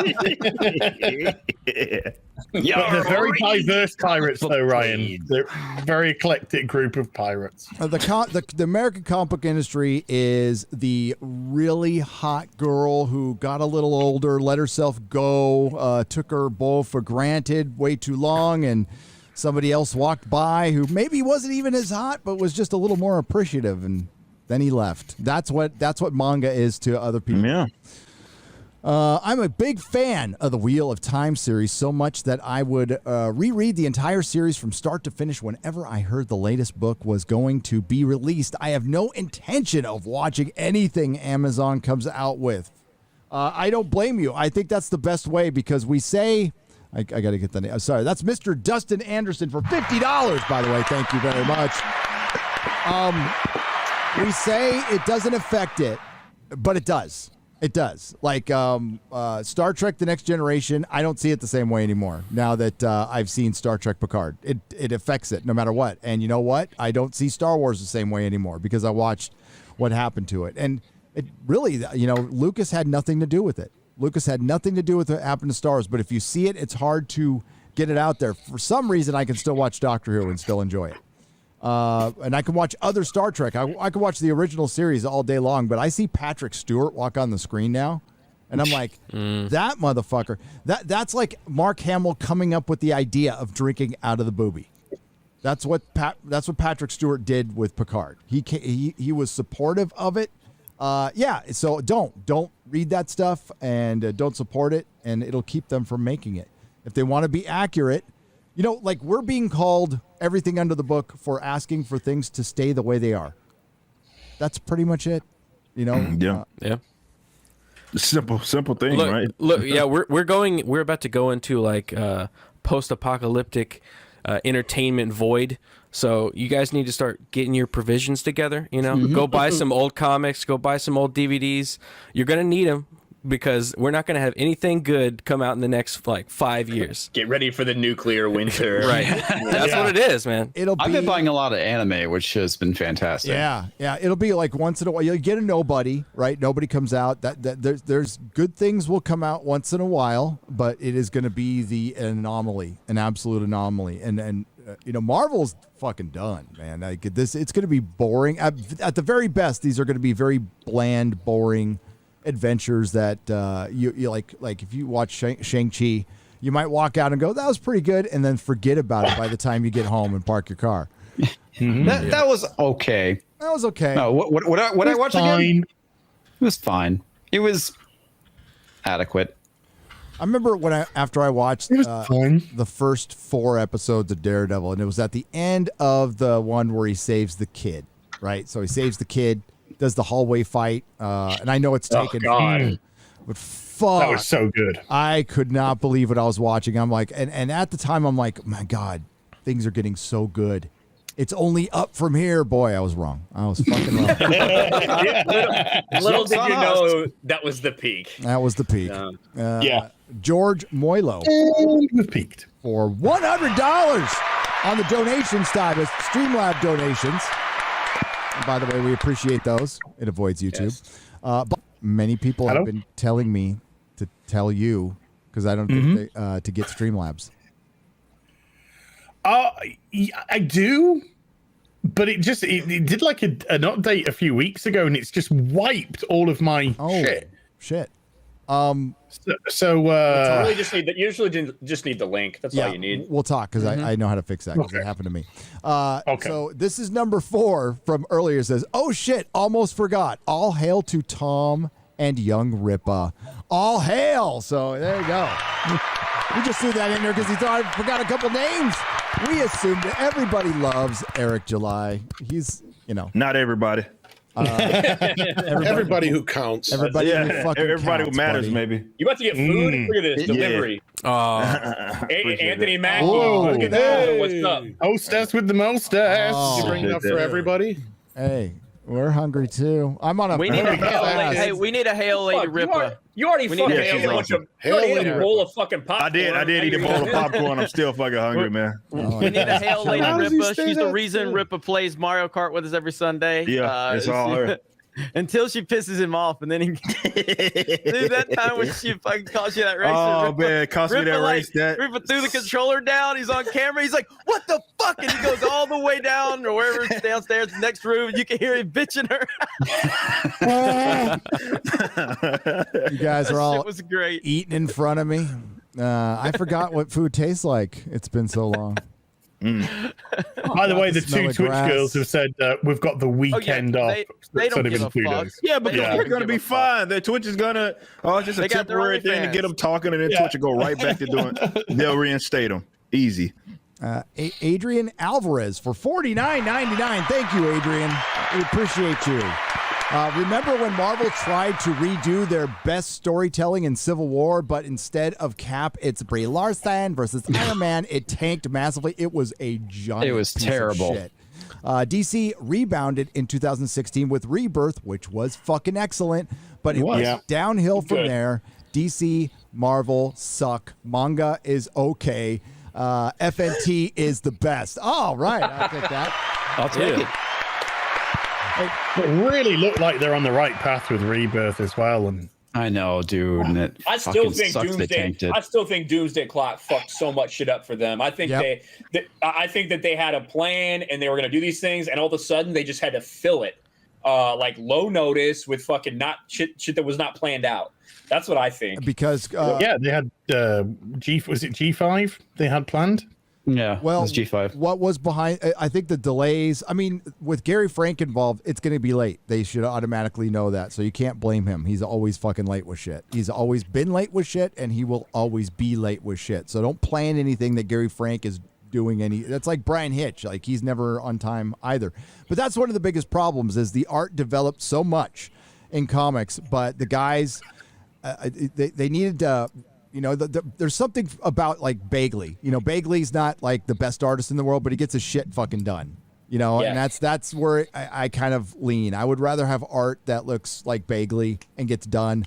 Brian Hitch is great for graphic novels and once in a while, but when you start, you know, hitching your industry on guys who don't get shit out on time.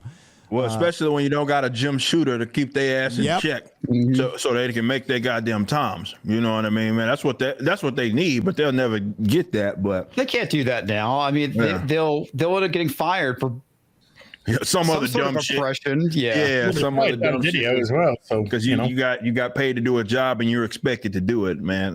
That's one thing. I did a video about this the other day. An appreciation that I've gained seeing all this shit hit the fan is of a Jim Shooter, right? Like, you know, you hear these stories about him and he seemed like people had a love and a hate relationship with him, but you think about it, it's because he did his fucking job and he required them to do their job. That's why they didn't fucking like him. Or Denny O'Neil, dude. Denny O'Neil, man. My favorite is Tom Brevoort basically making excuses for the fuck ups that have been getting released in the books. Exactly.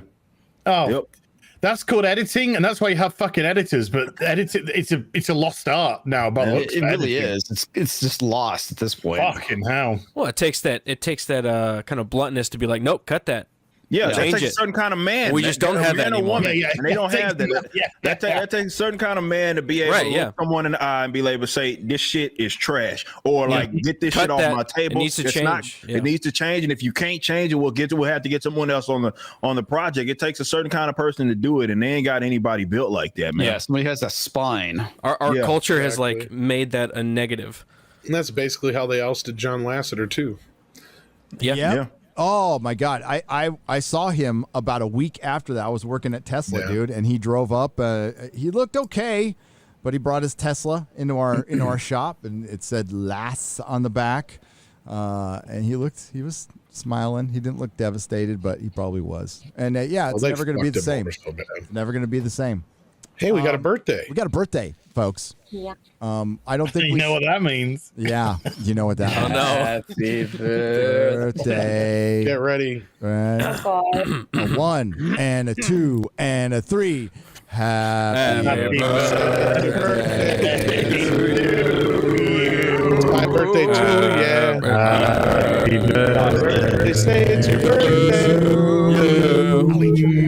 We're gonna have a good time. This is like as long as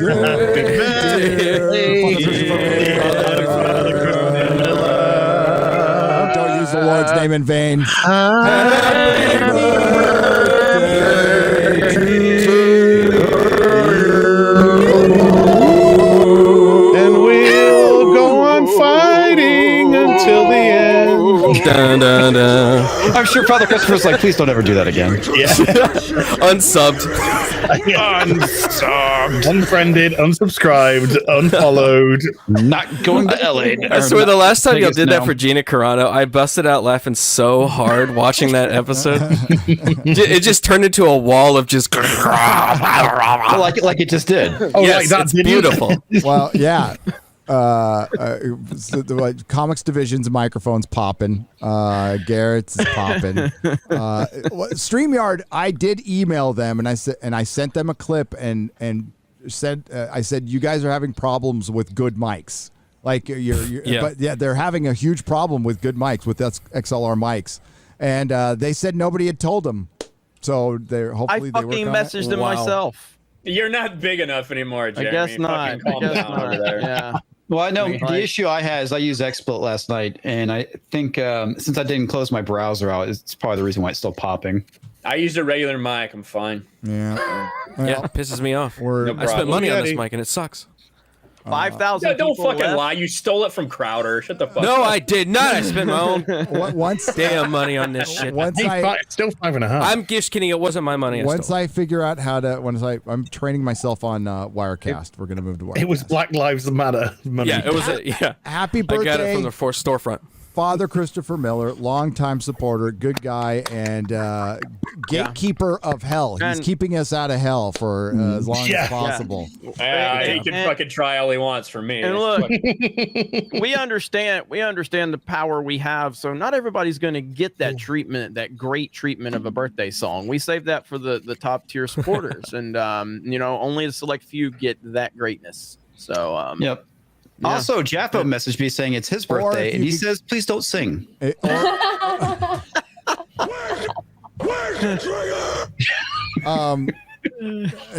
Also, yeah. Also, if you can keep us out of hell, that really fucking helps. I'm just saying. For $50. Oh, damn it! You did it again.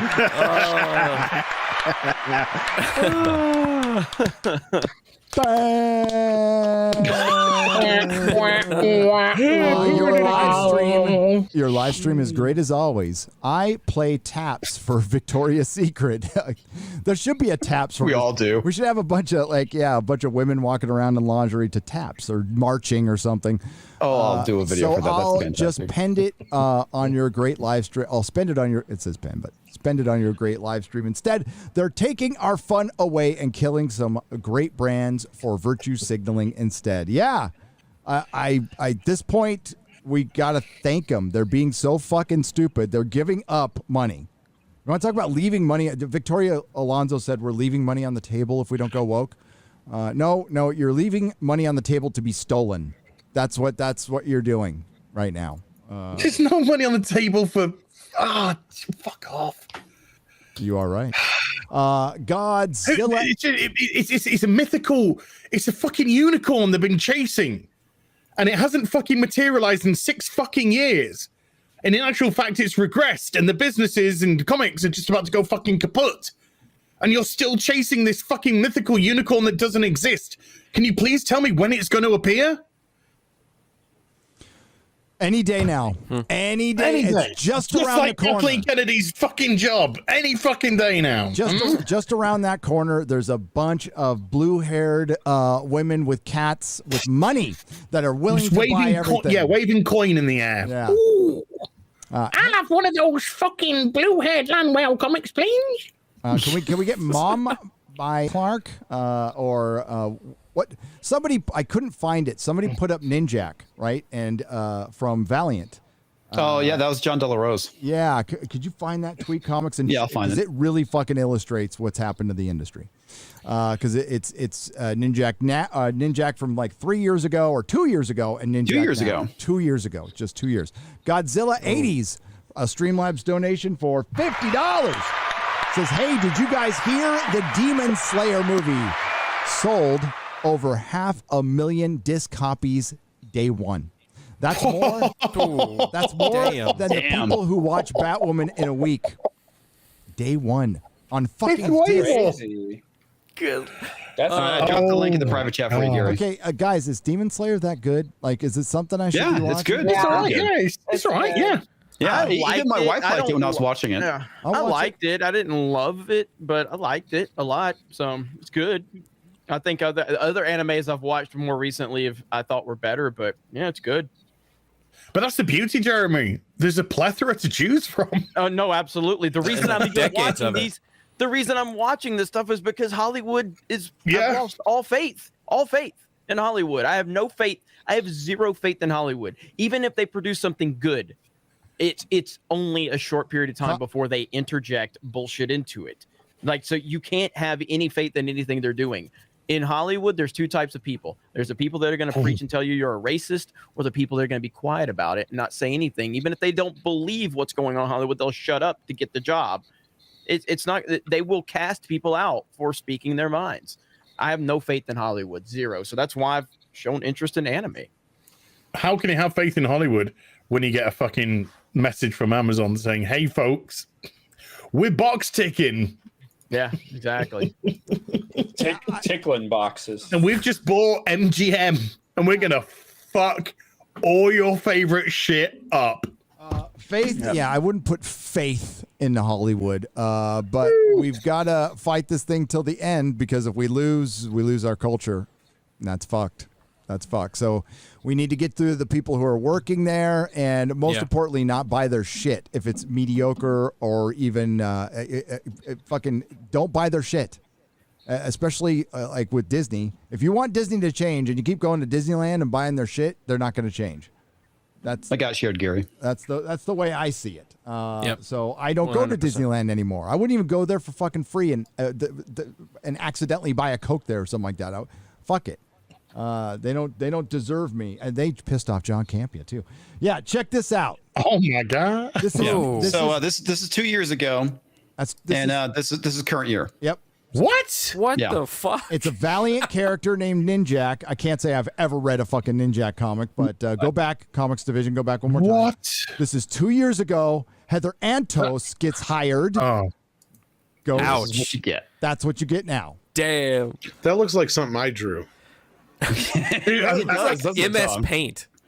Yeah, it looks like it's MS Paint, and I would if somebody put that on my desk as an editor, I'd fucking throw it at them. Yeah, I wouldn't pay for that. I probably That's want to for get in sure. a fist fight, be so mad that you dare to put that shit on my my desk. You think we're gonna put this shit out? Like, what do you think? You're disrespecting me. You're telling me that I would approve of this shit, so it's beef.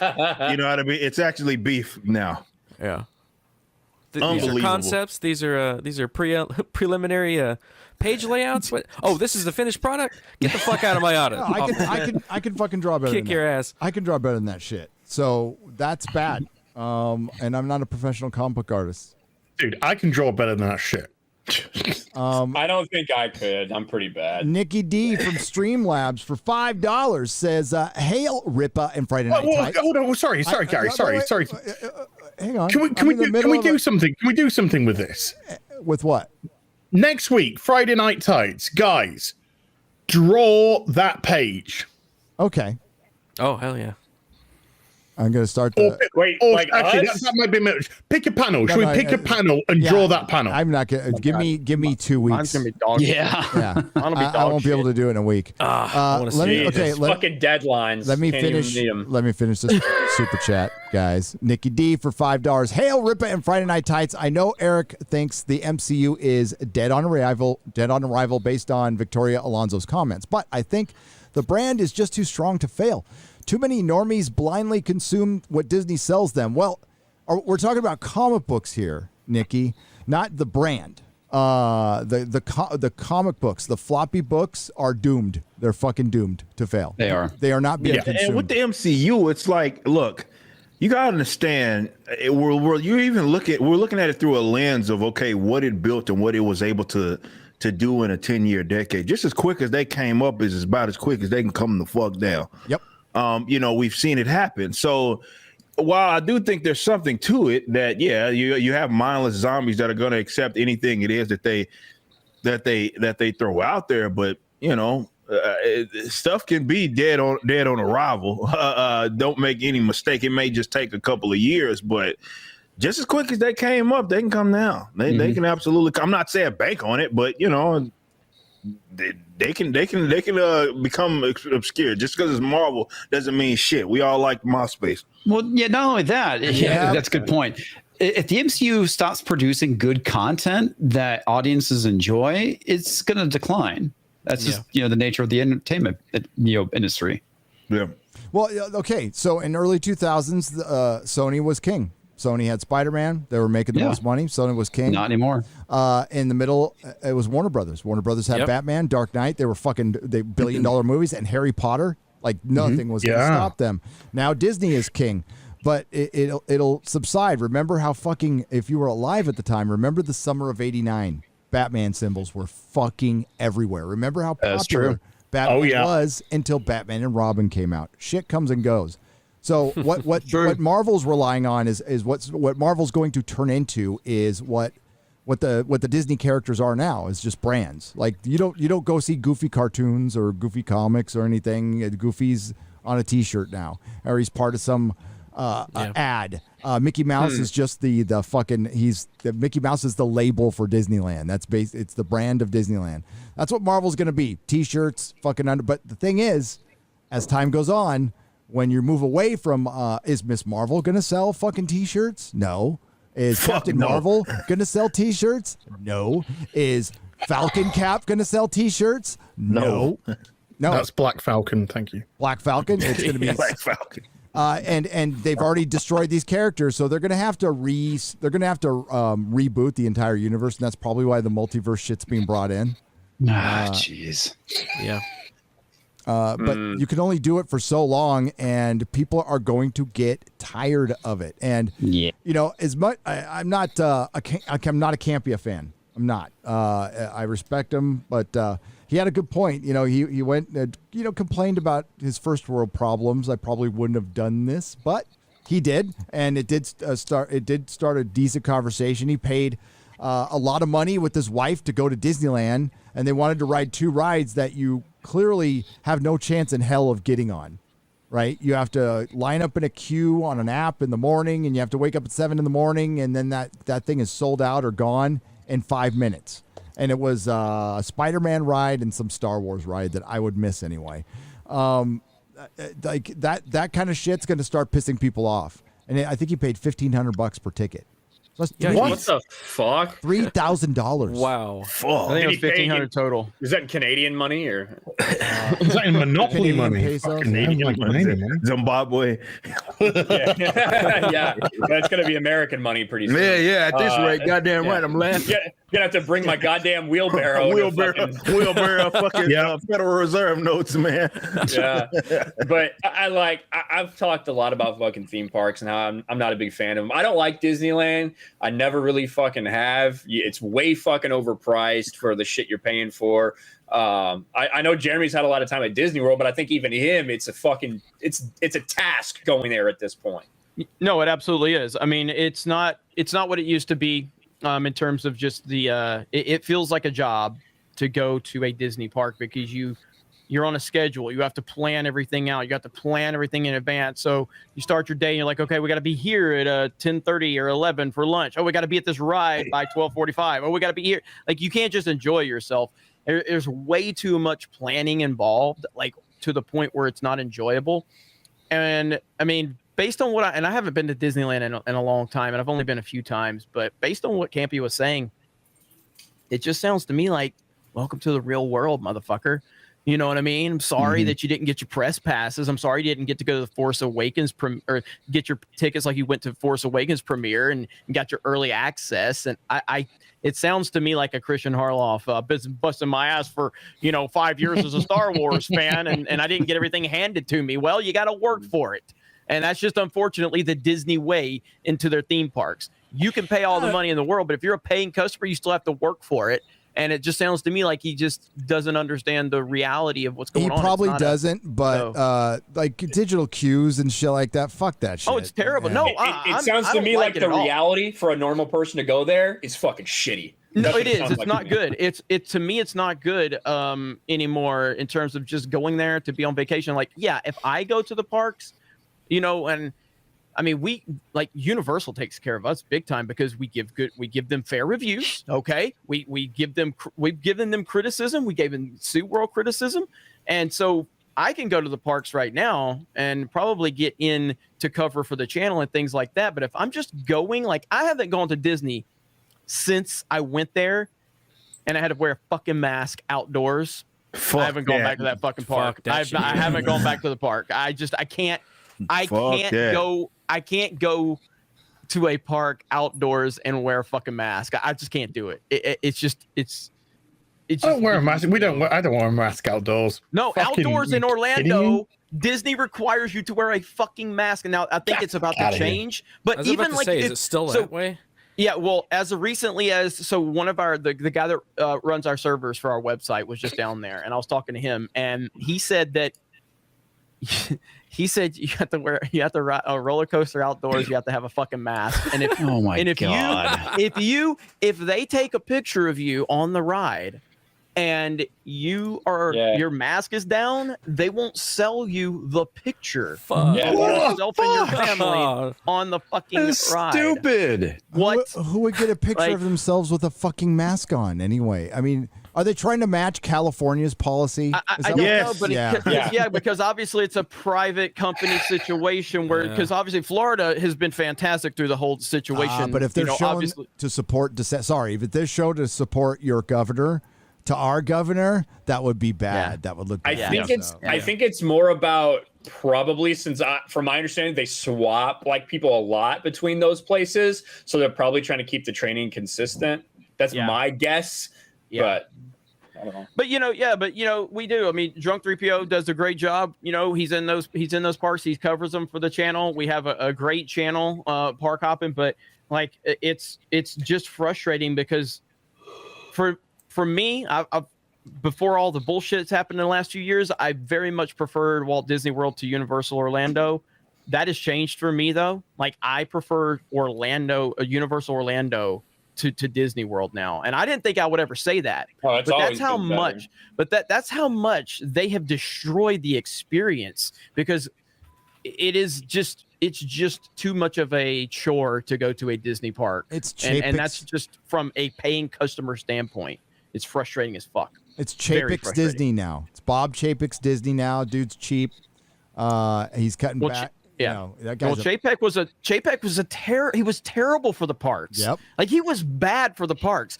Park fans fucking hated this dude. So what did they do? Oh, get a promotion. And it was just like, every time. what? Yep. It's the Disney way. It made Kelly Thompson. Yeah. Fell And upward. Bob Iger has made a point to this is a theme park fans fucking hated Bob Iger, because Bob Iger made points to go, people don't want just a random ride like Expedition Everest. Okay. That's the roller coaster in Animal Kingdom. It's a fantastic ride and the theming is amazing, but it's not based on a property. So Bob Iger has this mentality that as theme park fans, you don't want to go experience just your regular ride like Expedition Everest. You want to go experience the fucking Guardians of the Galaxy roller coaster. That's what he's focused on, is putting these pre-existing properties that they buy up and then theming it around something. They don't want to just create new stuff. That was a Bob Iger thing. He didn't want to create new stuff. They wanted to create things that were built around pre-existing properties so they could do the cross-marketing bullshit. And from a theme park perspective, that's killing the theme park. That's killing it. I miss Twilight Zone Tower of frustrating. Terror. I love Twilight Zone Tower of Terror. I thought that was fucking cool. It's gone now. Hey, we got a super chat. We got a super chat, which $100. Rainbow Beard, the gender fluid pirate. Oh, you nasty, scurvy wenches. I am so excited, Gary. Pride Month has been great. Disney hired me for a few new for the new Butt Pirates of the Caribbean experience in Disneyland. Set a course for the Star to snaps from the right and straight on till morning, boys. Moist adventures await. Oh, Toxic Mantle, you kill me, dude. Susan, I have to read the super chat, Susan. It's your rule. We have a request. Didn't we have a request up here? Aeronaut from Streamlabs for $50 has requested the clown horn. He wants the clown horn. There you go.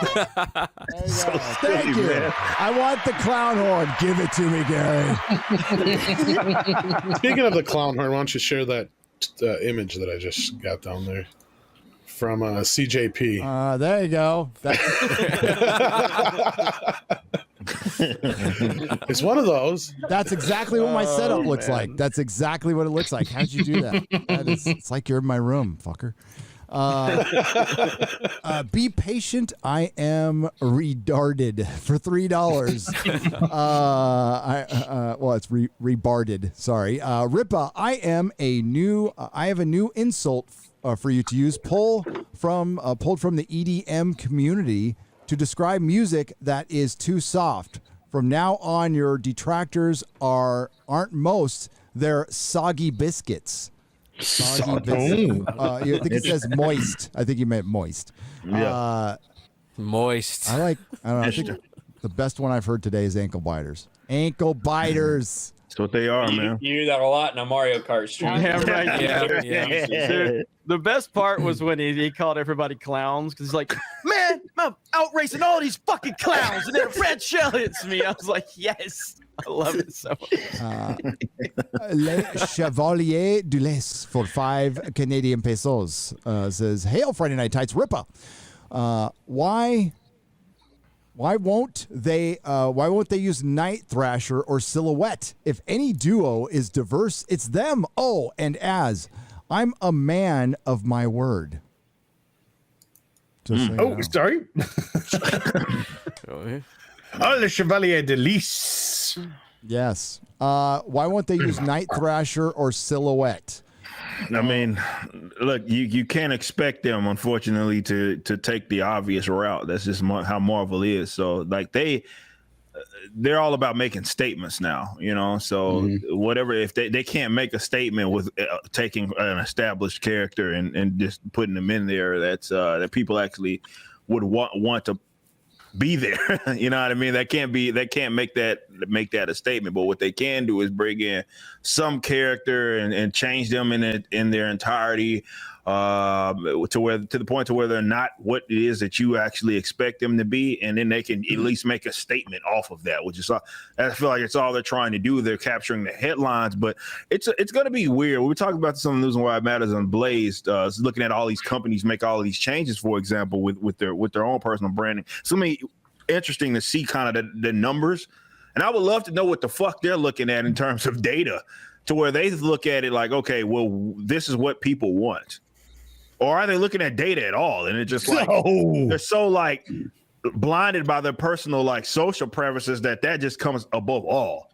Dude, you know I think you've got it right before, Ripper. I think it's legitimacy. When you talk about legitimacy, and I think it's the same case here, because Night Thrasher is already gay. He has no legitimacy in their eyes because he was a freshly created gay character. They didn't need to swap him, so they don't see him as legitimate. They have to go to another major white character, and take it to because he's not legitimate. They're as bigoted to themselves as they are, to what they show us in the first place. Yeah. But I think it's all about legitimacy and it's all about taking away. Yeah. It goes back to the whole thing with shipping Cap and Bucky, or Bucky and Sam. I mean, it's the exact same thing. Yeah. They want to make those characters gay. Well, it'll never be enough. Existing doesn't exist. It will never be enough. Yeah. Because we learned that this last week within the Heights. Look at that. Yeah. It's like it's not woke enough. It's not, it doesn't have enough black portrayal in there as far as the diversity goes. Yeah. Never enough. It's like, so what do you want? It's like they want destruction. They don't know what they want. Exactly, as they don't even really know. And that's what sucks. I mean, it's like these guys, like when we talk about characters, like, there's gay characters, black characters, we talked about, all these I've done videos, I've helped them out. Like, hey, you idiots put out a fucking encyclopedia. Does anybody read the motherfucker that works for like the Marvel Cinematic Universe? Both major at DC, both major companies, for those of you that don't know it, they have an official like encyclopedia that's like fucking this thick. It's fucking massive of all of the characters that they basically come with brief descriptions. Both companies have those. If you just open the motherfucker up, you'll see that the stories have already been wrote for you. There's already characters basically of all ethnic backgrounds, racial makeup, sexualities, all of that. And obviously those can be utilized. But like, going to as a point that I mentioned all the time is that unfortunately these guys only see legitimacy in classically straight white characters. That's it. They won't ever admit that shit. But that's really what this is, right? Because they want to take those characters. They say we need a black version of them. We need a gay version of this character. It's like, well, there's these other characters or these long list of other characters that have been around that already fit that bill. They're already there. They exist. Why not either utilize those, or if you're trying to expand upon them, give it another shot, you can do that. And what's so frustrating, and definitely when it comes to like original characters, we've seen them even do that, creating them out of thin air. John Diggle, for example, in the Arrowverse, if you wanted a black character, that is a character that they just created that was fresh, that was new, and it caught on with the audience. They didn't have anything back, and it worked out. So we know that you can do it. We know that you can do it. You just choose not to, because again, this is a legitimacy thing, and that they only see legitimacy out of these classically white characters. Why they want all these gay black versions of these characters. It never goes generally the other way around. It only goes one way, because those are the characters that they value. So when I do videos and I say, hey, here's a list of, let's say, top 3, top 4, top 5 characters, black characters that Marvel or DC should expand upon. Well, no, it's not good enough. We need to just make Spider-Man gay. Yeah. Black Spider-Man, everybody's favorite tokenized character. Like, what the fuck, man? Like, look at the time when they created Diggle, though, because that first couple of seasons of Arrow was fucking hot. Yeah. That was before all this woke shit too. Yeah. Yeah. So he was being masculine. He was killing. It was, it was gritty. It was dark. And John Diggle played a very clever character, because he was, this bodyguard to him that got sort of let in on the secret. So you had a couple of interesting characters, because you had a broken character that was reaching out to trust somebody. And John Diggle turned out to be that person. And so you had this great bond between Diggle and Oliver in the first couple of seasons. And then it was suddenly, oh my God, the computer woman, they love her. Felicity. They love her. Yeah, Felicity. I was just going to say, guess what ruined Arrow? Fucking woman. Shocker. Who would have fucking thought? As soon as they got this Felicity shit, tried to get like X-Ray Girls crowd who's watching Bachelorette and all that shit. Like that's the type of person they started targeting. Fucking Arrow tour. They went full CW with it instead of doing what had been good those first 2 seasons. Then it's Oliver talking about his feelings. He starts to this fucking really stupid, soft, bitch-ass tone of voice. Like, Felicity basically tries to domesticate him. Fuck Felicity Smoke, that dumb bitch. But no, you're saying that on the other show, on the other Arrowverse shows, it's like how they use Iris in Flash. We are the Flash, Barry. Shut the fuck up, bitch. Yeah. You're not the Flash, Barry. We're the Flash. Where is your ass when I'm out there getting my ass kicked? Bear the load. It'd be great if he just went, no, I think you're fine, you're not. No. Actually, I think, no. Do you have the powers? No, so I think you're fine, you're not, all right? So, make me a sandwich. Wizard Beast. But then sorry, go on. No, you go on. Well, and she was apparently very difficult to work with. She sounds like man. I'm not gonna say that. She's a piece of work. She looks to be a piece of work. When I see, the way she talks about things, she probably is a piece of work to work with. And I don't mean that in a positive. The rumor was she was difficult to work with, and she was like nasty as fuck to Daniel Panabaker, who was playing Killer Frost, or eventually playing Killer Frost, and then. We got the movement, dude. We got the movement, and then suddenly it was all in on Iris. It was all in on Iris, and it was Daniel Panabaker that was the horrible pregnant woman having to go at the. It's like, oh fuck, And she's not even Iris. Like she's not. I don't know who the fuck she is. She's a character named Iris, but she ain't fucking Iris at all. Like Wally West. Yeah, obviously. Oh, that damn show ain't no fucking Wally. I don't know who the fuck that is, but and they're doing it to Impulse because now that they've changed it, Impulse is now black as well. So it's all just race baity, and well with Berlanti, definitely. Queer baity. To be fair with Impulse, if you've race swapped Iris, you kind of have to race swap. Yeah.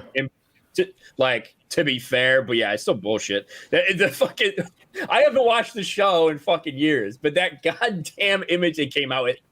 Oh yeah, that was dumb. Wizard Bees, 2 $5 super chats. Rip is gonna dunk on all you moist socialists, but especially Ryan. Especially Ryan, moist. Wizard Bees for $5 more. I appreciate Ryan embracing the naked cat meme by shaving his chest beard. Yes. Rob from Streamlabs for $20. Hey Ryan, here's $20 to load up on the lube and the tissue for when the images of Megan Rapinoe in Victoria's Secret drops. Hashtag bros looking out for bros. I will say, like, I think there's a little misunderstanding. Megan Rapinoe's not going to be modeling for them because that's so offensive. Like, these new people they're bringing in, they're just not doing the fucking Angels anymore. What they're doing is they're hosting a 10-episode podcast with a bunch of insufferable cunts because that'll make people want to buy underwear. I can't wait for this podcast. I can't wait. I'm an insufferable cunt. Let's do it. Brightest Day for $2.99. I'll put the underwear on if they want. Ryan's beard is in heaven with his eyebrows.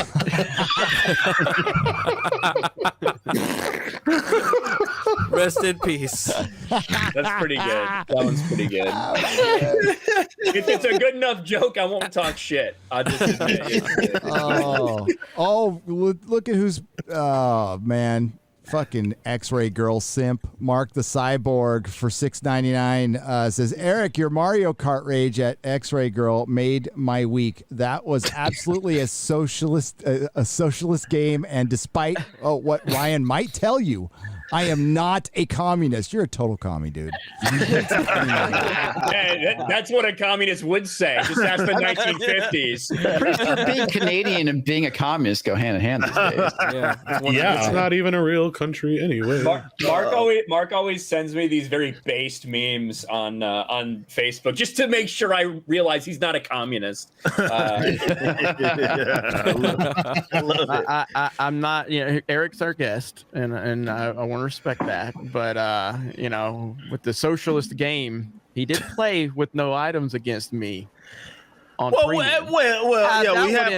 We played on premium. We played some no items game. We've done even 200cc and all that stuff. But every time we go do it, these dickheads pick the most. We don't ever do these like racetracks on fucking like Sundays. So I'm playing fucking maps that I've never seen in my goddamn life, or I've seen like twice. And if it's 200C, we're going all blazing balls fast. I'm flying off the map and shit because I'm thinking there's a turn, there's not a turn. I'm like, what the fuck is this? So you give me a map, give me a fucking map I can play on anything, and I like my chances. Unless X-Ray Girl gets a bullet. Give me one map to practice for 80 hours and I'll fucking You know what? Rippa's pulling the Batman prep time. That's what he's saying. He said, give me prep time. Okay. Yeah. Let's do Baby Park. No, that's Simplest a lottery. map out there. It's a lottery, though. True. But what if it's no items? It's no items. Maybe no items. That and the other. What's the race part? What do you call that shit? The other one, the dirt bike shit. Oh yeah, side bike. Those are pretty fucking basic. But can you tell who's the better player because of that though? Right? Because it's so fucking basic. You know what I mean? Yeah. So yeah, it's a crazy game. It's a lot of fun with the weapons, but it's frustrating as hell. I liked when you would ask us 3 straight races about the fucking controller. About my controller? I'm playing with this busted ass controller. I'm sitting there asking, how the fuck do I turn this controller off? Because I have this other controller. And then motherfuckers just ignored me like 3 races, like I wouldn't ask it. It was such like a dumb question. It's like, how do I turn this TV off? Yeah, bro. Nintendo's retarded, man. So they don't have it to where I can like hold the button like I can on a PlayStation and just go off. You got to go through the menus and all kinds of dumb shit. Oh, then press A 6 times on the other controller that you were. I shouldn't have to do all that shit, man. It was such like a dumb, childish question that I thought you were just trolling it. I thought you were fucking around. I thought you were just making excuses. So I didn't know. I would have told you. The best part is that Rippa's character is me character. Somebody made an account, a YouTube account, and it's Rippa's me character, and all it does is repeats Rippa's talking points during Mario Kart. That's all it does. This socialist game. Cut Roy. These ankle biters on me is so good. Davisar for $20 says, here's a less salty super chat to thank the dads of Friday Night Tights. Yeah, all right. Yeah, that's good. Hey. Papas. The Papas here. Papas. Gary has PTSD from Mars Needs Moms and many other things. But Earth needs dads. Stay toxic and keep raising warriors. Hell yeah. Thank you. Thank you. Oh yeah. Father's Day is like is 2 days away. 2 days away. Yeah. That's right. I know it is the day after Juneteenth. That's how I think of it. Yep. So. Did anybody see Roger Waters from Pink Floyd message to Mark Zuckerberg about buying a song from the movie? Check it out. It's beautiful. Thunderstorm for $4.99. Fuck yeah. Go fuck yourself, he basically said. Yeah. Yeah, he said you're spreading misinformation and basically canceling people. Go fuck yourself. Well, didn't he basically say, like, it's everything that my song stands against, kind of in so many words? Yep. Fuck Zuckerberg. Yeah. Remember, he was all anti-wall, and he built a couple of mansions in the Mission, right? This is like fucking downtown San Francisco. He builds mansions, puts these giant walls around him, has armed security guards, like, walking around. Yeah, fuck that guy. Fuck that guy. They didn't build a mission for the fucking homeless that they kicked out of the train station for the Oscars, did they? Yeah. The Mission is still I wouldn't walk around there at night. Incognitus Jones for $20 has completed his talk show apology tour for the classically chained debacle. I heard Colbert has openings now that Jon Stewart's not welcome. Zachary Moore for $5. Hail Ripa and Hail Panel. As really been enjoying the Subnautica streams. Oh, thank you. Be back on Sunday. I want to play that game. You like it? Yeah. Yeah, but I have a fear of like being underwater I don't know the technical word. There's a technical word for it, being a bitch phobia or whatever. Bitch, yes, been a bitch, and that's easy enough. Jeremy hasn't made a goddamn Sports Wars video in like 2 weeks. And he's like, I want to play that game too. I want to play that game. I just literally made a new channel during this stream, so I mean that's just what I. It only took you 3 days. Well, it wouldn't let me. So now we have epic gaming clips, Geeks and Gamers, and so it did. It wouldn't let me create one for like the last 3 days, and then I said I voted for Biden, and then they let me do it. So, I wanted to call it Epic Gamer Words, but Jeremy wouldn't let me. Wait, the quicker way would just say that you're representing trans gamers, and that would probably They'd be like monetization now. Yeah. Anybody want to take any bets though on how long before we get body positive Victoria's Secrets? They already had them. Do they really already? Yeah, well, one of them's already. Yeah, they've already had one. Wow. I always thought it was a bit of an insult anyway, but yeah. All I know is she's a footballer, so she's got to be gay. And then Megan Rapinoe. But that's what I'm saying. Those people, they're not models as of right now. They're fucking literally a podcast. Yeah. But they've got a body positivity woman, and then they've got a trans woman. Yeah. So they're the three that I know so far. Where's So this disabled one? I'm sure we need disabled one. He just said, well, never mind. All of them. Yeah. Protege Music for $5 says, can't forget about X-Ray Girl and my boy Eric July, Mr. Young Ripa, Mr. Damn It Roy, Mr. Only has a Luke Cage poster on the wall. Love ya all. Oh. Ryan. Compliments of Brianna Wu. Yeah, that was hilarious, man. You fucking schooled her. That was beautiful. Beautiful. She's such an idiot. Yeah. I love it when he ripped her. No pun intended, but when you fucking ripped her, and then she was like, "I'm gonna change the criteria of the argument now." And you're like, "No. You don't get to do that. You don't get to do that. No. But that's what they do when they're losing. They change the fucking criteria. You don't get to do you be lying. This is what you said, and you fucking posted the picture of what she fucking There's said. the receipts, man. You don't get to. You don't get to just shift like that. No. Ryan's clean-shaven penis-looking face for $4. God damn! Wow! Poor Ryan, dude. Wow! Oh shit, guys! What? What's Ryan's favorite piece of exercise equipment? A pedometer? That's not cool. That's not cool. Why they Is that James Gunn? Like that? Damn. I told y'all I fucking shaved the mustache off. Why they had Ryan's head like that, man? How did you just make it worse? Fucking shit, man. I'm gonna give that piece of shit, whoever runs that fucking account, the benefit of the doubt and say that they were talking about. I told the story how I shaved the beard and left the mustache just for one day to see what everyone's reaction would be, and all the kids ran and hid. That's what I'm gonna assume they're talking about. Yeah. Ryan, I did it for the kids. So I did a little naughty and bought the Tokyo Ghoul comic collection box set. Do I regret it? Not one fucking bit. Akira, Battle Angel, Alita are next on my list. Hail Friday Night Tights and Eric July from John Sullivan for £10. Thank you, John. Excellent. That's you're buying good shit. You're not paying Hollywood. It's a beautiful thing. Or mainstream anything. Fred Sacco for $10. Ryan without a beard is like Amy Schumer without her damn back fat retaining a ton of water. Retention, very odd.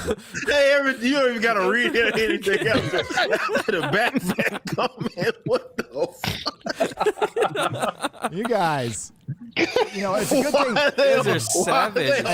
Hey, Ryan's head like this, man. But look at my man. Look at my man. Can take this shit. See, he can sling it. He can fucking take it. He can fucking take it. Look at that. I'm about to go on a fucking Twitter tirade. Y'all just saying.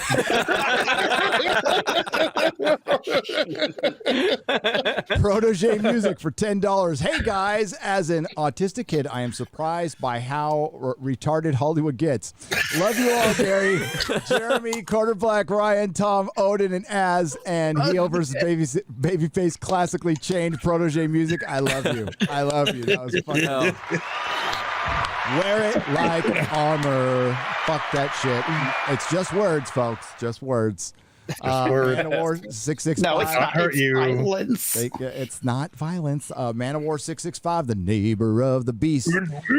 Ripa is 100% correct. Laugh at this kind of shit loudly, hard, and often mock it incessantly. Absolutely. Yes. Yeah. Absolutely. Mm-hmm. Absolutely. Reasonable. Unfortunately, these are not the type of people that you can be reasonable with anyway. Like, you're not going to convince them to stop acting like dipshits by being reasonable. They're not going to be convinced by that because they're irrational people and they got to their position by being irrational. So fuck it, make fun of them, especially when they make egregious claims about you. So when someone says like something like, "Oh, you're a fucking Nazi, white supremacist," yeah, immediately start to mock and shame. That's exactly what they fucking deserve, to be mocked and shamed relentlessly.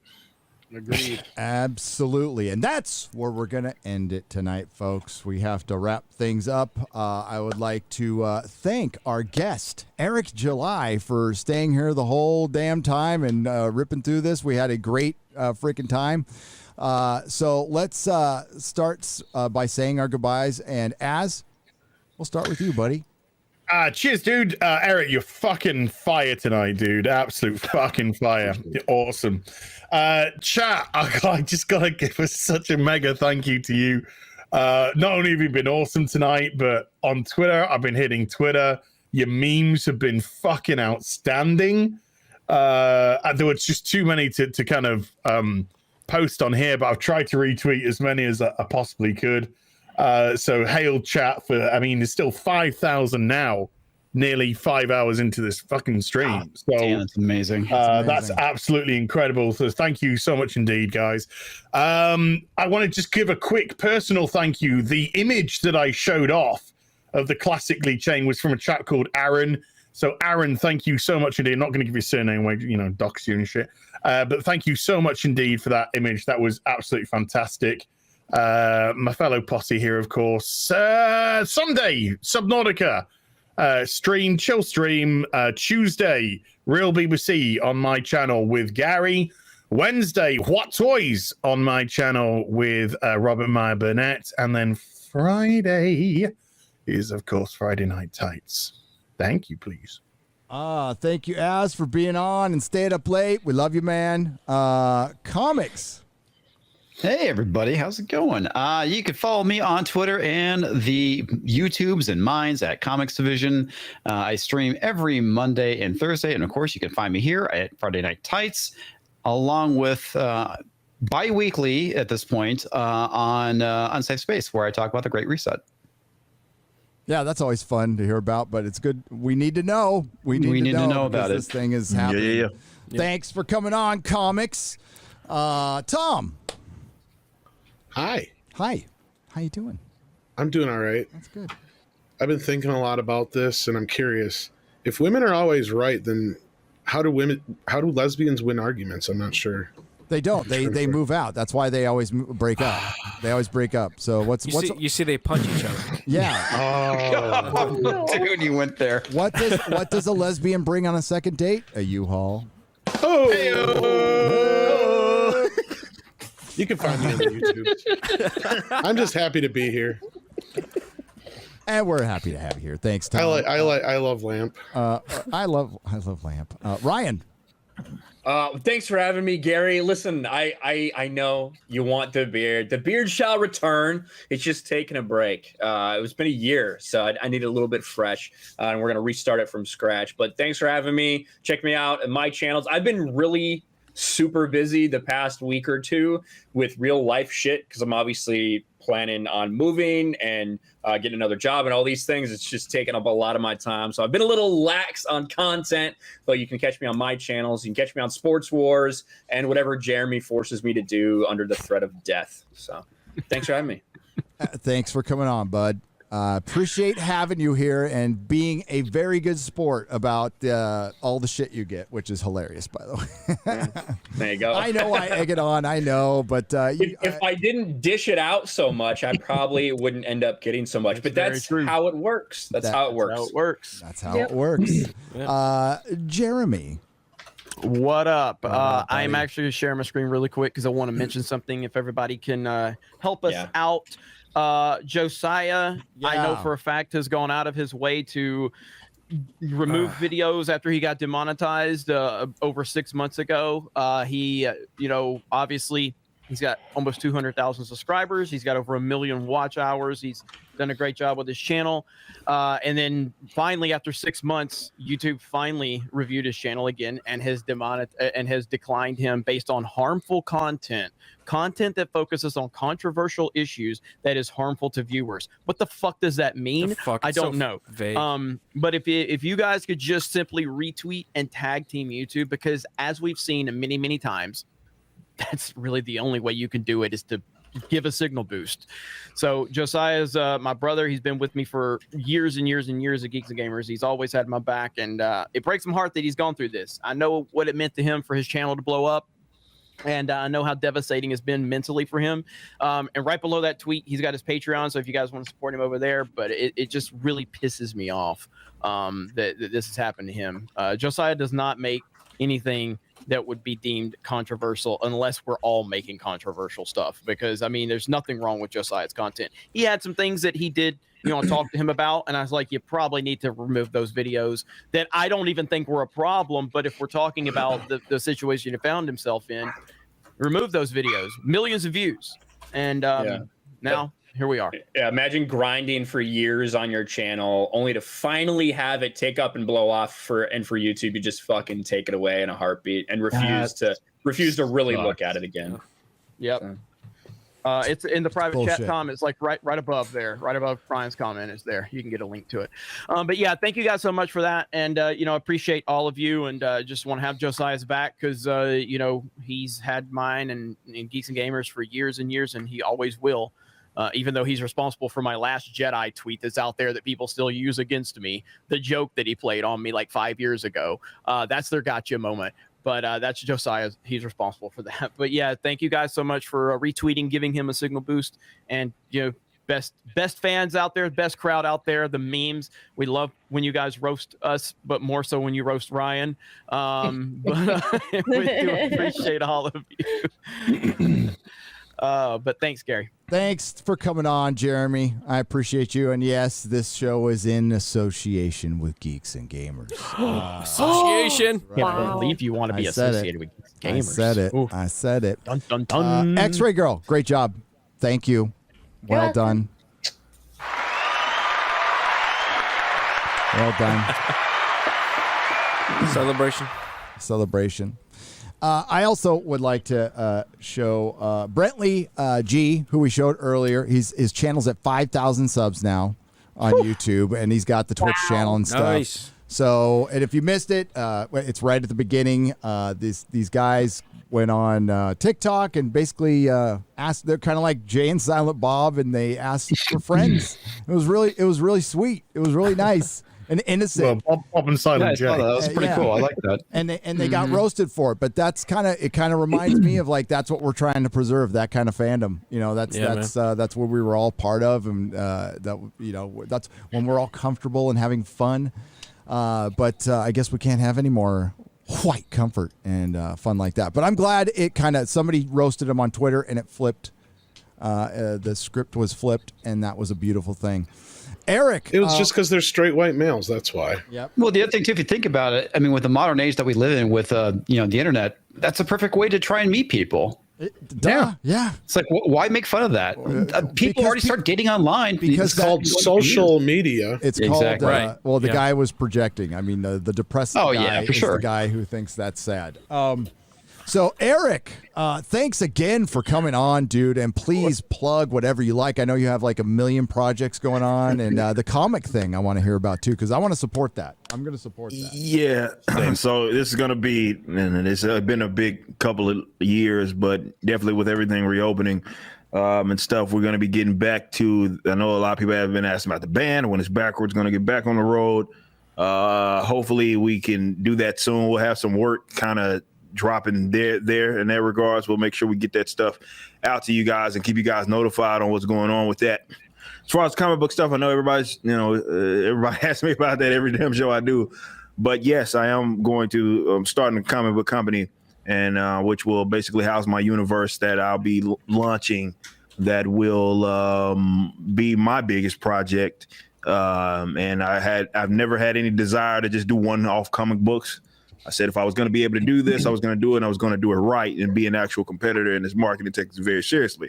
So that's my next big project. I can't put a time step on it, but that's what I do every day as far as writing, building my series Bible, writing and making sure I have everything up to par to give the customers something that they actually enjoy and try to convince you to get invested in it. So that'll be coming out soon enough. So all I can really say is stay locked. Yes, that the music that I got, that the band gave you guys, that wasn't the band, it was just me rapping, it's still out there. Mixtape.ericdjuly.com. As I've said many times, if you guys want to use those songs on anything, your YouTube videos, you will not get demonetized. It won't get claimed or anything like that. You can use that for anything you want to do. If you do have any issues, which you shouldn't, you can always email me, but people have already been using it. That is still out there. That is not going to change with that particular project. You can use that for whatever it is that you want. But I know people want to get the band, get back to that stuff, the metal. That'll be out soon enough. We've been working on that, and that'll be coming down soon enough. But yeah, man, this is always fun. So I appreciate you guys having me on. I was on time this time, so we got to actually hang out the entire time instead of missing 3/4 of the damn show and then showing up. Ironically, I was shooting a music video for that tape that is finally out. So when we were doing that, so I can't remember which one video it was. I think it was the Don Playable was the name of the song, and you can see that music video on my YouTube. But all that music, Rap Circle, the name of the tape, you can listen to that wherever, all major digital platforms. But if you want to go download it, mixtape.ericdjuly.com, and it'll take you straight to the Bandcamp. It is a name your own price, so if you want it for free, grab that. $0. It's yours, and again, you can use those songs for whatever projects that you want to use them on. That is cool, man. Yeah, and I just want to say, like, with Rippa, Rippa is seriously one of the realest dudes you'll find. He's just he's always been a good friend. Anna introduced us 2 years ago, something like that. Yeah, and me and him just have clicked very well. We obviously I don't even the only reason I have to make these points is because these fucking weirdos on Twitter is like, we don't agree on everything. We have disagreements. That's fine. That's fucking life. That's how men operate. But like, Rip has always had my back. He's given me advice on things. You know, we talk. He's, you know, if I need something out of him or if he needs something from me, like he's a realest dude you'll find. He's legit, and I love everything he's creating, and I'm always happy to have him on Friday Night Tights and anything else we're doing, man. Hell yeah. You, man. And, you know, one of the reasons I'm going to Texas, there's a lot of fucking cool people in Texas, and 3 of them are here, including Quarter Black Garrett. Yo. Hey, thanks, Gary, for letting me bring my hot, crackly ass in here. I always like just dropping the quality just that much more every time I come on. Hey, Eric, it was awesome being, chilling with you again. And Jeremy, I'm going to see you on Sunday. I'm going to see you from my 12th spot. Somebody said in the chat, Rip is GOAT, except for Mario Kart. These last couple of weeks, though, I've been killing it, though. You know, the last couple of weeks on Mario Kart, I've been pretty solid. Yeah, no, you actually have been. But Quarter Black, I'll have you back. We'll have you back. Dan Bask will be joining us again. Yeah. It's going to be a good one. Yeah, so Dan will be there. So Dan's got a lot to fucking make up for. He played like dog shit. He's way better singer than he is Mario Kart. I love that, like, in the middle of this chaotic fucking race and everybody cussing each other out, Dan's just like, is it a bad time to ask what a furry is? Like, what? Maybe. Why are you asking that? But yeah, that happens every Sunday on the Geeks and Gamers Twitch, on the Gaming with Geeks YouTube channel, and on Young Ripa's Twitch channel. So there's multiple perspectives, and it's fucking crazy. It's a lot of fun. So I'll see you guys on Sunday. Thanks again, everybody. Thanks, chat. I love you. I have a YouTube channel. Go subscribe over there. Excellent. Thanks. I liked your TikTok video. I watched. Thank you. I watched everybody's video. As far as what I'm doing, I don't know. I'm gonna probably review Loki. I'm working on my Picard review. I said too much on Twitter yesterday, so I am halfway done with it. It's 2 hours long.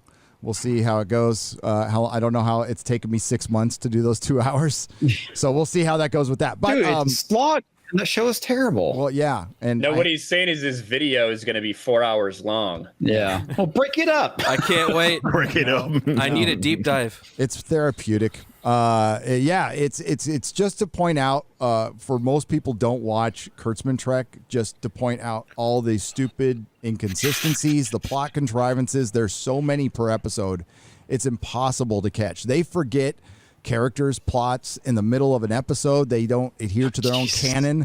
There's tons of technical mistakes. It's pretty impressive how much they fuck up. But then there's other stuff too. So there'll be Nerdrotic Nooners, and I'm on as next week with Real BBC. I'll talk a little Babylon 5. Are we going to read a comic before that? we haven't discussed the Longbow Hunters yet. Oh, well, we'll discuss the Longbow Hunters. I'll have to read it again over the weekend, but I don't mind. We'll discuss it on Tuesday. I don't mind. And I have a new addition to my studio that we'll see. Hopefully, it's going to take me a while. It's big. It's going to be the crown jewel of the studio. So, hey, thanks, everyone. Again, thanks, everyone who super chatted and donated. I just dropped a super chat square up on Nerdrotic Live. You go check out right now from last week, all the stuff last week. And this one will be on the next one. Please subscribe to Nerdrotic Live because that's where I put all the Friday Night Tights. But I'll say it publicly, I'm seriously considering just leaving them on the channel now. At least just Friday Night Tights. I'm thinking about just leaving it here. So if not this episode, soon. But please, we're almost at 50,000 subscribers over there, by the way. So thank you very much. Hell yeah. We appreciate it. And I think I am the luckiest guy in the world. I'm surrounded by a bunch of very talented, fun people who are also my friends. And I really appreciate that. So take it easy, everyone. Please enjoy some credits. Bye. Bye. Bye, everyone.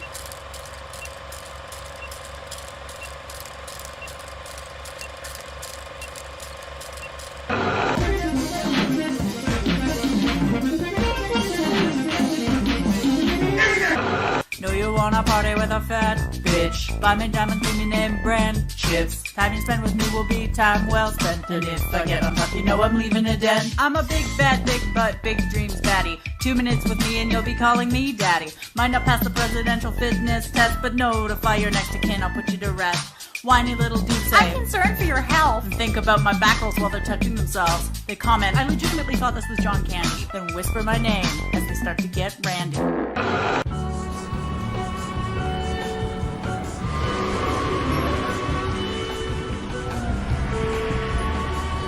You'd like to see my apartment?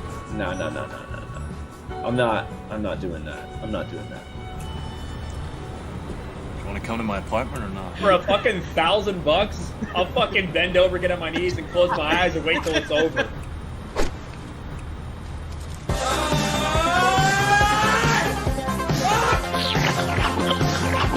Here! I spotted a queer! Let me go stay them! Oh, what the goodness me, this is amazing stuff! I'm learning everything new! Ah! Oh my god. Ah!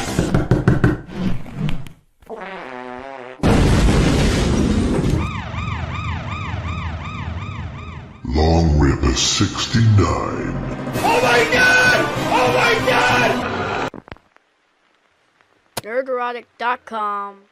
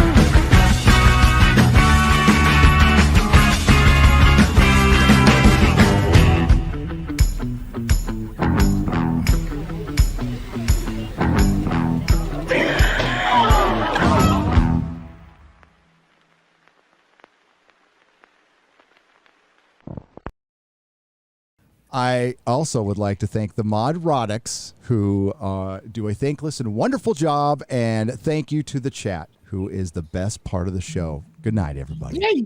Absolutely. Good night, everyone. Bye. All those curvy body positive wrenches.